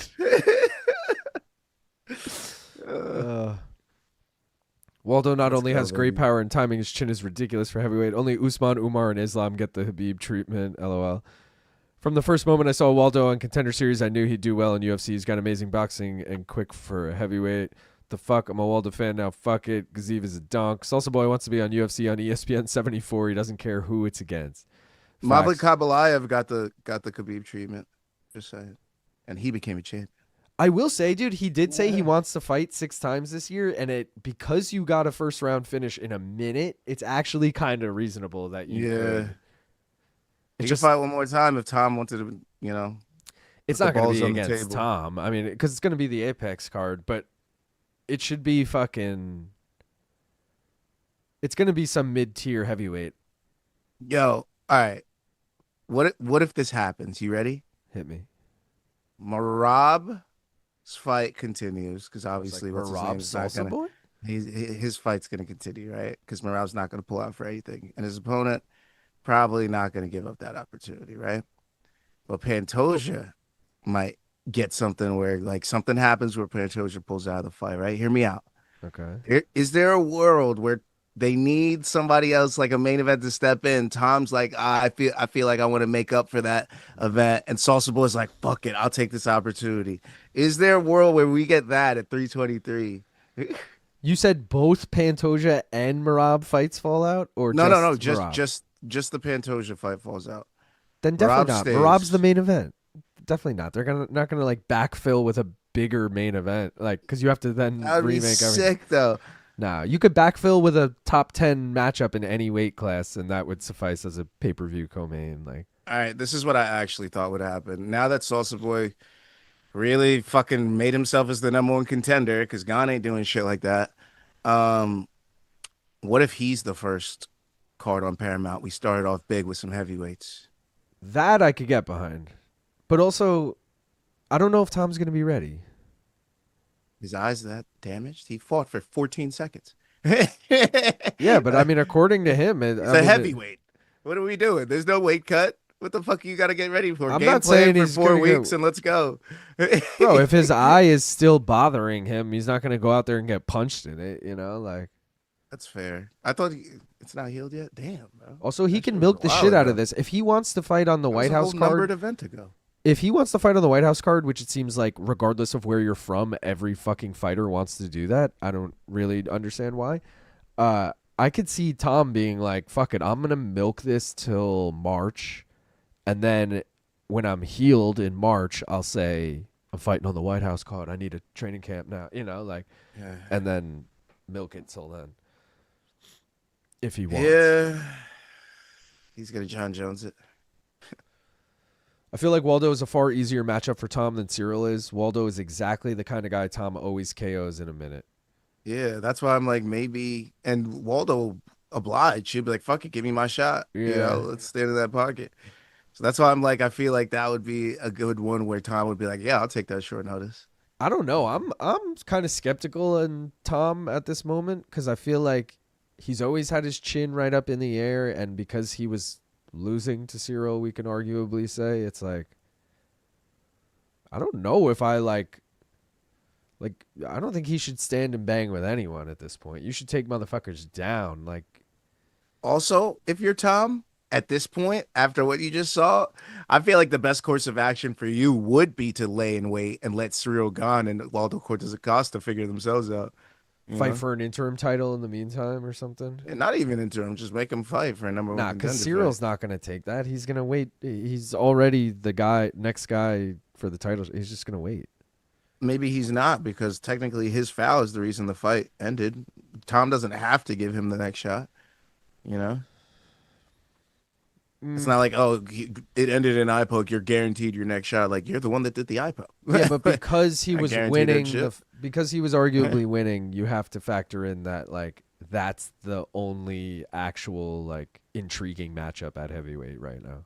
Not anymore. I don't think Salsa Boy's there yet. Waldo Cortes-Acosta just pulled up in his fucking Cadillac, red with the fucking blue fucking interior and his gold ass rims, blasting Dominican music, bro. He's ready. They're looking at that right now with fucking eyes wide open, like, yo, we could capitalize on Dominican Republic card right now. That's what they're thinking, bro. They're not going to the fucking DR, bro. You think DR? Do you really think it's a terrible time to go there? You really think those motherfuckers are paying the site fees that they're getting from Qatar or anywhere else in the fucking world? No. But we'll be lucky I'm to just saying, that's a good way to expand. All I'm saying is line them both up. Line up both Cyril Gane, get yourself a France event, line yourself up some Waldo Cortes-Acosta, get yourself, the Dominican crowd at the very least if you're not doing like an event there. Bro, we're so lucky, honestly, that we live in New York near MSG, because I don't think they would ever come to New York if MSG wasn't such a prestigious like arena. You know what I mean? Yeah. Because they dead ass are like, we're only going to places that we get big site fees from. And I know damn well New York ain't paying them that much. Whereas like New Jersey, they said pays them like $5 million or whatever. It's like, all right, New Jersey's throwing money out the ass because no one wants to go to fucking Newark, New Jersey. Like, I get it. It would be the most American shit ever, and which would actually make a nice like game plan for next year for the heavyweight division. What would be more American than having two of our allies fight for our entertainment? Cyril Gane versus Aspinall at the White House, and then you do, if Aspinall wins, you get Aspinall versus Waldo Cortes-Acosta in New York at Madison Square Garden, heavyweight, biggest title in the world. Plus, you get the Dominican crowd from New York. You know what I mean? That would be a perfect game plan if Aspinall won. Well, Waldo did fight on that Newark card. I wonder if there was people who probably not. He was on the prelims and shit. But yeah, New York though, Dominican crowd would be pulling up. They'll be pulling up. Just saying. E.V. Zotti said, I'm with Long Island Luke. Salsa Boy isn't that good. He's fun though. You can't deny that. Yeah, you just got to milk him for what he's worth, aka the viewership dollars. Oh, Tanner's trying to argue that the Walter Walker fight makes more sense. Look at the records and momentum. The Walker fight makes so much sense. I stand by myself. And he's heel hook people, which is Tom Aspinall's kryptonite. But like Walter Walker, that'll be too quick of a skyrocket, in my opinion. It'll be way quick. The competition he's getting versus the competition that Waldo's getting. I mean, Waldo just knocked out Waldo versus Walter Walker, we're talking, or we're talking Tom versus Walter? I think Waldo, I guess, right? Waldo versus Walker. Either or. I just think, what's his name? Oh, Waldo Cortes-Acosta's got a better resume than Walter Walker. He does. I have always said that at heavyweight, you literally just need one win. You just need a fight. No, you need a win to get into the top 15 because Taliesin Teixeira beat a Tafa bro and got into the top 15. But I take that back because Walter Walker with his fucking heel hook streak is still not ranked. But but how do we have 4 unranked heavyweights that he's fought? They're like 19 heavyweights. He fought all 4 unranked. Yeah, he's the other one. Like, what the fuck not is that? there yet. No, but it's just wild to me that, like, what is the matchmaking they're giving this guy? He won a fight by heel hook. You didn't immediately throw him into the top 15. You have Taliesin Teixeira in the top 15. What the fuck is that? I point to him every single time. I do not understand that. He's 1-1 in the UFC. Like, why is he a top 15 heavyweight?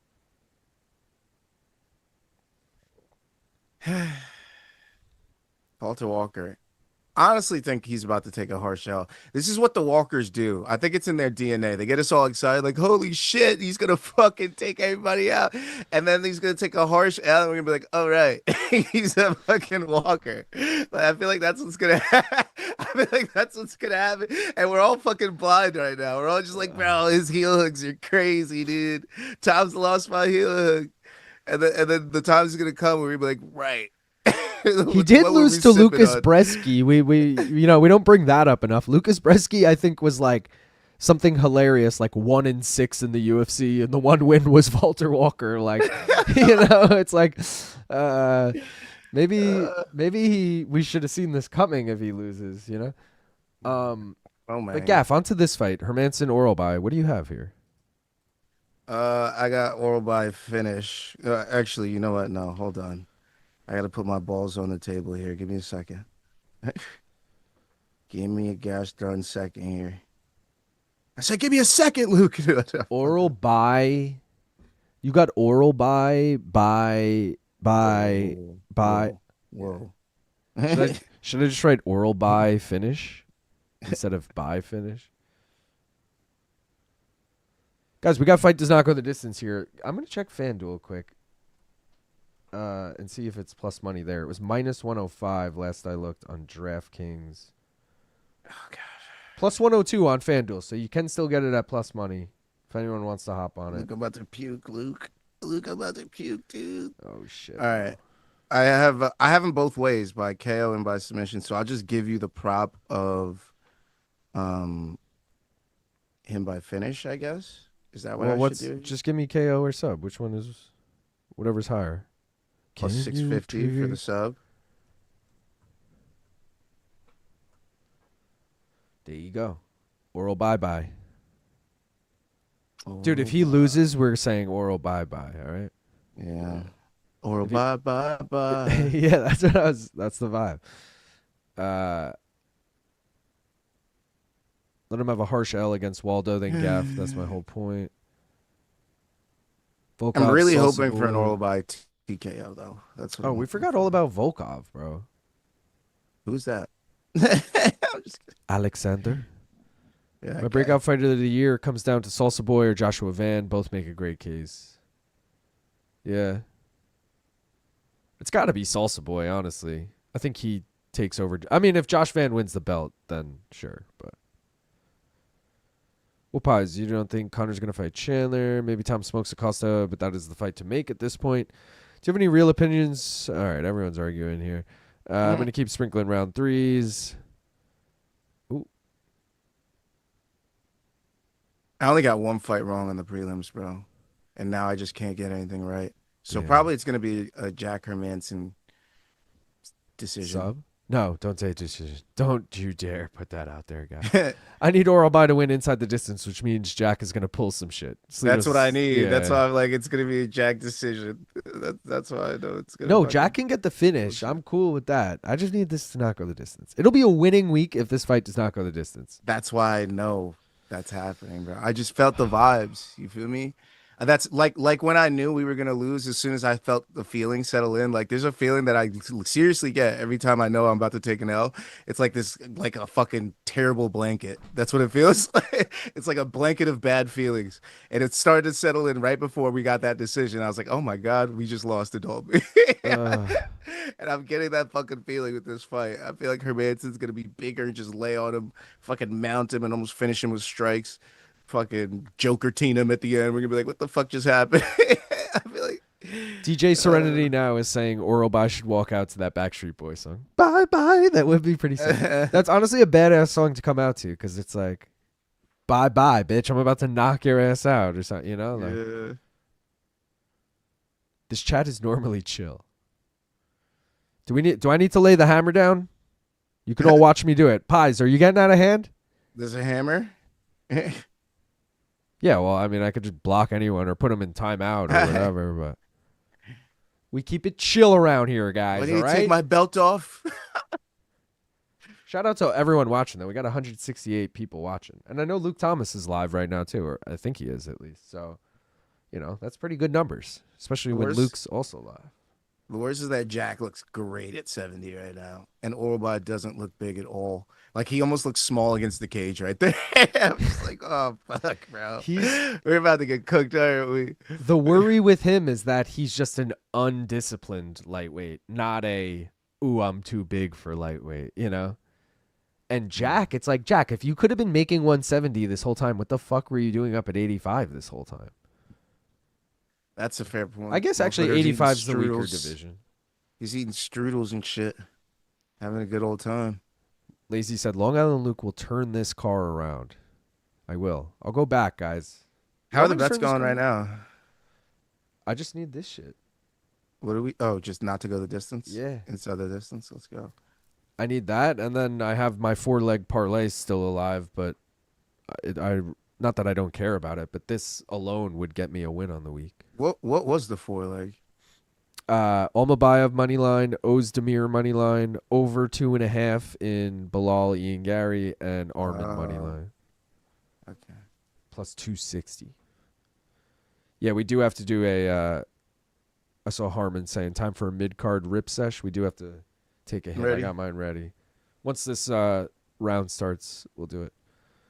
Joe said, Luke, does your Australian dad not use the expression sin bin from rugby? It's basically a timeout. I mean, sin bin they use in hockey as well in the States here. But no, my dad doesn't really use that. I mean, maybe he did when I was I don't remember if he did. That was NSYNC, not Backstreet Boys. I was just reading the comment that someone else wrote. But you're right. No. It was NSYNC. Have you guys checked out Dom Cruz's new podcast? Watch the first episode he did with Faber, and it was pretty interesting. I saw that he put it out, and I like the guests he's getting in the sense that he got Uriah, he got Cody Garbrandt, he got like everyone he's fought and had like beef with. So I'm sure it's pretty interesting, but I haven't actually given it a shot yet.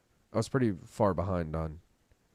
Now, if he gets podcasts. Keith Peterson for episode 4, I'm fucking watching that. Dude. Oh my god, I didn't that'd even be so think of that. good.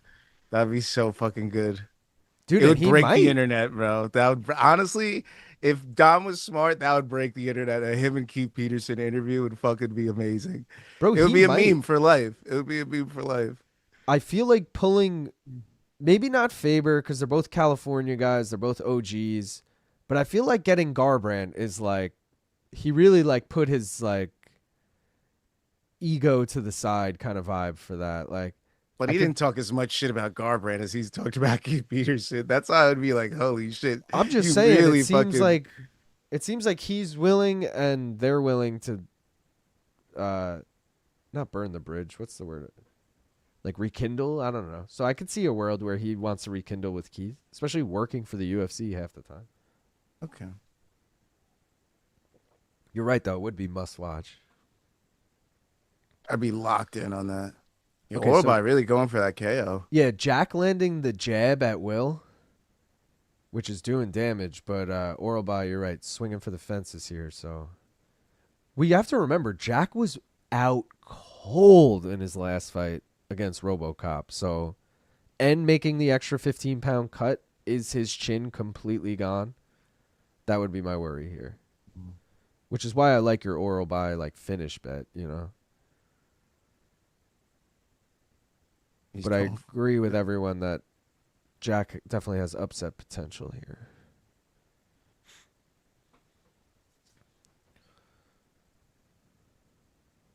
He looks so big. He's going to be so hard to take down. Good check from Jack.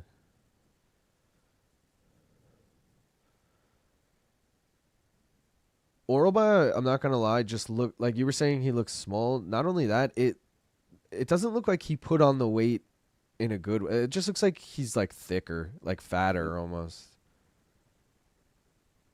Like he doesn't look like he fucking gained a bunch of muscle. He's just like thick, lightweight. Oh, big right hand though. Ready to take that rip? Yeah, I'm just too into this fight right now, but yeah. All right, let's do it. Oh. Distance is closed. Hold on. Oh, he drops him. He's out. Oralba fucking flatlines. Hermanson, chin, gone. Doesn't exist anymore. Wow. Please, Jack. Please, Jack. Smoking Retire on that after that. Manson pack. Dude needs to retire, bro. That was fucking holy. Yeah, Let's go. Cash that shit, baby. Let's go. I knew I didn't want to look away from that. If Tsarukyan gets a sub, I cash a plus 4,400 bet. So that would save the night. Bro. I need. Oh, we have KO for the mystery. I was gonna say that'd be sick. Bro! So I'm covered on both Tsarukyan finishes. Yeah. Did you see the replay there with the ear? No, what happened? Oh my god, that is a gross ass thing. Wobbled. Bro, Yeah. he has cauliflower ear already, so it just moves in one, like as one solid piece, his ear. Yeah. And the ear wobbles and wiggles back and forth like crazy. Holy shit. You ready? Oh my god, yeah. Smoking on that Hermanson pack. Dude. Shout out to everyone who tailed that shit. Let's fucking go. Rip your fucking bongs. Cheers. Oof.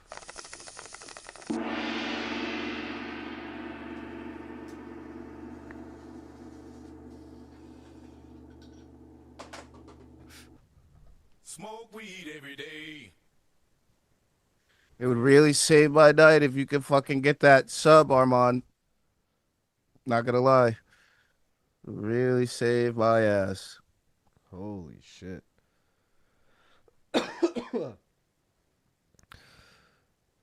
Shout out to everyone who called Oralba on the poll there. I'm staying really on top of these polls today.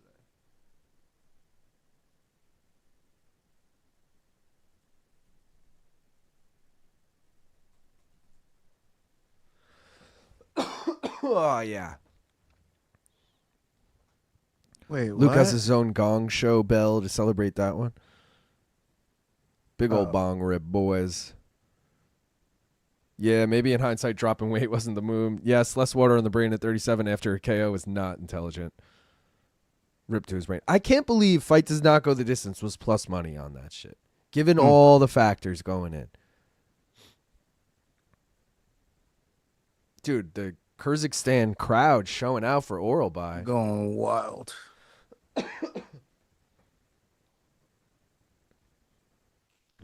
Shit. Shout out to Jack. At least he's up and he's okay. Fuck. Pause. What did I say? I said something weird. I don't even know what I said. I feel like Volkan and over 1.5 is more safe. Do you know Denmark is trying to make circumcision illegal? Interesting. Okay. Nice win, fellas. It's dope to see the chat and you two hitting some nice bets. Let's go, Evie. Oralba is a fun ass fighter, bro. I still don't know if welterweight is his like proper division, but you know, probably not. Against Jack, it worked out. I think this next fight's a stay away fight for me. I'm going Ozdemir. Dude, Alonzo Menafield. What was my stat on this? How about this, Gaff? I'll talk you into Ozdemir. He's never won outside the country. Ozdemir? Menafield. Yeah. That's a great reason. Okay. How about this? Ozdemir, 7 UFC losses. Sounds like a lot, right? Mm-hmm. Let's look at him. 3 of them, former champions. 2 of them, former title challengers. The other 2, ranked higher than Alonzo Menafield. Alonzo Menafield ain't shit to Ozdemir, all right? He ain't losing to Menafield. He also lands more strikes per minute. You know, Menafield, 38 years old. He's actually older than Ozdemir. I was kind of surprised at that. I'm rocking with you. Yeah, let's go. I'll do Ozdemir money line as my bet. Let's fucking go. Belal. Belal, Muhammad. It just sounds so bad. Coming in. It's just Belal.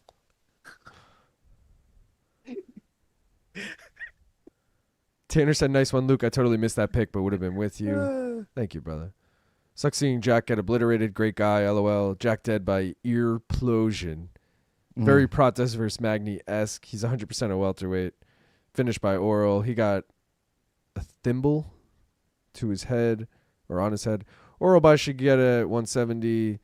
He fought at welter all the way to the UFC, so it's probably right for him. He wasn't liking the cut down, it seems. I just feel like his body, like it looked like, he just looked like a fatter version of himself. He didn't look like he like Islam looked like he put on fucking 15 pounds of muscle at 170. You know what I mean? Yeah. It was clearly an early stoppage. Jack was about to rally. I'm smashed. Fucking hilarious. Sickos. Oh shit, he is learning English. Can only be a good thing. It's crazy he's been doing this since 340 BC. Mouse out, fellow European brethren lost. Vulcan is pretty sound, just has a donk chromosome. Laugh my fucking ass off, lazy. You're getting close. Next step, inbred caveman. All right. 3 fights left. I was more hyped for that last fight than I'm going to be for this next fight. I'm not going to lie. I feel like they should have swapped the... like Hermanson Oralby to me is a better fight on paper than Ozdemir Menafield. Like, Ozdemir Menafield is such a forgetful, like... You threw that on an Apex card, it never happened. It just disappears.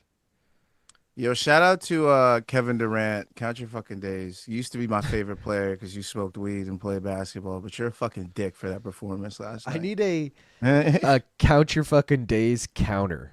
And the different things that Gap says. All I knew was KD 20, and this motherfucker sold me in every single way. 13 with 10 at the half. Crazy. Bro, you see him take down Uriah Faber there? That was nice. That's like taking down your little brother, bro. You got fucking 20 pounds on him, and you're an active fighter, and he's an old man. How dare you? How dare you take down a legend? It was funny. It was take funny down one of them chubby guys on your fucking right. Don't take down Uriah Faber. It also looked like it hurt him. Like it didn't look like it was. He's an old man. Like, bro, he's literally had 20 years of fighting other men. He was going to be in GFL, in his bro. Retirement years. He was going to be in GFL. He was ready to fight. Earlier, 40-year-old man can't take a spin throw like that and fucking not feel it tomorrow. How dare you treat Uriah Faber like that? I would feel that shit if he threw me like that. God damn. I love how they put on that graphic King Green versus TBD as if like we're all like clamoring for a Bobby Green fight. That it's like, make sure you just put TBD so everyone knows he's on the card. But like you couldn't just put another card or another fight you had booked in the meantime. Just know it's going to be wild because Bobby Green's on the card. Yeah. Like, dude, also, like, he's going to end up fighting some contender series guy. No one's going to care about the fight. Like, I don't know, man. He's going to jab and talk shit like he's Kevin Holland. Thank you. I appreciate you. By the way, I love Bobby Green. He's one of the Diaz people, close friend with the Diaz army. So I fuck with Bobby Green, but they do kind of use him for spots like this. Yeah. And then have him fucking get his ass beat by Jalen Turner and not stop the fight. Like, god damn, bro. What are we doing? Like, shout out to Bobby Green though. I fuck with him. Another fighter I would love to blaze with. He's definitely on that fighter I'd love to blaze with list. Yeah, he talks. I wouldn't actually. He talks too much. He's the type. He's the type that would piss me. Not in a like talking shit way. He just literally like doesn't. You ever seen like he's like Deontay Wilder, bro. You ever see an interview with him? It's like you ask like, "What's your name?" And he'll go into a fucking 30-minute story and go off on multiple tangents and all this shit. Imagine sharing a blunt, joint, whatever with that guy, and he's sitting there holding the entire joint would burn in his one story, and then I'd be like, "Sick fucking blunt, Bobby." Yeah. King Green. Well, he'll keep him rolling, but highly wasteful, yes. I need my own, and I'll finish fucking 3 in the time it takes him to take a hit of one, I actually prefer that these days. So it depends. 100%. It's just to be able to chill. It depends on how long the session is. But if you're able to just like, it's going to be a long session, be like, yo, let me just hold mine and just fucking chill, put it out when I want to, bring it back when I want to. One for each person. Sometimes you don't want to face the whole way. through. You know, sometimes you're like, yo, let me chill, catch this in another 20 minutes. No, I'm trying to face the whole thing. And I love the fact that I don't have to be on anyone's like schedule of like, fuck, I want to hit it, but they're still holding it. Like, or like the story, what I just mentioned, they're telling a story, but like I'm not even listening. I'm just waiting for them to pass the joint. Like, it depends. Like sometimes I'm like, yeah, let me just burn through this and be as smacked as possible. But sometimes I'm like, yeah, let me blaze it. I know I'm really smacked most of the way through, and I'm like, you know what? Let me clip this for when I start to come down again and bring me back up. It depends on the situation. I feel like it's just like whatever that half is not going to get me as high as I want to be at whatever time. So I might as well just smoke it all down, you know? Like, you're a completionist. It's just like, I don't know. Yeah, I'm trying to get fucking stoned, bro. Like, what do we think? Hold on. We're in a 4-fight finish streak right now. It always ends, bro. And we're 6 of the last 7 fights. 6 of the last 7 have been finishes. Lone outlier, your fucking boy, Gaff. Izagakhmaev. Or whatever the fuck. He's the only fight that went the distance in the last 7 fights. Fuck his name up. He deserves it. I mean, I'll just say Nicolas Dalby, my boy. Yeah, the guy that lost to Nicolas Dalby, you should say. Don't even mention the loser's name. That being said, if you had to guess, does this fight go the distance? Ozdemir Menafield. Fuck no. Under. Really? A fuck no. So what you're thinking, under 1.5 or over 1.5, under 2.5. Okay. I weirdly think this goes the distance. I'm hoping for a quick Ozdemir finish. Let's get it over with as quick as possible. But I'm weirdly feeling like an upset Menafield decision where he holds Ozdemir against the cage the whole time. I need me a Tsarukyan sub in the main event. I'm not going to lie. That's all I want. That's all I want. I don't care about anything else on this card besides Tsarukyan getting a sub in the main event. That's the only thing that matters to me on planet Earth right now. Is Tsarukyan getting that sub in the main event later? I got to wait and see once we get there what I really want. As of right now, it's just a Tsarukyan money line. But if my parlay dies between now and then, I'm going to want that Tsarukyan KO under 3.5. If there was ever a time that a club and sub would make me happy and to, turn the night around, make me think there's a God again, it would be that. It would be a club and sub for Arman Tsarukyan, or just a straight up sub, arm triangle, whatever it is. If you bore me in this goddamn main event on a Saturday at fucking 4 p.m. watching some bullshit halfway across the world in Qatar, and Tsarukyan wants to lay and pray on Dan Hooker for 25 fucking minutes, Tsarukyan's gonna join no, you know what? I don't think he deserves the title shot list. He's gonna join that fucking list, though. You know what? Screw that guy. Let's never give him a shot. True. All right, he's gonna join the Ngannou list. All right, honestly, you're Ngannou. All right, you're out of here. He's gonna join the Yakhyaev Ngannou ranks. Okay, that's the shit I'm gonna be on. Yakhyaev was bumping shoulders with Hunter Campbell, man. He might be coming back.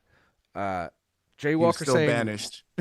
why is everyone so convinced Garry's going to win? I definitely understand him being the favorite, but that's a huge favorite, minus 290. Belal had quite the resume / journey and belt at 36 years old. I'm with you. The odds are crazy right now. Because by the way, guys, when I was doing the bet breakdown, I think Ian Garry was like minus 190 or something. So it's almost 100-point difference since then. So a lot of money's been coming in on Ian. I have a Belal spread bet. I do think Ian wins a decision, but I do think it's close. And I definitely think Belal has the chance to fucking win. It's just like 36 years old, regardless of if he just won the belt or not, is old. And then you look at I don't know, man. There's value on Belal, but even I didn't consider officially taking Belal as a dog or anything. I was like, yeah, Ian Garry probably wins that fight. This would have been the second leg of CP units. Ozdemir? Yeah. And it's Menafield, wasn't it? It would have been Menafield TKO round 2, which, yes, I will have some money on. I'm not a fucking bitch. I'm not a loser.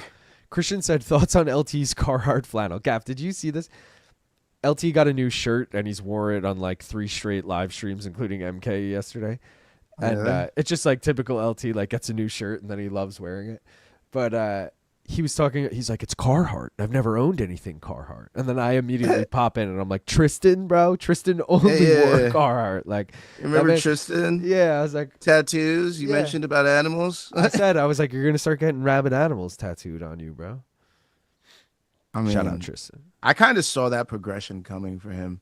When he was enamored with Tristan's tattoos, I was like, oh man, he's gonna get one of these. That's a one good day. point. That That is actually a really good That's point. usually how it starts. The seed is planted in that moment. He's like, man, that would look good on my arm if it looks so good on his. I mean, that was the first thought. He's like, you know what? I might do that one day. But then he's running out of space. Lizzie said, hit the damn like button. 180 in here. Run it up. Let's go. Yeah, Ian Garry has one ranked win. LOL. Yeah, but also, like, I feel like that's just a, what's the word I'm looking for? A product of, like, where the division's at right now and how he got into the top 10 by what? Beating, fuck, man. Who did Ian Garry beat? He was beating your ass. He beat MVP. He beat fucking, was MVP ranked at that point? He beat Neil Magny, right? Oh, that's a guy that needs to get in the fucking title picture. The fuck is up with him? Who? MVP. I'd love for him to get in the title picture. I feel like he's booked. Maybe I'm making that up. But yeah, I don't know, dude. I'm very interested in this co-main. Like I said, it's arguably more entertaining than the main. More like intriguing, I guess is the word. So I did take the Manyfield KO, but I'm also taking Ozdemir KO round 2 because CP Units was right, but I had the wrong guy. So I'm testing my theory. All right. And it would be right, but with the wrong guy. Yeah, so I took him in round 2. This person asking, do those spread bets win if the fighter stops the fight? Yeah, so whoever you take, like Nicolas Dalby, for example, as a dog, if you have the spread bet, if he wins any way whatsoever, you win your bet, whether it's finish, decision, anything. But he can also lose and cover the spread. So you're kind of covered it's like a money line bet plus a losing spread bet kind of vibe. Carhartt has quality stuff. I only wear Carhartt, to be honest. LOL, what Meat Rockets say, fuck me for. Vulcan came with the Swiss chocolate, and I do have a couple animal tattoos. Actually left my ass up. Belal and Garry in the battle of the reassuringly competent fighters. Let's fucking go. Ian is taking hard fights. Did I tweet? I have an owl tattoo too, so yeah, I got an animal tattoo. Let's go. I got you with a like. Thank you, Vincent. Hooker obliterated Gamrot, and Matoush obliterated Arman, so MMA math says Hooker will obliterate Arman. My friend used to work in the Carhartt shop in London, and apparently David Schwimmer used to come in there and talk ears off the staff. He was into hip-hop. Interesting. Oh, yeah. Can't lie, I forgot about the MVP fight because it was so boring. Yeah. Isn't Schwimmer from New York? Yeah. Who is this? Ross from Friends, right? That's David Schwimmer.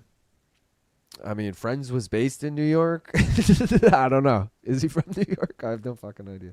I feel like if anyone was, it might have been him, but I might be wrong on that. Took Joey, the under, maybe, Luke. too. Don't fuck me here. Huge ass. Why are you acting like? How am I gonna fuck you here? Whoa, You know, whoa, I didn't what are we take. talking about? I didn't take the under. I didn't tell you to take it because you said I took the under. Luke, don't fuck me here. When did I ever say to take the under? Oh, because you said he might go the distance. Oh well, my prediction is it might go the distance, but I also It's Goddard. don't have any bet regarding. Oh wait, none of my favorite fighters are in this fight. It is gonna go long. If Max was in this fight, maybe this would have been an under. But I think you're good, brother. You might be good. Let's see. No time, baby. Get back to the old ways, Ozdemir. Oh, he comes out looping left hook that misses and then just gets hit with a counter. Like, great start here. No time. What are you dying at? I think just him shaking after he missed. Like it was just. Oh, I see. Oh, there we go. No time, baby. Come on. He looks a little out of shape. I'm not gonna lie. No time.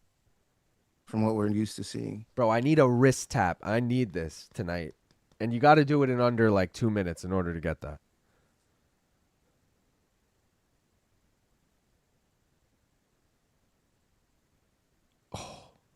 This is gonna be a round 2 finish, bro. I'm telling you. CP Units is never wrong. Just start making all this shit up about it. You're like, it's actually cashed 40 times in a row. It's crazy. Yeah, it's Yo, shout out undefeated. Joshua for the 2 pounds. He said, any chance of getting Uncrowned Boys on prop? Dude, so I've tried, and I'm going to reach out to them again for, not this week, because this week will be the championship, but, oh, big knee from Ozdemir. Oh, another big uppercut. Oh, another one. There we go. No time, baby. Let's go. Oh, shit. Let's go. Tap the Damn. wrist, baby. Tap the wrist. Do it, motherfucker. Yeah. Do it. Ugh. He's like, get off of me. Stop hugging me. Let me do the wrist thing. Ugh. Whoo. There we go, baby. Metafield. Tough L. Tough L, bud. But Joshua, I'm going to reach back out to both GC and Rick. Not this week, but next week. Meaning not this upcoming week, but the week after. About them getting them on. And we'll see what they do. You know, I'm not saying they ducked it the first time, but they both kind of beat around the bush. Shit. And, you know, we never made it happen. But it's been like 2-3 months now, so I'll reach back out. It's actually only been like a month. Maybe 2. No Time has second worst nickname behind Beastin 25-8. Bro, No Time is a great nickname. Also, Beastin 25-8 is so bad that it's actually good, you know? Yeah, that's what makes it's charming. Yeah, exactly, Gaff. It's charming. Damn, my favorite fighter in UFC history is Belal Muhammad. He's got such amazing crisp boxing. Oh, fuck. Schwimmer was born in New York and lived there until he was 10 and moved to L.A. Mom was a high-profile divorce attorney. There you go. The more you know. Thank you, Cosmo. Cosmo Kramer. Gotcha. Naturally, from Gaff. naturally, Cosmo Kramer knew this because, like, Seinfeld, Friends, you know, they aired around the same time. He knows everything. Yeah, I get it. No Time. They call Ozdemir Yuri's son around these parts. No fucking time. Ain't nobody got time for that. Shout out to that clip. Let's fucking go, motherfuckers. Boom. Tits McGee over here. What the fuck was the ref doing? No time. Dude has never looked so good. He was out on his feet. Ball power. 100 points in the bag. 19-1 significant strikes for No Time. He kept his number 9 spot. Yes on the under. Called it. This card is delivered. He did not have he did not have time to go the full 15 minutes. LOL. Last 2 punches were just extracurricular. So nasty. Bald with beard power. He finished the fight in no time at all. It's almost like he had no time. Wow. Mark Goddard, nice job saving him. He saw that coming. That was wild. Haha. Kyle. Wish I would have seen you were on that one because right before it went off, I was feeling Ozdemir KO. This is MMA podcasting gold. None of these fights will take long to rewatch. New York Rick versus Chuck might be fun too. Uncrowned relationship. Ooh. Yeah, Chuck. I'm thinking more the because I also want to reach out to like Pete and Ben, and I was thinking whichever one of them wins could go against Chuck. Because, you know, the 3 of them all on the crack always, you know. I don't care if they get KO'd stiff. I just don't want to see shots after they're out. He didn't let that happen, whereas it just happened to Jack. Totally necessary. He was already out on the feet, so extra shots to speak of already occurred. I'm going raw stress for less after this card is done to buy my new wardrobe. All right, guys, one more reminder. Here are the bets so far. The blue parlay is 2 for 2. We're already up on the night. Thanks to getting the Spivak money back and winning the Hermanson oral buy to not go the distance. We are up 0.15 units, but we got the chance to go up way bigger than that if we cash this blue parlay. So let's go. We need the over 2.5. I'm feeling a little nervous about it just given, what is that, 7 of the last 8 fights have been finishes now. Yeah. And I feel like momentum, like the smell is in the air. Everyone's ready for it. Gaff. Dude, we're almost at 200 concurrent. We've never hit 200 concurrent. We are at 199 concurrent right now. Oh, shit. And it just went down to 196. Gaff, if you don't mind, could you send me a number for the giveaway? Because everyone, if you're not already a member, please become one. We did get 60 new members already this stream. You got to be green in the chat. You got to have the belt next to your name. But we're doing the giveaway, the koozie giveaway. So everyone, guess a number 1 to 100. Gaff just sent it over to me. Probably. Yes, he did. Okay, I got the number. So yeah, let me know. Everyone gets one guess. If someone guesses your guess, we can go back and I'll give you another guess. But either way, one guess per person, 1 to 100, members only. Again, it's only 99 cents to become a member if you want. But So I have a theory on this me. co-main. hit me. I have the bounce back theory. All right. Now follow me on this little journey. Okay. Shavkat beats Ian Garry. Ian Garry looks good even though he lost that fight, right? Okay. Ian Garry beats Pradas. Pradas looks good even though he lost that fight. Pradas ends the chain by Hold on, knocking out. real quick. Sorry. Rick Marin, guess again because someone already guessed 24. Sorry, Gav. Continue. Pradas ends the chain by knocking out Leon, right? I think it bounces back the other way. Ian Machado Garry knocks out a former champion in Belal Muhammad tonight. I also saw Belal getting knocked out in my head like 2 minutes ago, and I just didn't want to say anything about it because I don't want to put it out there. I'm feeling it. I don't know why, but I'm feeling Machado Garry to make a statement, and the title picture gets even murkier. We're like, fuck. This always happens. It's like we have nothing, and then we have an embarrassment of riches. This happens every single time. It's just like we have nothing going on. We're bored of everything, and then we're like, fuck, we have too many people now. Like everybody's coming to a head at the same time. Yeah, I'm telling you, Ian Machado Garry about to have a fucking sick performance, knock out Belal, and then we're gonna be like, "Fuck, man, does he get the title shot? Like, who gets it?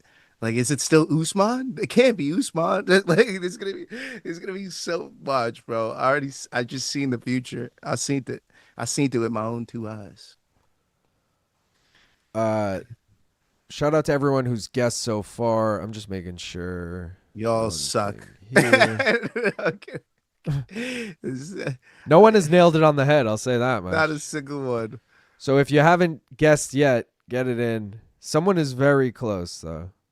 I'll say that as well.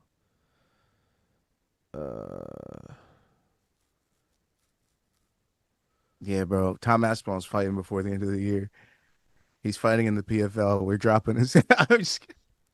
All right, let's end PFL main of 4. Let's end the giveaway in about 10 seconds. You guys can get your last guesses in right about now. This will hit you in about 10 seconds. So, I'll give it a little bit. But giveaway is ending right now.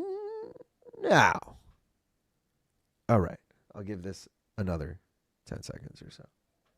I feel like that's the one thing Garry hasn't done in the UFC where we're like obviously he's gotten KOs, but he hasn't got one over a premier guy. You know what I mean? Like he hasn't gotten a win over really besides Prates, and he almost got finished in that fight. But like this would be your fucking party right here, bro. If you could finish below Muhammad, which I think it would be a TKO because he has one submission victory. But, Clubber Subber has fucked me before, so why not tonight for a second time, right? Christian's saying, I say it every time, and I'll keep saying it, this shit is rigged. Are we talking about the giveaway, bro? Ain't nothing rigged about it. Gaff, do you want to reveal? Oh, yeah. I always message who I want to win on the side, the number. Do you want to reveal what the number was? No one nailed it, but someone was one off. The number is 88. You degenerate. 88. Mr. Davis. Congratulations. You win the koozie.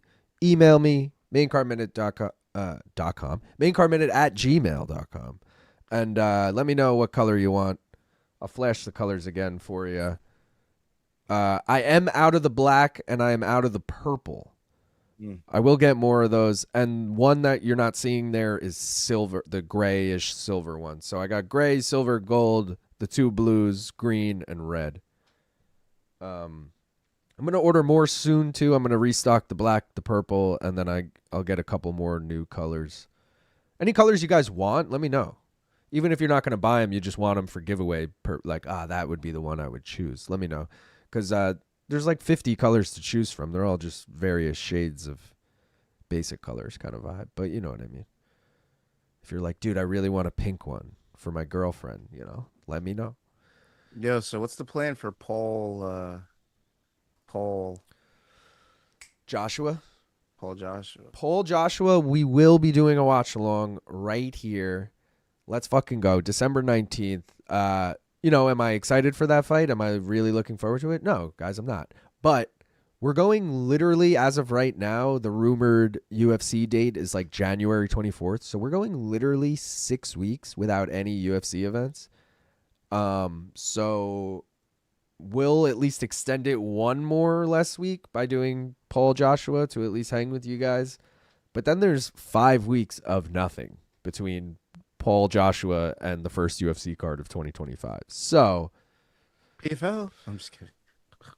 Oh, well, Gaff, there's PFL on December 13th. Oh, I'm doing watch along. You should do that. Yeah, I was going to say you should do it. And that's before the UFC card, too. Like, I think it goes into the UFC card that night. What I was going to say, though, is, yeah, guys, I'm going to look for every reason to find other streams to do, like late December if there's anything, early January if there's any boxing, any combat sports kind of vibe, but just to have content on the channel. Otherwise, it's just going to be prop quiz between now and the next UFC fights, you know? It kind of sucks. As much as, like next week is kind of nice to have a week off, but I don't want fucking 5-6 weeks off. That's too much. Like, Thanksgiving week, it is what it is. I'm getting drunk with the fam. no, I'm saying I might still go live. I'm saying next week, I don't care. It's fucking Thanksgiving weekend, but like all of December pretty much and half of January, or half of December and half of January, it kind of sucks. I might take that opportunity next week to break down the divisions before this year ends. We'll see what happens. Oh, that's actually a great point, Gaff. Maybe last year I did the whole betting breakdown for the year where I like broke down how much I won on every card or lost or whatever. It was a lot of fucking work and it really didn't get that many views. So I don't know if I'll do that again, but something like, I'm just thinking of ideas out loud. Something like that is not a bad idea, like an end of year recap kind of vibe. Or a 2026 look ahead, some shit. Crazy, because the numbers just kept dropping as the year went down. It was great at the start. We fucking killed it. We just kept going down. Lazy said, main car minute Black Friday stream. I'm not going to stream on Black Friday. But, here's multiple things I'll say about Black Friday. One is, prop quiz is coming out Black Friday. The championship, meaning winner of yesterday's prop quiz versus BC. It's going to be a banger of a matchup. I'm going to be promoting it all week. Either way, that's dropping on Black Friday. So if you're looking for something to do while you're eating your Thanksgiving leftovers, prop quiz, I'll do it normal time, 1:30, even though, because we're going to have MK Friday. So there you go. The other thing is, if anyone ever wanted MK merch and you're like, yeah, that shit is too expensive, we're doing a big Black Friday sale. My exclusive hint to you guys right here is that if you ever missed out on any merch that we've put out through the year that maybe you didn't get, and we took it away at the end of the month, maybe there's a chance for Black Friday that's going to be back there and on sale. So if you've ever wanted MK merch, thought it was too expensive, or you missed out on a design you want, Black Friday, be on the lookout for that. Yeah. Do a prop quiz live react after the finale premiere. Dude, that's not... No, you know what? I actually made plans already on Black Friday with my sister. I forgot all about it. So I'm not going to be able to do that. But that wasn't a bad idea, Lazy. I don't hate that. I just can't put money on Garry by decision at minus money. It just doesn't feel right to me. I do have it in a parlay that might be dead already. But I also can't take Belal because I just literally have no faith in him with his IQ, his game plan, his length, his anything. I did Ian by decision in a parlay and Belal spread bet in a parlay. And then I obviously have the over 2.5 for the real shit. Ian's about to knock him out, bro. That's what you're taking? Yeah. What are the odds? Plus 460. Damn. plus 460. You heard me. Let me say it again. Plus 460. You heard me. Let me say it again.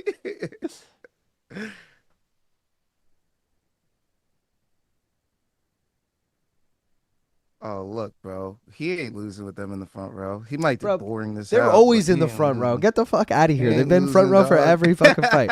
They were front row for Shavkat, and his ass lost. So, prop quiz watch along called Prop Watch.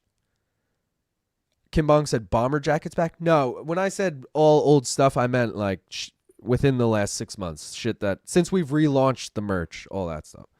Anyone else have a weird feeling Muhammad hurts him on the feet? Belal, such a beautiful head. Hell yeah. Bro, remember when Belal KO'd Brady stiff? I mean, definitely was not stiff, but yes. Do Americans have peas pudding with Thanksgiving? Can't say that we do. Bro loves to handshake other fighters, hugging and handshaking with Shavkat pre-fight. LOL. He makes it awkward somehow. Imagine a fighter with Belal's head and Gary's neck. His coach is vibing, ready to rave. Goat. Yeah, I might take a shot of Garry TKO 2-3, even though I can't stand this motherfucker. What were you going to say, guy? Do you think Ian Machado Garry gets a takedown at plus 280?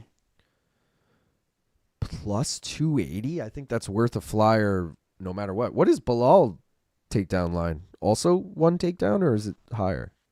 It's 3. 3? Yeah.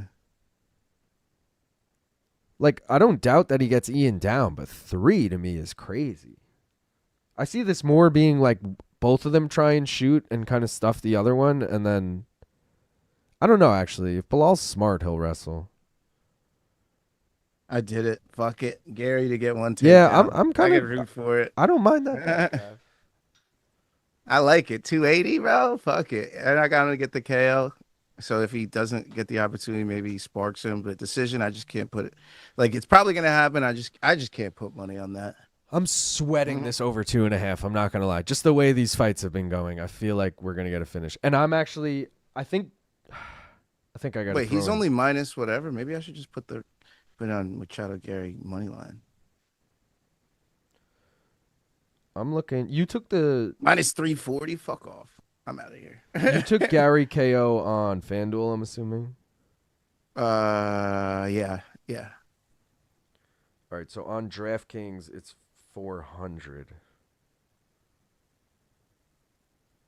Belal getting the heroes welcome, or maybe like when everyone's quiet and slow right before you're fucking about to go out to your death. Is it that? I don't know. It could be either or. Bro, fight NKO plus 350. I'm doing that. Just in case. It's Belal. Wait, what'd you say? Fight NKO plus 350. I like it. To get a KO is crazy.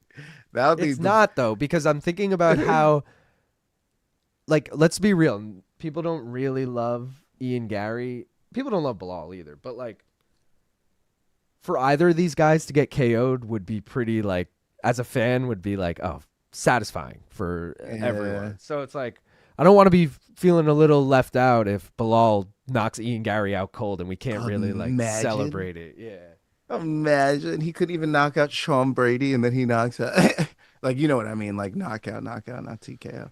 Well, according to Meat Rocket, he was out stiff, so I might take a shot at... Oh, I did that already. Hope Belal can make something happen here. That Gaziv KO was so funny. LOL, why did he cover his face like that? Yeah, he's like, oh, no. I actually don't mind Garry fights until he does the zesty clinch. He does do... yeah, I know zesty exactly clinch is coming, bro. You know it's coming. I can't wait because I'm going to get so excited for it because I know a takedown's going to follow. I'm like, let's go, zesty clinch. I've never heard the term for that, but I know exactly what you're talking about as soon as you said that. Imagine rooting for Belal. Better to see the zesty clinch. Ian wants to be Brazilian so bad. Am I bugging, or that's the first time they've had clippers by the cage? No, they always have it to cut off tape. Or are you talking about like razor clippers, like hair clippers? I don't know. I think they were talking scissors. I don't know. Yeah, no, so they always have that. They cut off tape from the thumbs a lot because of it. What's Belal fighting for here? A chance to refuse to fight Islam? I think just a chance to stay in the mix, man. Welterweight is so hot right now. He's obviously not going to get a title shot, win or lose, but a win at least keeps him in the mix. A loss sends him more in like the Leon territory where it's like, ooh, now we're just going to give you a young guy to try and put him over kind of vibe. Yeah. UFC 322 had a bunch of finishes, and then co-main and main were decisions, so it's not impossible. That is very true. I think Islam has said he'd fight Belal. Yeah, he does mouse. All Belal does is wrestle. He said he'd fight him, DJ. They both changed their tunes now. Did he lazy? This fight is a win-win for the fans. Good. That was getting old. Ian 30-24. Belal got the pelvis going. Versus Garry is literally the only time I'll root for him. LOL. Blackbird, I'm rooting for Belal. He's my favorite fighter. What do you got to say about that? Fair enough, but after the Epstein comment, I want Belal to get Shadow Realm so bad. I want him to get knocked out, but like without the sex. Yeah, Belal can get a title shot if they get desperate. This should be for the CMF, the cringiest motherfucker. That's not a bad call. This is a pretty cringy fight. You throw Cejudo in there with someone else pretty cringy. I mean, you got the goats. The worst possible thing for the UFC would be for Belal to win this fight. Yeah, but it's really not that bad. It's really not, Gaff, because all you need The only fight that comes if he wins is the Usman fight. That's the fight I want if he wins. That's actually an intriguing fight because of the backstory, but also 2 former champions. I'd argue the UFC, like I said, welterweight is so hot that this fight, if Belal wins, is just you just push it to the side. You forget all that it even happened. You know, you still got Morales, you still got Prates, you still got Shavkat. You still have 3 guys ahead of Belal if Belal wins. If Ian wins, he joins those 3 guys in the mix. You know. But also, if Ian loses, he's lost to Shavkat and Belal. That's really not a bad loss. Loss is like all he needs is the Buckley fight, and voila, he's right back in the mix. Like, but to be honest, though, if he loses this fight, we kind of lose most title aspirations for him, because if Belal's going to beat you, Makhachev's going to beat you, Shavkat's going to obviously already beat you. Yeah, but I'm thinking you wait. Usman might even beat you. BC was saying this about, I think it was BC or Luke was saying this about JDM, where I think it was Luke actually. JDM is 29 and Ian's in his 20s. I don't remember exactly what it is. Mm-hmm. But if fucking Islam retires in a year or two, the division's wide open now. You don't even have to think of them facing Islam. There's still 2-3 fights ahead of them. It's like, who cares? Like Ian losing here and then Belal retiring in 2 years and Islam retiring in 2 years. Who cares? Like, it's not even that for me. It's just that we already know his kryptonite by now. All you have to do is grapple and put him on his back. And in a division that has a lot of heavy grapplers, sure. I mean, this guy's never going to be a champion at that point if he can't get past former champions even. Well, that's why the fight to make has always been, and it's lost a little steam. Maybe with a loss here they would make it, but Sean Brady, Ian Garry has always been so intriguing to me. That shit's dead now. I don't even want that fight if I'm Ian Garry. Well, if Ian don't loses, give me anybody off an L. If Ian loses, because now he's lost 2 of his last 3, I think you could do it. Oh God, I don't like how hard they're throwing here. Oh, Belal got eye poked. Why did Ian with the I didn't do it. Uh, I really want to see a replay of him doing it after how cocky he was about not doing it. Oh, but Belal's cut. Oh no, this is gonna be Edwards versus Garry. Belal. It was an eye poke, Ian.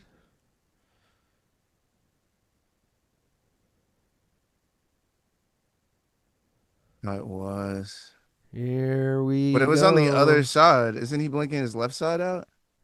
I know he's blinking his right side. My thing is, where was that cut pre-fight, or he just got that way before the eye poke? I think I saw it starting in that exchange right there. So maybe something landed, glanced it, and opened it up more.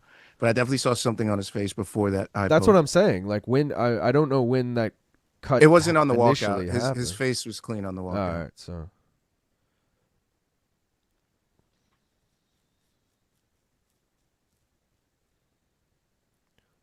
Stop. They're talking. They're not supposed to be cleaning his cut. They're supposed to be wiping the eye. Imagine a fluke Ian Garry TKO because they're like, oh, we can't. Or DQ. No contest or something. Yeah. Yeah. Or no, Just if like, Ian loses, let's say Ian gets out wrestled now for 15 minutes, he's going to be like, well, They were Give him cleaning time his to cut. recover. They were cleaning his cut. That should have been a TKO victory for me. I saw the doctor applying steroids to his face. Yeah. I didn't even poke him. Look at the replay. My fingers aren't that long, Belal. All right, we're back on. What was the last fight again? I don't even remember. Oh, yeah, Volkan KO. Belal it might have just been a feint, but he looked like he was going for a shot. Ian showed him he was going to stuff it. Belal was like, yo, I'll pull that back. Mm-hmm.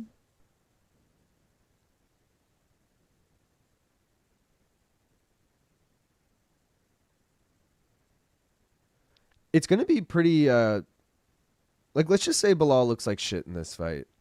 Okay.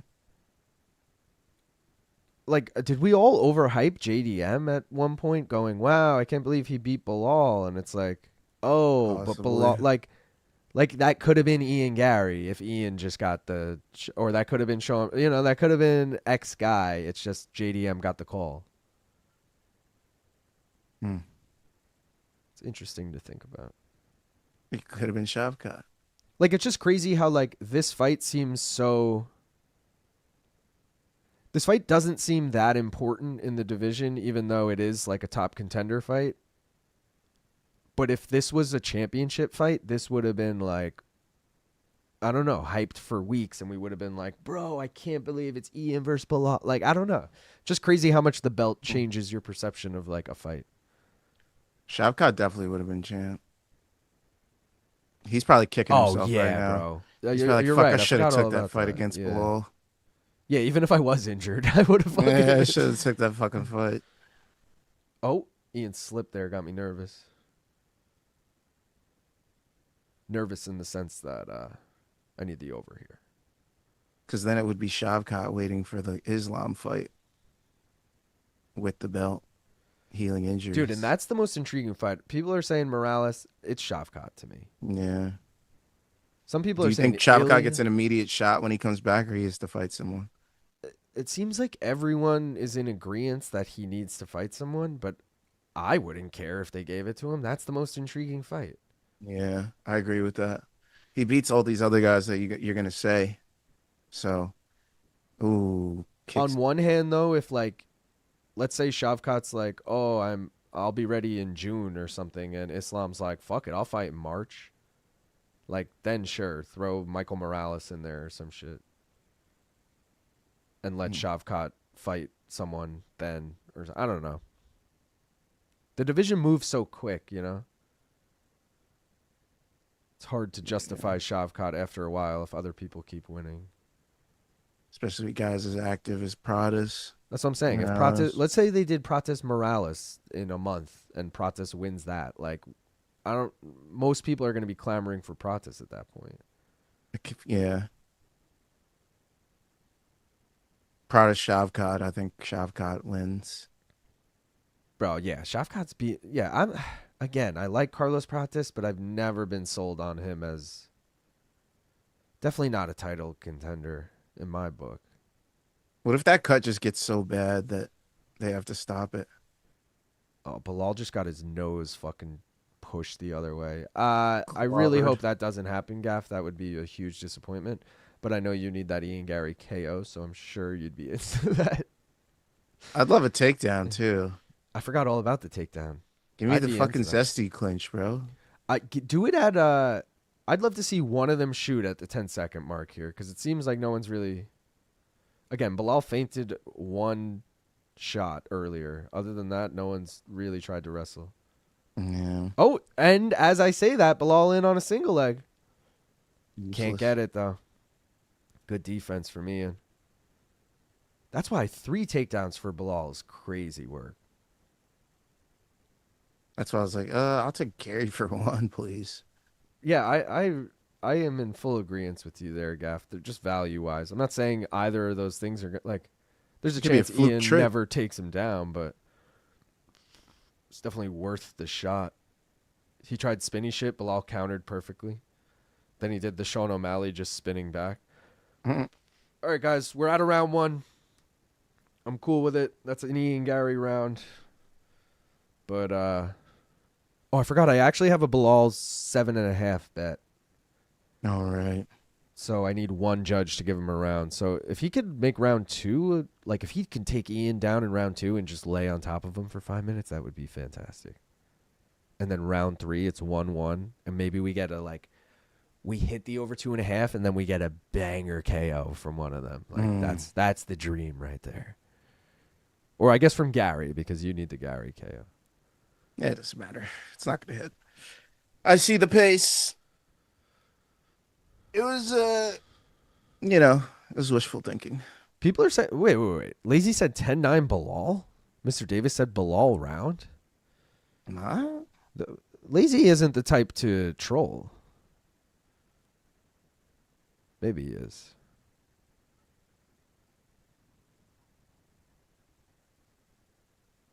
Also, I forgot all about the chat after the giveaway because we were so focused on this. But Mr. Davis, I don't know if you replied or anything, but if you did reply, I didn't see it. So definitely email me if you were like, all right, I'll take this color or something. I didn't see it. So Nice.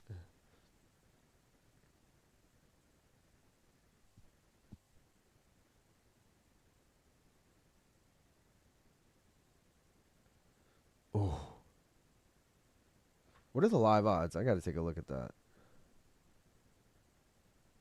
Minus 345, Ian. That's about what it started at, right? Yeah, minus 290 I had. That was right before the card started. Oh, Belal, though, landing some big shots here.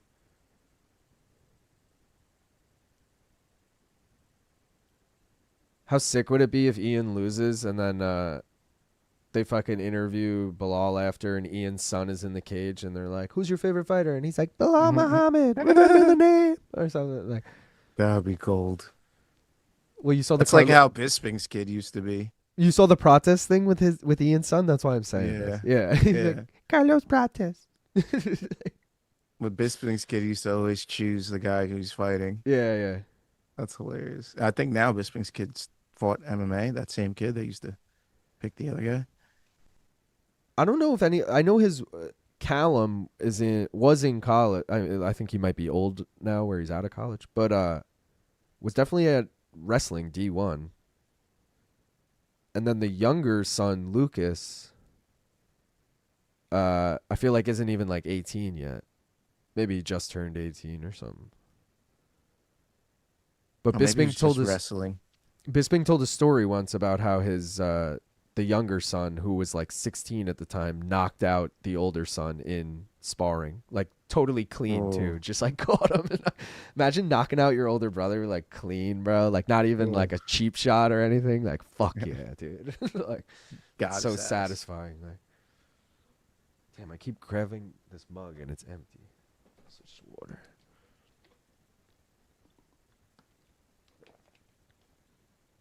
Oh, Belal in on a single leg. Ian, again, defending it really well. What was the height difference here? Anyone remember the 4 inches, 5'11" to 6'3". 5'11" to 6'3". All right. Damn, I didn't realize Ian was that tall.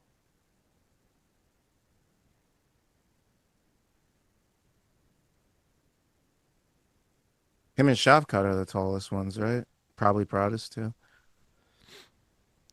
Yeah, I don't even know, dude. Welterweight is Nutella like cake, bro. Nutella cake. once you get to 170 and higher, like I feel like they're all pretty fucking tall. Like lightweights, where you get the weirdos who are like over 6 feet tall, and you're like, bro, what? Like Jalen Turner. How are like, you here? Yeah, Joel Alvarez. You're like, what the fuck? You have hollow bones. Belal winning this round for me. Yeah, Not by much, but he is. he's definitely closing the gap. Goes in for the single leg again here. Significant strikes. Not that really tells the story. Oh, Ian going for that takedown, Gav. Ian going for that. Oh, he's let go of it. Or Belal separated the hands. But.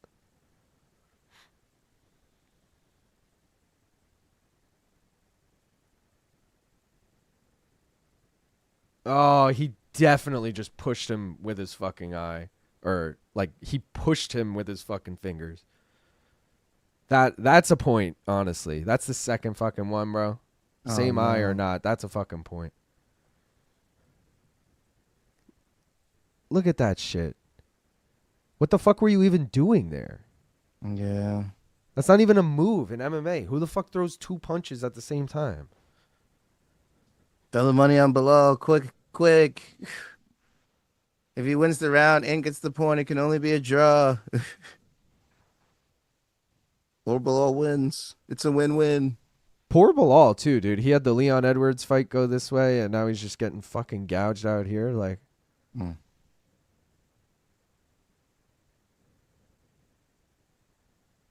The draw is plus 250 now. That's how you know they know what's up. Isn't that crazy? oh, wow. That is crazy. Plus 250. Well, that's because it's arguably 1-1, and you give Belal the point, hopefully. So it's a 10-8 round. And then if Ian It just wins, bounced back up to plus 2,000. I guess the point wasn't taken. Yeah. Fuck yeah, it wasn't. That's bullshit. That's dude. crazy how they knew to put it down to 200 just Bro. in case. I literally watched it shoot up. I'm like, whoa, what Dude. the fuck? Again, it made sense because if it was 10-8 Belal here, and then Ian wins round 3, it's a draw, you know? But the Belal line should have dropped then. Let me look at that. No, because I think they're thinking even though he won this round and got the point for the eye poke, he still isn't going to win the fight. Like, I don't know. Regardless, Yeah, it doesn't no, even matter because they didn't take the point. But The momentum favors Garry. Come on, Garry, get her takers. Get her takers down, skis. Get it down, Ski. I can't believe they didn't take a point for that, bro.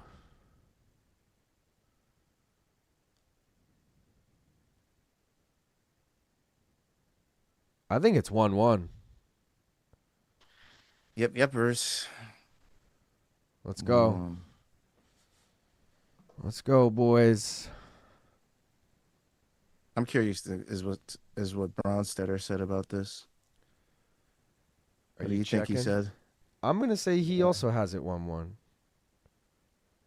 LeBron Salino. Action Bronstetter? Action Bronstetter. He said 10-9 in the first, so For waiting on the round 2 verdict. Kim Bong-il says 2-0 Ian. Mr. Davis said close fight, could have it 2-0 either way. Danger says 2-0 Ian. A few other people, though, sprinkling in 1-1s. Conlon says 1-1. Walker says 1-1.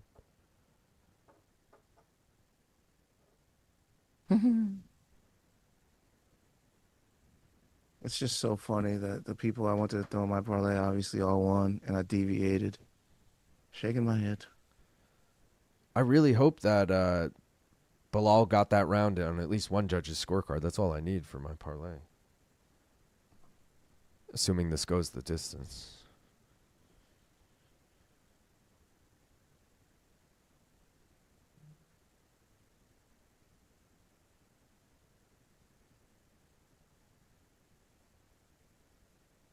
They just asked Felder something, and all he said was, yeah, it's a close fight. Remember, he's friends with Belal, though, so.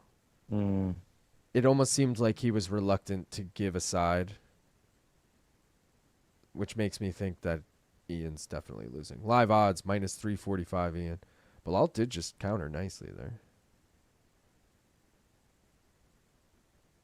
Well, it doesn't look bad.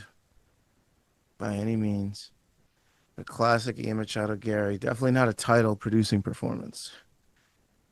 Yeah, I think he's just trying to survive. Like, not trying to survive, but you know what I mean? Just stay in the mix. Get a win here. Doesn't have to be flashy. You're probably not next anyway for Islam. Sean Sheehan has it 19-19. Oh, big right hand from Ian, bro. Adam Martin, 19-19. Oh, spinning back fist also lands for Ian and a front kick. Oh, God. Ian, chill the fuck out. We need another minute 20. Ian's not going to finish him. Bro. Ian Machado Garry, bro. Bro, we need another minute and 20, and then I think it's possible.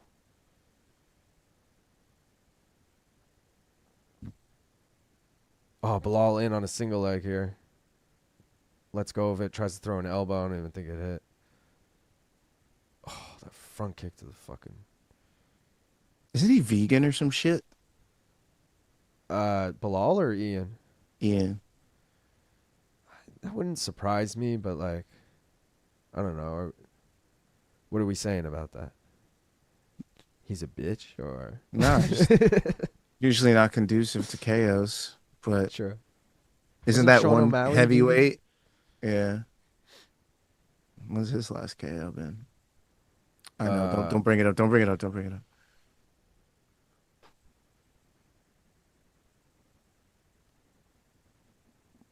It's our boy. Cheetah? Oh wait, I'm thinking of when he was last KO'd, Sean. Aljo. Guys, we hit the over 2.5. Let's fucking go. Let's take this fucking bong hit, Gaff. I've been so scared to take it that whole time. I just wanted the over to hit. Yeah. Ian Machado Garry does what Ian Machado Garry does. Gives you a boring decision. And most of the time he wins. I just didn't want to bet that, bro. I bought into your KO slop too. We can get it. We can get it. Come on. Nah. I watched the story of the fight. Separate him, ref. Nothing's going on here. I wish they took the point and that Ian was worried and looked for the finish more because he thought it was going to be a draw. That ain't even in Ian Machado Garry's DNA. If he catches you, he'll finish. Oh, he just fell over trying to throw the knee. We're in open space. We're in open space. He's gonna do the same with shit. Canelo You ready hands. to take the rip? Yeah, I'm ready. Let's Cheers, go. everybody. Please like the stream if you haven't already. We're 3 likes away from 150. We can get to 150. I appreciate y'all. Smoke weed if you got it. Let's get a fucking knockout here. Cheers.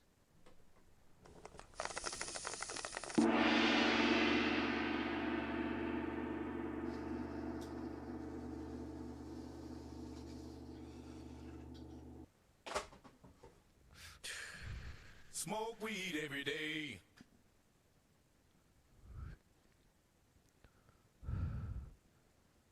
Guys, we are an Arman win away from a perfect night on the main card.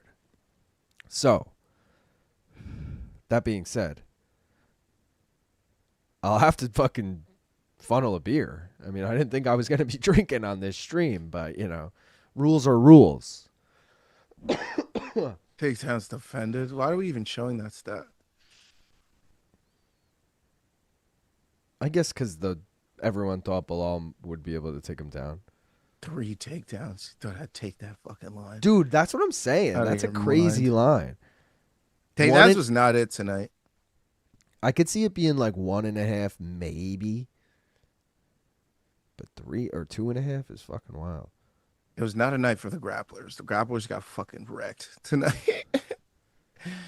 Yo, got fucking wrecked. Bogdan Grad tried to grapple. It didn't end well for him. Actually, Nicolas Dalby's the only one that it went well for. But Jack Hermanson didn't go well for his ass. Shamil Gaziev should have wrestled. Didn't go well for his ass. Taligir Lambakov tried to wrestle Horiguchi. Didn't go well for his ass. These boys took L's tonight, man. L's Shavkat everywhere. in the crowd. What is Shavkat like? Loder. Shavkat should have been in the crowd at fucking MSG, bro. Why are you in the crowd? I mean, I guess he's just close by, but like, oh, and he was cornering. What's his face, I think. But it's also like, Duchenstein? you would have been way more relevant if you were just fucking in the folded MSG watching that shit go down. Guys, don't forget that Bet Jenny coming up on the next fight. I'll throw it up right now so you guys can see what it is. Tsarukyan by KO, under 3.5. It is plus 205. We once again have the rare opportunity to hit both the Bet Jenny and have a perfect night of betting, which I can't remember if we've ever done it before, but it would be pretty fucking fantastic. All we need is Arman to win to cash that plus 260 parlay. We already cashed the Hermanson oral buy. Fight does not go the distance. Obviously, the Spivak money line is a void. And, yeah, we're looking for fucking Arman to get the KO under 3.5 here for the sake of the Jenny. but also we need to just fucking Arman win, man. Yeah, Arman, don't be a fucking wanker and lay on the dude. Let's fucking finish him with a fucking sub or a wanker. KO. Fucking nerd. 30-27, Arman. 30-27, and 29-28. Belal covered the spread. Nice. Truly a perfect night. Let's go. Bro, that was literally okay. I had Belal with the plus 7.5 parlayed with Hooker plus 13.5. So Hooker just needs to win one round on one judge's scorecard and or just win the fight. Plus 240. Then I got Ian Garry by decision parlayed with the over 3.5 in Tsarukyan Hooker plus 289. And we got the bet Jenny plus 205. Tsarukyan by KO under 3.5. And we got the Arman money line parlay to catch the plus 260. I mean, there's a lot that can go right here. Vibes are up. All right, so what was the mystery bet again? It's on the screen. Tsarukyan KO under 3.5. So 1, 2, 3 on FanDuel. Yeah, but you'll miss out on half a round if it's early in the fourth. So 2, 3, 4. What's the move? I mean, I would just take the exact one on whatever if you can. But if you'd want to take a 3 round, yeah, I would do 2, 3. No, I would do 1, 2, 3. That way you get the full 5 minutes of round 1 rather than the half of round of 4. You know, because like if it's late in the fourth, you hit it, but the bet Jenny didn't actually hit. So. All right. That's it. TKO's in. Points is in. And sub cashes my plus 400 parlay. So it's not going to be sub. So it's going to be KO or points. This is actually hilarious. Super cringe. I'm listening at the same time. All right, Ian Garry with the most thought out, planned, wrote it on a piece of paper, call out of Islam. Tried to do his best McGregor impression. I'm the best in the world. I know I'm the best. Blah, blah, blah. And looked like an idiot and said, wherever you are in the world, Islam. Islam has been here in the building with you the entire fucking night. He's been in That's 3 different hilarious. fucking corners. Like, he's right here, dude. Like, Stop being a moron. and he's like, Belal couldn't take me down. Islam won't be able to take me down. Like, those are very different things, my boy. Yeah. Sometimes people try too hard, you know? Yeah. He's the definition of that, Sometimes. honestly. A fucking try hard. You fucking try hard. Sleeto said, oh, hey, we had 3 people with Connor's spine tattoo in the building today. Oh, because fucking Garry has it too. Islam's scared now. He's fucking cringeworthy as fuck. Sorry for cursing. Man, MMA fans hate everything fighters say after a fight. He poked Belal twice and got away with it. Islam already hiding from Ian. Gon gets 0 pop, but they go crazy for Hasbulla. Left my ass off. Boo, give him Usman. Morales has the title shot. He's cringeworthy as fuck. I hate that little fuck. They actually might give him the shot. That's the thing. Yeah, they might give him the shot, but it's just like, do you give him a chance in that fight? I don't. I never have and never will. Yeah, I hope Arman destroys Hooker. LOL. I just hate everything Garry says after a fight. Ian tries too hard, Garry. Honestly, Ian Garry JDM. That's a fun fight. For 5 rounds, though. Garry JDM or Garry fucking Morales. Like, I don't. Both of those. I don't like Garry Morales. Both of those are really tough for Ian, though. And it's like, He'll win it. I could see him beating Morales, but JDM is going to be a close one. Nah, he beats JDM. He actually wrestles in that when he uses jiu-jitsu. He uses that little, the little zesty clinch. That little zesty clinch will make an appearance against Jack Della. I promise you that. Let's take a look at Tapology before this starts. Shout out Ryan Diamond sitting in first place, Richland sitting in second, and B Faust sitting in third. Gaff, you are tied in fifth. I'm sitting tied in 13th. Does anybody above me have our Tsarukyan decision? I do. I know that much. We both have 10 fights correct on this card. I'll take that. I mean, that's pretty good, man. Winner has 11 right now. So the person in first place has Tsarukyan sub round 2. Richland. I hope that happens. Richland in second has the same exact thing. Tsarukyan sub round 2. Oh, boys, I hope that happens. B Faust in third has Hooker KO round 4. That is the only thing I don't have. Gaff, you have Arman decision. I also have Arman decision. I hope I'm wrong, just because I'd rather the bet Jenny hit, and I'd rather this parlay cash not sweaty at all, you know?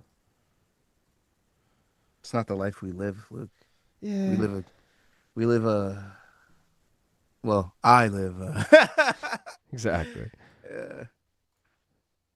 Ooh. These Hooker highlights seem like they were fucking ages ago. Also, a little upset with the UFC 5 game not having his tattoo updates. Understandable because he's all the way halfway across the world, but I mean, damn, bro. You've had him for a whole fight since. You know what I mean? Mike We didn't get him Conlon, in. Mike Conlon saying you'd expect Arman to win, but can you imagine if he loses after sitting out for a year? That would suck.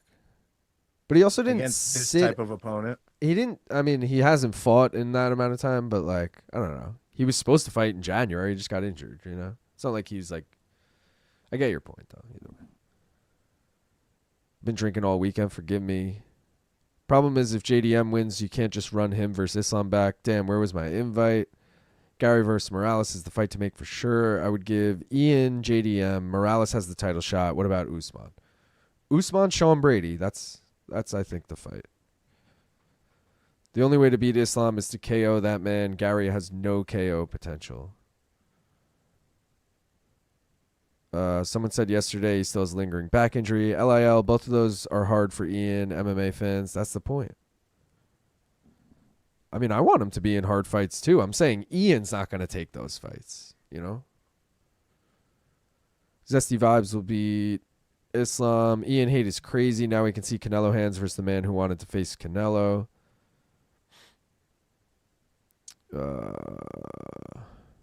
If Arman wins via sub, we are celebrating. If Arman wins KO, we are celebrating. If Dan wins at all, we are celebrating. If Arman wins decision, we are disemboweling ourselves with wooden cooking spoons. We'll celebrate. We're celebrating Tapology if that hits. Also, I have an over 3.5 that I need to cash a parlay with. Shavkat is the only reasonable fight to make for Islam. I predict Islam has less than 4 fights left in his career. Why waste a fight with Morales or Usman? Shavkat is the fight that actually matters. I agree. The question is Shavkat ready, and is the UFC willing to just throw him in a title shot, considering how much time he's taken off. KB is good at the desk. Shame she's never been on commentary. I saw a screenshot of Dan Hooker's updated UFC 5 model, though. People were posting it. Oh, Gaff, you got to update. Blackbird, don't hurt me. I'll sick Belal on your ass. Oh, God. I think that the performance, the only... Slito's saying he saw screenshots of people with Dan's tattoos in the game. Oh, wow. I think that after the performance, the only sensible fight for Ian is some random dude on Contender Series, maybe 3 of those until he gets interesting again. Jed Meshew just now. It's funny. I'm skimming this, guys, because I'm fucking behind. Oh, the Hooker model update is an alter ego, apparently, Gaff. Who did Islam fight while Garry versus... Oh, who does Islam fight? Shavkat, I guess, right? They'll probably do Usman, but... Good take from Jed, actually. Ian is not exciting, but respect for the win. It's Dan Hooker. It's the perfect song. Fuck, if I put $5 on Hooker KO, pays $80, worth it if it happens. Garry becoming champion would be sick when you get guaranteed banger title fights forever. Left my fucking ass off. Dan's had that red mark under his eye since he fought Poirier. That fight literally left a mark on him. Remember the fucking Edson Barboza fight, bro? It was literally like one of the worst beatdowns I've ever seen. Poor guy. I forget to do. That's probably why he slaps his ribs before the fights. He's got to prime them up just in case another Edson Barboza slaps his fucking legs or his ribs again. With his foot. We got to take a ripper for this. Oh, main event. Scary ass main event. Don't forget, in an hour and a half, we'll be live on One More Round Fights. Let's go. Show up if you're not a dickhead. Fucking loser. Show up if you're a bitch. Also, Gaff, are you gonna hit it on this stream or TBD? What do you mean? Watch hours? Oh, yeah, it depends on who shows up, huh? It all depends on you, the viewers. If people know that you might hit it, they might be more inclined to tune in, you know. So, I mean, I would if let the man hit it. Go up. So, but it depends. Depends the watch hours. Pretend it's Ian Garry's wife and let the man hit it. All right. I keep going for this. It's empty.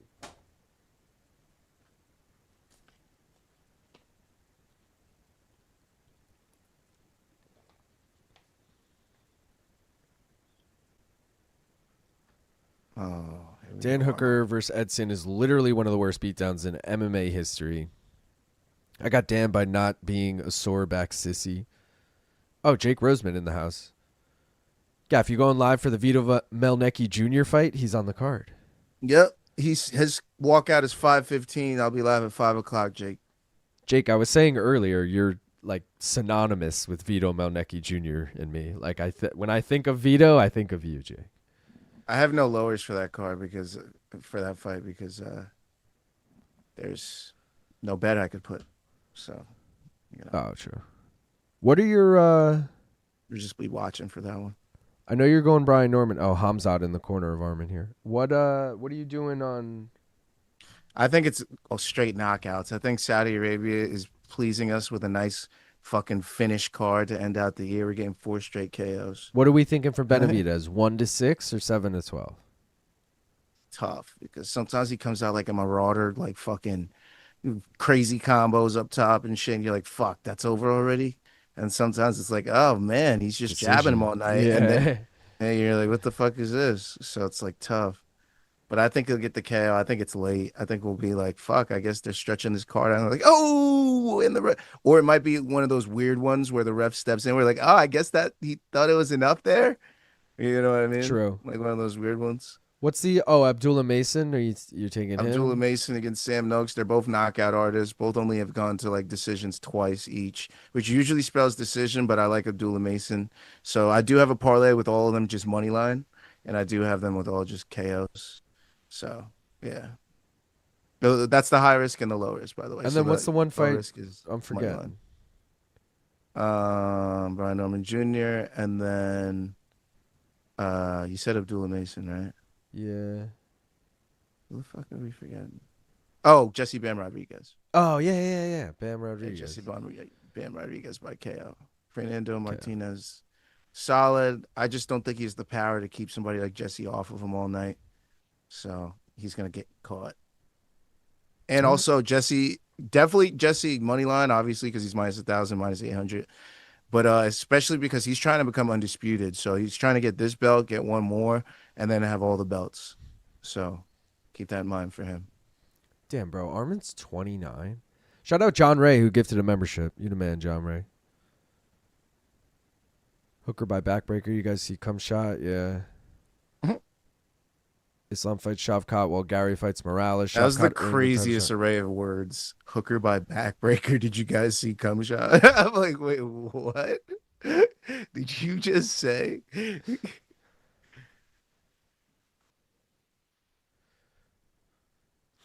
I'm ready for the rip if you want to take it on these. Yeah, I'm ready. Let's do it. Announcements. Cheers. Appreciate everyone. Main event. 115 people watching. 157 likes. Please like if you haven't already. Go subscribe. right here if you haven't already. Go subscribe to Gaff. One More Round Fights if you don't already. He's doing the watch long in an hour and a half for the boxing. Tune into that. Smoke weed if you got it. Cheers.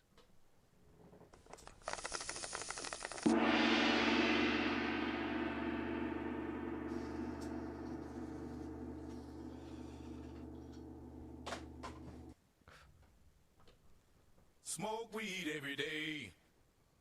In Doha. Sleeter said, why is Jed so salty on Twitter? Laughed my ass off. What was the climb this week? That might be why. Arman with the purple shorts, kind of. I feel like he's not a purple short guy. It's throwing me off. I don't like it. Hooker by KO.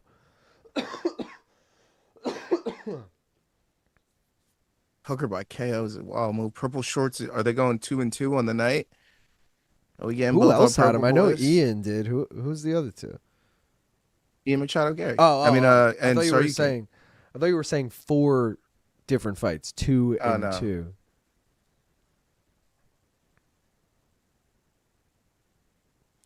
Cheers, lads. Cheers, Mike. Come on, Dan. Get subbed, bro. Don't have too much pride and fucking last to the end. Get finished, dude. By sub. Preferably. Imagine Oscar was in Dan's corner. That would be hilarious. Oscar is there.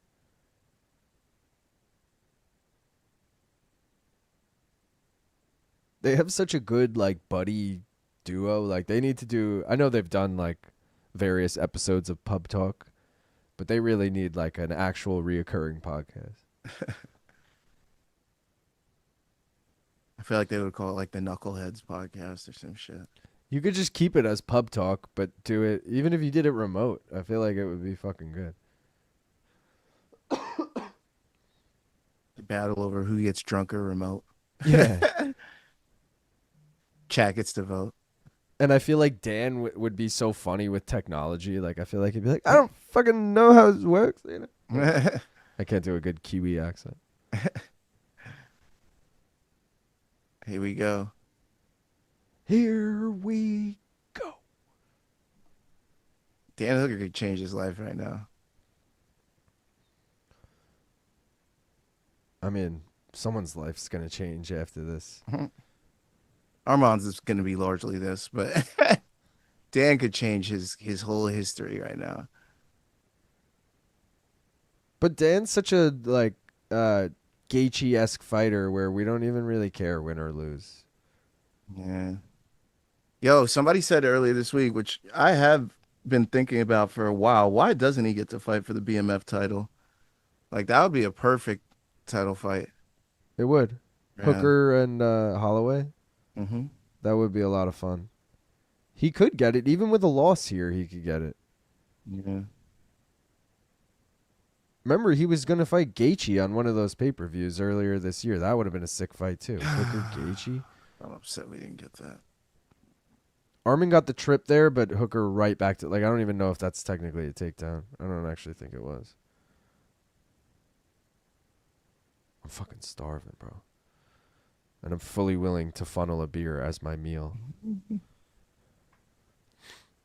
Arman's strong. Jesus. The way he just sucked his arms in like that. Oh, I just realized I have Garry by KO as your bet. What's your bet, Gaff? Tsarukyan sub? Yeah, so you can sub. Plus 4,000. Is it actually? Mm-hmm. Holy That's shit. the last leg. Oh, it was it's World by KO. It was Belzak and Topuria to go the distance. And then Oh, shit. Arman piecing him up. I don't have a parlay leg graphic for your side because I thought I made it, but I fucking put it on. I got to make it next time. Everyone's going to ask how you got Tsarukyan by sub at plus 4,000. I tried to avoid that this stream, damn it. Oh, Arman Landon. Clean, bro. Club and sub, come on.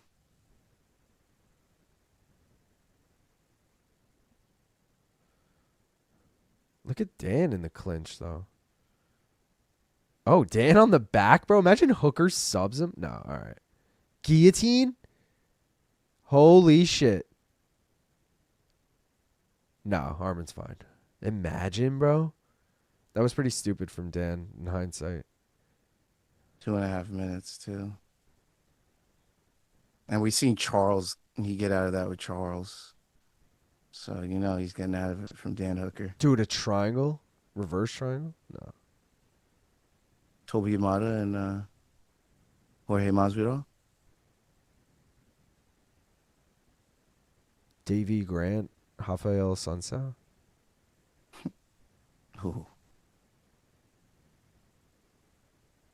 I think I had money on a Sunset that fight too. I had something in that fight that really fucked me over. Like, I think I had anything but Davey Grant by sub or something. I had like KO or decision, and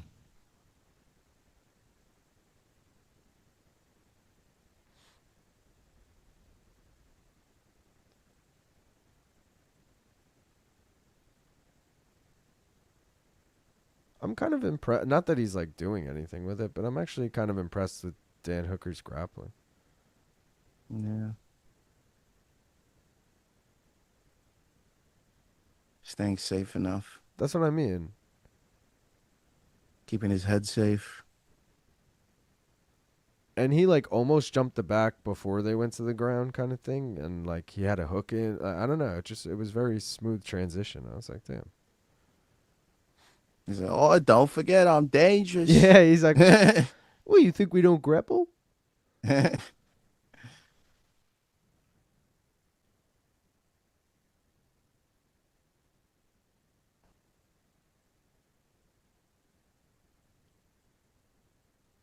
Arman, sub this man.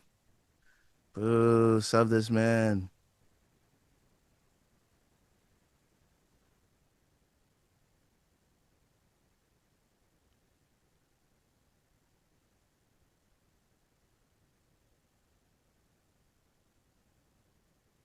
Dan toes out. Dan toes out.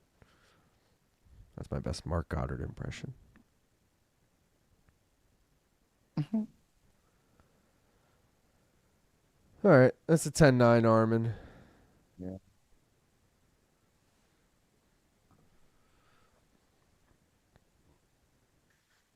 Yep. 10-9, Tsarukyan. Jay Walker said, let's be honest, Arman versus Topuria is the only intriguing lightweight title fight. I've been saying this all along. Not that I don't like the word intriguing because they're all intriguing, but like Arman versus Topuria Arman is the toughest challenge for Topuria right now at lightweight. That's what I think. Out of the Gaethje, Patty trio. I think the Patty fight would be fun, but yeah, it wouldn't be the most challenging, I don't think, for Topuria, unfortunately. Yeah, I agree. I think that's easy work. Gaethje, like, sure, it might be fun for as long as it lasts, but like Gaethje's probably getting put out. But there's no way you're one up in Max with a Gaethje knockout, you know? Mm-hmm. Kevster, Scotland, fuck's sake, misses back from 6-hour quiet lunch, promising all sorts of magic if I don't head out with the boys tonight. Still heading out, though. What's a quiet lunch? I don't fucking know. Is it like the detention lunch where you can't say anything? That sucked. I used to hate that. Maybe I'm going out for a quiet lunch. I don't know, just like a real quick. I don't want anyone to come. I'm going out for a little bit. I don't know. I'm making it up.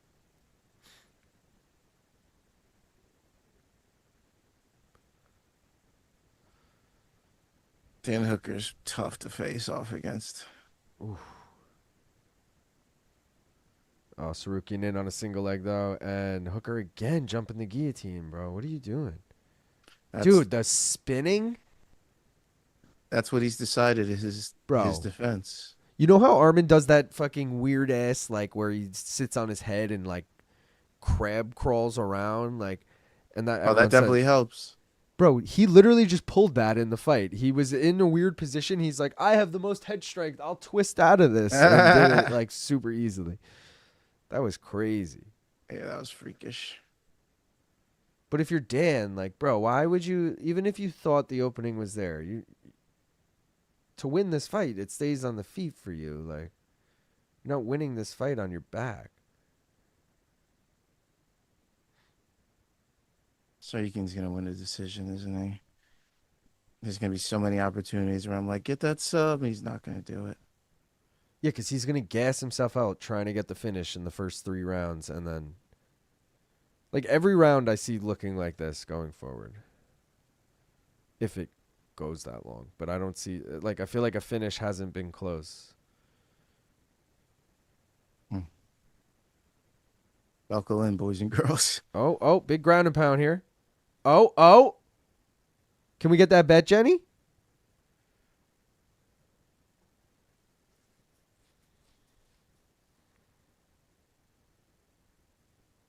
Oh, big shots. Come on, Arman. You want to call out Ilya after this? You need a fucking finish, bro. You know Ilya's going to be like, you went the distance with number 7, Dan Hooker. Whatever the fuck he's ranked. Number 6. Terrible Ilya impression, but, you know. At least his brother got a win, so maybe he's in good spirits. Bro, he's looking for that head and arm, I feel like. Oh.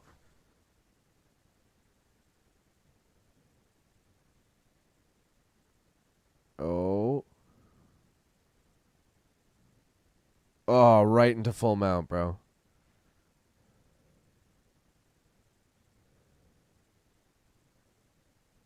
Going for a crucifix or something here, possibly? No. All right, now he's in full mount. Oh, God, head and arm gaff. He's going to get it. Jump to the other side.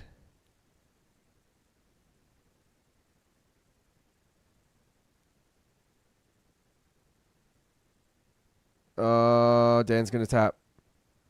You're going to get this gaff. You got it! You fucking got it! Let's go. Oh, bro. My God. Bro. Okay. Oh, First my of all, God. so many things here. A. Tsarukyan with perfect betting night official. Secondly, Gaff just cashed a huge plus 4,000 parlay on both apps. Thirdly, Let's go. How fucking crazy is it that I said the 2 guys in lead on Tapology have a Tsarukyan round 2 sub, and they both just fucking got that correct. Damn, guys, I gotta go get a beer. Thank you. I'm happy now too. That made me break past even and made money on this card. Let's fucking go. Yeah. Bro, I'll be right back. That was the only thing that could have made this card better. That was the literal only thing that Arman Tsarukyan could have done to make me love him and make this card not have a terrible taste in my mouth for the rest of our lives. But Arman Tsarukyan brings it back, my Armenian, my Georgian, my fucking Russian brother. Let's fucking go, Arman. Thank you so much, brother. That I needed that so bad. That would have been tough to take 2 L's on 2 cards when I've called so many of these fights right. God, that was tough. Let's go. Yo, Gav parlay. Ooh, baby. Perfect night funnel. Catch it. Let's go, boys. Dan Hooker. Oh, sorry, Dan Hooker. Let's get rocked without the sex. Oh, naked. Let's get naked without the sex. So pissed we didn't get Arman versus Islam. It is what it is. We got it once, right? Why does Topuria keep not wanting to fight Arman? It's undeniable now. Arman should get a title shot. I got to get closer, laugh out loud. West Coasters could not be real degens. And then Arman really didn't have to take this fight. I went harder on the Arman sub, but I had delusional hope for Hooker. I should have went harder. Like, Kyle, it is what it is, brother. It is what it is. But thank God that parlay brought it all back, bro, because I would have been real upset. That would have been real upsetting to lose all of those like that. Oh, my God. Robbery, Dan didn't tap. That always happens to Dan. Bottles on Gav. Now, unlike what Garry did, there's a title shot earning performance from Arman. Yeah, you're right about that. fuck, man. Shout out to Arman, bro. Cashing that fucking lay. Oral by TKO. Topuria to go the distance. And Arman Tsarukyan by submission. Cashes at a plus 4,000, a plus 130, a plus 350, a plus 320. Bring it home, baby. Bring it home. Cashny Pierre. I like that. I like it too. There's a beautiful ring to it. Let's go. Lordy, Lord, what a sweaty night. Why do you have to do me like that? Jesus Christ, a man can't fucking... Thank you, Arman. Thank you. And you didn't make me sweat either. You didn't make me fucking cry about it in round 3, start whining in round 4, and then fucking give up hope in round 5. No, you made me get this shit early. Arman, and I love you for it, brother. Thank you. That was round 1? Round 2. Oh, round 2. Okay. Oh, shit. Guys, cheers. Perfect betting night. Gaff just cashed big. We got the fucking win. I got to throw these back up real quick just for a second. I mean, look at how beautiful it is, guys. Imagine the Spivak fight happened. Imagine we had that to add on top of it. Either way, the plus 260 parlay cashes, the plus 115 single cashes. Let's fucking go. I needed that. Big win. Should hopefully finish up on the year no matter what now, regardless of how the final 2 weeks go. But, fuck yeah, man. Here we go. Funnel in this bitch. Appreciate you. Cheers to you, brother. Haley's dying to get let out. Oh, you can let Ailey out if you want. Nah, he's good. Oh, on an empty stomach, nothing like it. Whew. That was fucking sick. What a way to bring it back. I love Arman. Love those purple shorts. You're a fucking king, Arman. You deserve that title shot, dude. I love when a fighter comes through. I fucking love when a fighter comes through, man. That's the best feeling in the world. Hell yeah. It's like my dog. I knew that parlay. I put it in nice and early, and I was like, yo, it's got to hit. Let's fucking go. Like watching I can't LIL believe oral by KO is so high, though. Like, that's kind of crazy. Yeah. Guys, so here's what we're going to do. If you haven't already seen this week's prop quiz, now's your chance to tune out. The stream's going to end. I promise you're not missing anything. If you have seen this week's prop quiz, I'm going to end it with the promo for next week just to get you hyped a little bit. I'll be putting it out on Instagram and like TikTok and shit on Monday. But exclusive sneak peek for if you're on the watch along right now. Also, if you're only like a YouTube person, I don't know if I'm going to put this on YouTube. So either way, here's the trailer for the final championship bout coming up next week. Appreciate everyone for tuning in. Once this ends, I'm just going to go right into the end slate. So appreciate y'all. Don't forget to tune in to Gaff's stream in an hour and 10 minutes, wherever you are right now. You coming through for a little bit or not? I'm going to see what I can do. I'm pretty sure my girlfriend's working till like 4 or 5, so we'll see when she gets home. But maybe a little Milnecky action. Yeah, I'll get a little Milnecky, But but it might be like right in the beginning of the stream. Otherwise, I'll try and pop in the chat as often as I can, but I don't know if I'm going to be around. But everyone should definitely go tune into that. It's actually a sick fucking card, and I'm going to go throw my bets in on it right now because I haven't yet. Once again, appreciate y'all. Don't forget to like, follow, all that bullshit. It's not bullshit. I appreciate it. Don't forget to become a member as well. It's only 99 cents a month. Tapology League. Shout out to everyone. I'll shout out the winner next week. Shout out to Cool Ham Puke who won last week. Bet Jenny does not hit. It was a fucking sub, not a KO, but we were close. And yeah, you guys know the drill. Perfect week. Let's fucking go. Here's the trailer. Once again, spoiler alerts. Tune out now if you haven't seen this week's episode of Prop Quiz. But here it is. Appreciate y'all. We out here. Peace. You are. Yo.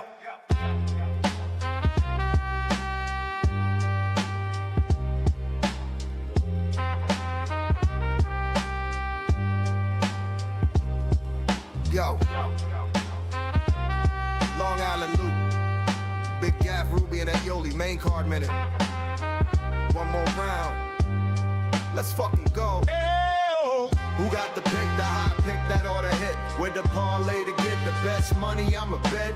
Small time of max units, all the paper I can get. Who do this? We do this. Take rips and cash slips. Who got the pick, the hot pick that ought to hit? With the parlay to get the best money, I'm a bet. Small time of max units, all the paper I can get. Who do this? We do this. Take rips and cash slips. Ayo, Long Island, streaming live from New York, Strong Island. We get live, what you thought? Bankroll too short. Y'all need to stack paper and rob the sports book like a crook pull a caper. If you think we ain't hitting, then your chance is slim. It's victory bong rips with Luke and Gaffney gyms. Got me cashing in, I'm clocking chips on a regular. Fuck the rest, them other cappers ain't competitors, ain't no stress. We just clocking them checks, the best plus money bets in 60 seconds or less. So get yours while the live odds poppin'. Pop underdog shopping, big props stay dropping. Drop non-stopping till the clock hit nil. But you can still get a deal while the boys make a kill. So you can watch the shills with the same old gimmick. Or flip a knot and cop some guap with the main card minute. Bop. Who got the pick, the high pick that ought to hit? With the parlay to get the best money, I'm a bet. Small time of max units, all the paper I can get. Who do this? We do this. Take rips and cash flips. Who got the pick, the high pick that ought to hit? With the parlay to get the best money, I'm a bet. Small time of max units, all the paper I can get. Who do this? We do this. Take rips and cash flips. Bitches, nut up and put your balls upon the table. Dog hunting plus money, cause we cunning and we able. Done chase the best lines, gotta lean on props. Bitch, check the bet ledger and see we on top.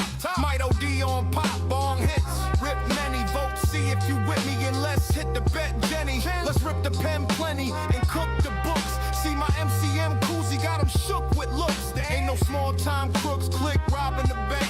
Young Luke and Big Gap be copping profit and dank. If you ain't on the team, bitch, save that apology. Get down with the league and join that tapology. From he, me, and all of we, you best get on the train quick. Profit paying properly, Long Island in the vein, bitch. So you can do the same shit and pray y'all hit it. Smart money back the boys at the main card minute.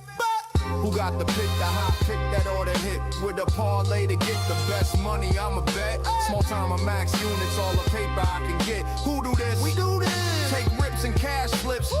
Who got the pick, the hot pick that ought to hit? With a parlay to get the best money, I'm a bet. Small time of max units, all the paper I can get. Who do this? We do this. Take rips and cash slips.